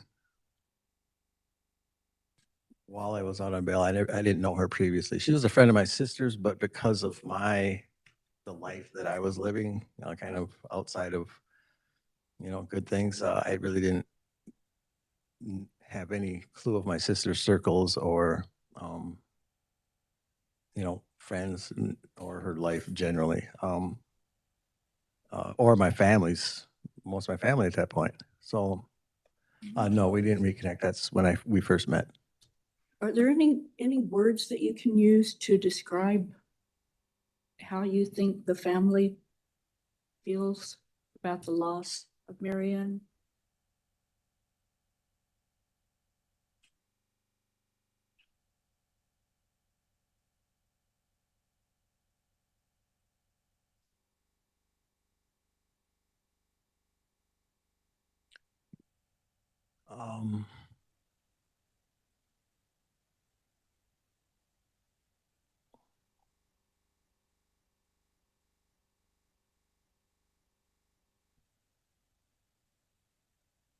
Words that I can think of, I have no question are not adequate.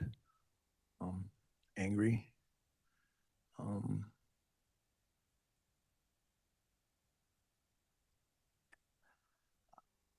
Empty. I'm not going to speculate. I don't feel that would be, I don't feel I'm worthy to speculate what they would feel about that loss, about her loss.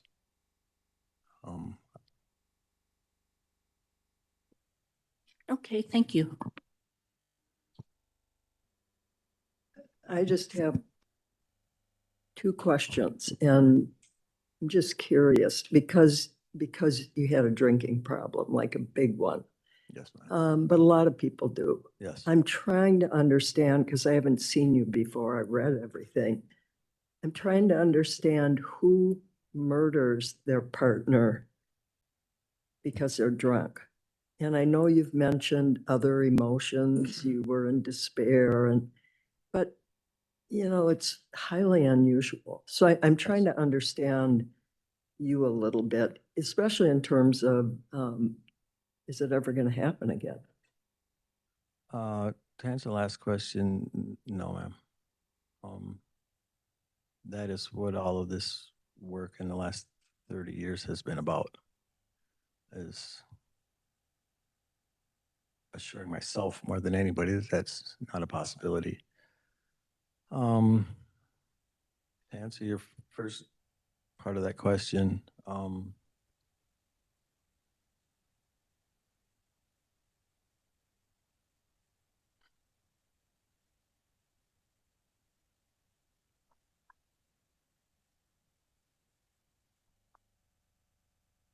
I guess I'll answer it the way I may have answered it myself. A person who is despairing of their limits and their state in the world, self-created again, I'm not blaming.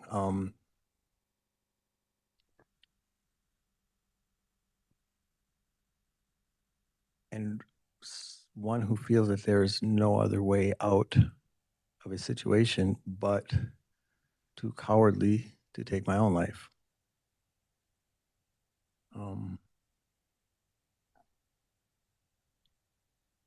So what kind of person? I'm not sure how to answer that. That's the best I can do. Just one other one. You may not be able to answer it, but you were the one sitting in the room with the psychologist. And throughout the time that you were being interviewed, they gave you a low, moderate risk. Yes, ma'am. A low, moderate risk to Yes. reoffend, which is unusual. Usually people either get a low or a moderate. I'm just curious, do you have any idea why you were given that low, moderate? I've had time to think about that. I was asked that question a year ago. I can't say positively what was in the mind of the psychologist. I can say that I am zero risk of reoffending, in my opinion.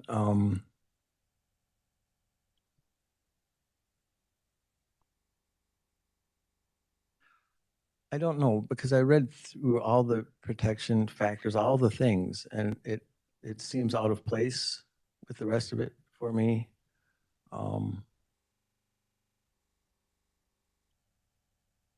I don't know what to say about that. I'm not going to say your psychologist was wrong. I believe that was, a misstatement, but I don't know why they would, with that, considering it, all the other protection factors and everything else that was in there. Thank you. You're welcome. Any other questions? Go ahead. Just one question from me. So one thing that I'm struck by as I look through your packet is just extremely limited disciplinary history, which is, I'll be honest, somewhat atypical of many of the people that we see. So very limited disciplinary history, lots of positive programmatic involvement, some of which you've spoken at length about. You've been kind of selected to participate in, national certification programs. So it's like just lots of really good stuff. So,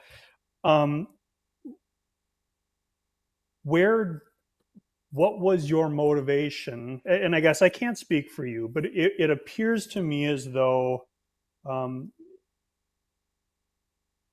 like you made good use of your time during your incarceration. What motivated you to do that? What was your motivation to, not get into trouble, not get disciplined? To your point, people don't necessarily recognize that, jails or prison environments, there is still drugs and alcohol that can be accessed. So what was your motivation to really, it appears as though to have made a really good use of your time?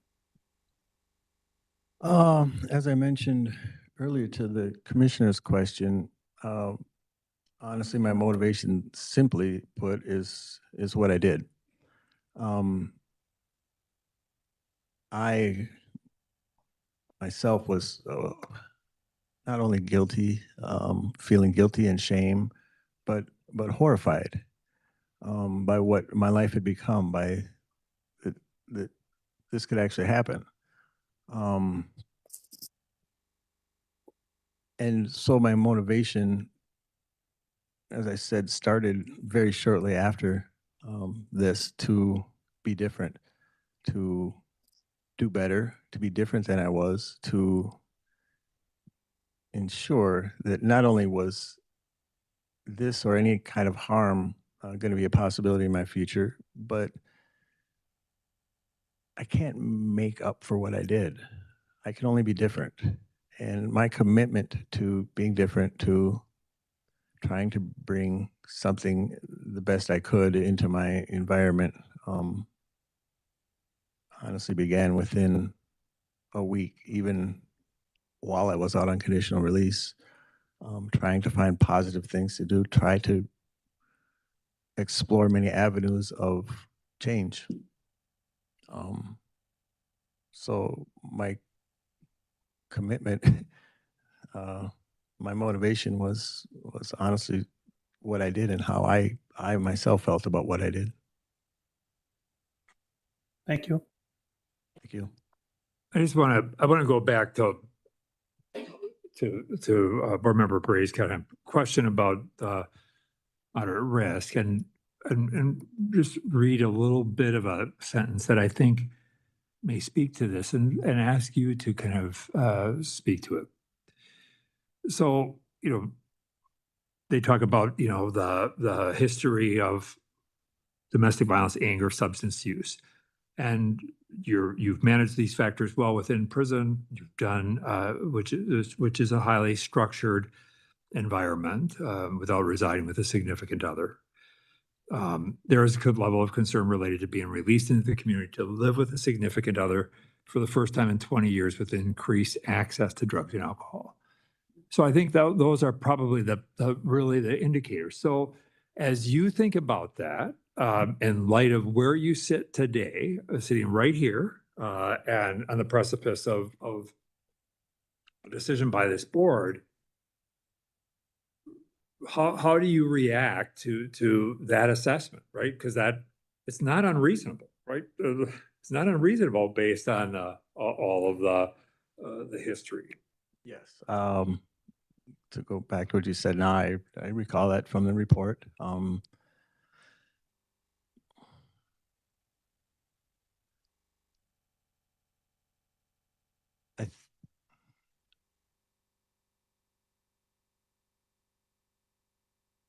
process over particularly last year, having had the opportunity at work release and having had a very intentional approach by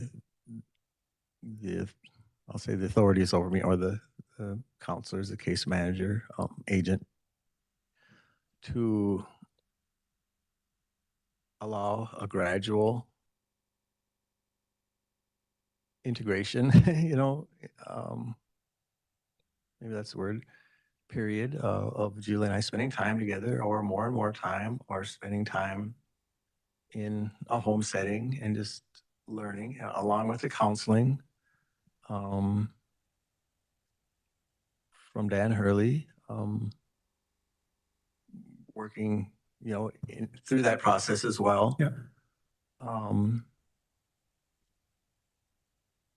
I believe that not only the guidance, but the process and the timing, the gradual nature of the process, and the counsel along the way, not just from Dan Hurley, but from the people that really had my best interest, our best interest in mind, and Julie's, I'm sure, have been vitally helpful. And I think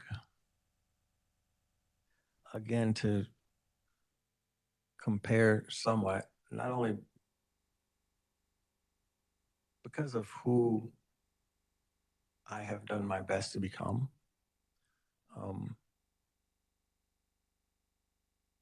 and I absolutely mean no disrespect, but there's this relationship with our communication with me, both of us being in our, as far as I can tell, in our right minds and committed to, we know we're under scrutiny, but not just because we're under scrutiny, but committed to each other. And we both have that as a couple wanting to bring better things, of course, than I have had previously brought into the community, into the world. And we seek out those opportunities and we communicate. You had asked Commissioner, it may have been 3 years ago, we I was at Moose Lake and you had asked Julie a question that kind of stuck with us, like, how will you know if he's angry?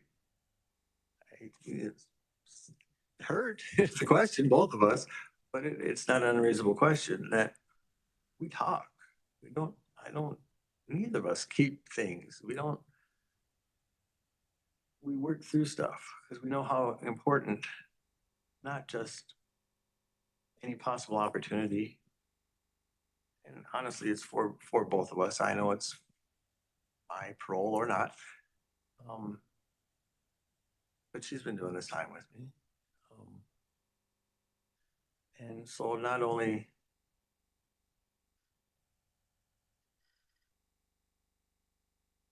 we want to make good on whatever opportunities we receive. And a lot of that is that how we work together, how we respond to each other, and how we move forward as husband and wife. So while I remember the phrasing from the thing, and it from someone who doesn't know us, who reads the reports and who had done this, that sentence didn't come from my 3.5 hours of interview. That sentence came from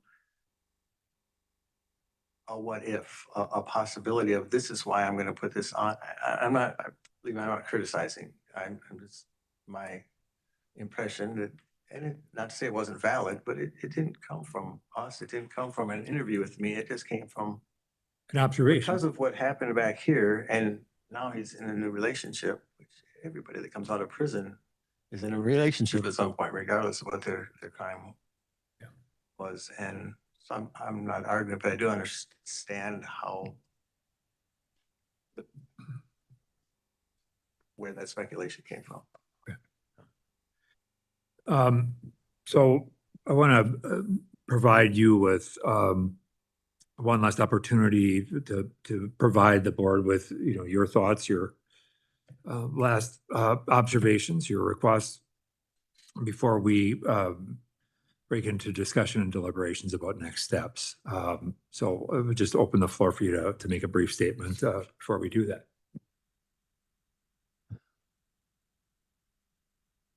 I appreciate the opportunity to be here and for you to be here. This is very nerve-wracking. This is my first time seeing the board. I've been through the process 3 other times.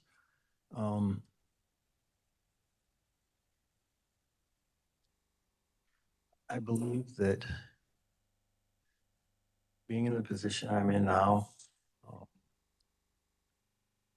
has to some degree given some assurances that I'm going to move forward in a positive manner. Nothing's going to change in that regard. I will continue to do my best to be a good husband, to be a good employee, a good community member. My commitment to doing the best I can to do right, the best I know it, and I'm getting a lot better at knowing what that is not going to change.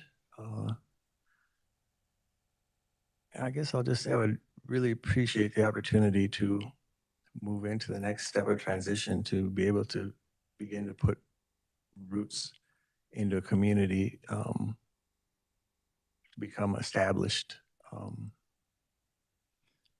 you know, economically, with the people in the community. I've been through, even through the time in prison, a lot of transitions, a lot of different prisons, a different state.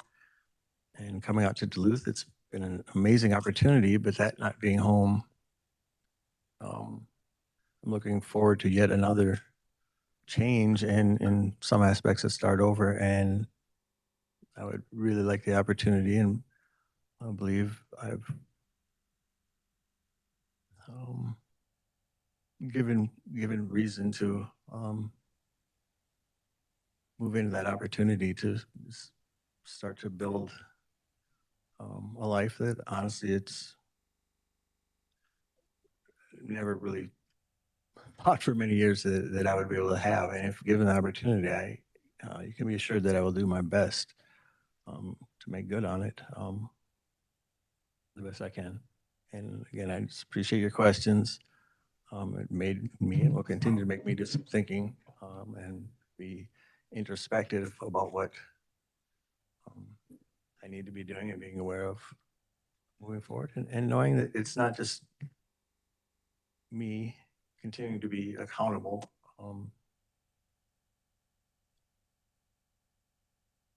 But the best I can do is make good on the opportunities given to me, not take things for granted.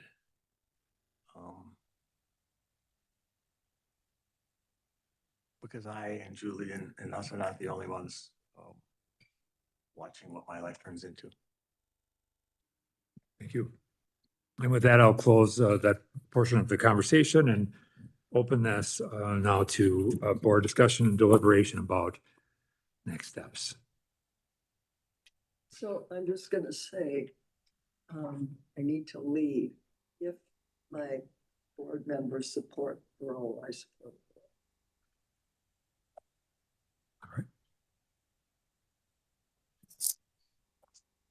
From the standpoint of comments, I know that Mr. Wilson's already on work release. Give you this. I know that Mr. Wilson is already on work release, and I'm not sure exactly what our options are, but I am very, very concerned because of this crime is seemingly totally unprovoked. I really question that. What was the provocation? I know we're not retrying it here, but in looking at timelines too, from the time they were at the VFW until the parents were called, there wasn't a whole lot of time to get significantly drunker after walking home from the VFW. So some of the things really concern me, and going back in time, I would not have voted for work release. And at this point, what are our options? I mean, the options really are that he could be continued on work release status, and or granted parole. I mean, that's really where we sit.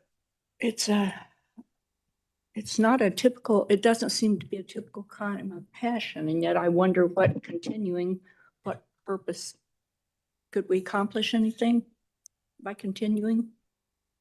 I mean, I think that's the fundamental question is, you know, is there the ability to manage, you know, Mr. Wilson in the community? A fundamental correctional question. Is there a benefit, or are there things that specifically we need to address from a correctional standpoint to minimize risk? And so I think those are the questions that, you know, board members would need to ask is, you know, where do you feel that more needs to be done if that's the case? Yeah, and then looking at programming, I can't think of any additional programming that would have any impact, because it's kind of like you can't unring the bell. We're this far down the road. You will have an agent who will closely supervise.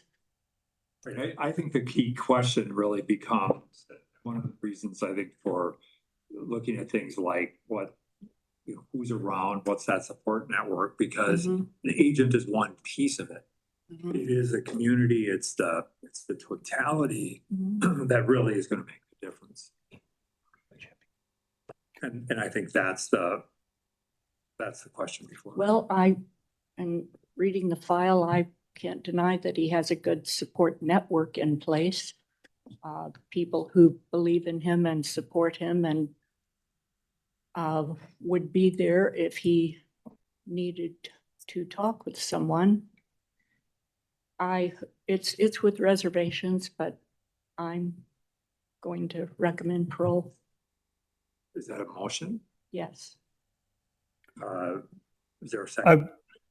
I would second, sorry, Commissioner, I would second the motion and I guess somewhat in response, I certainly respect the comments that Joe's raised. I don't have the same concerns regarding kind of the digging into the motive behind the crime. So many of these hearings, I don't know that we get there.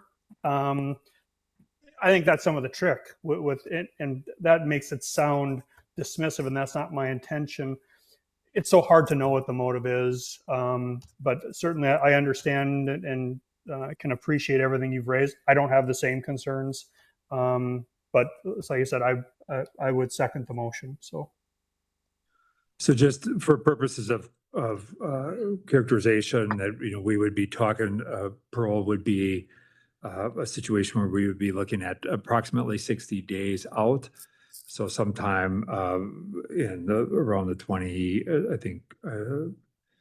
24th, and we'd have to look at what the day of the week that is, because 24th is a Sunday. 20, Sunday. Yep.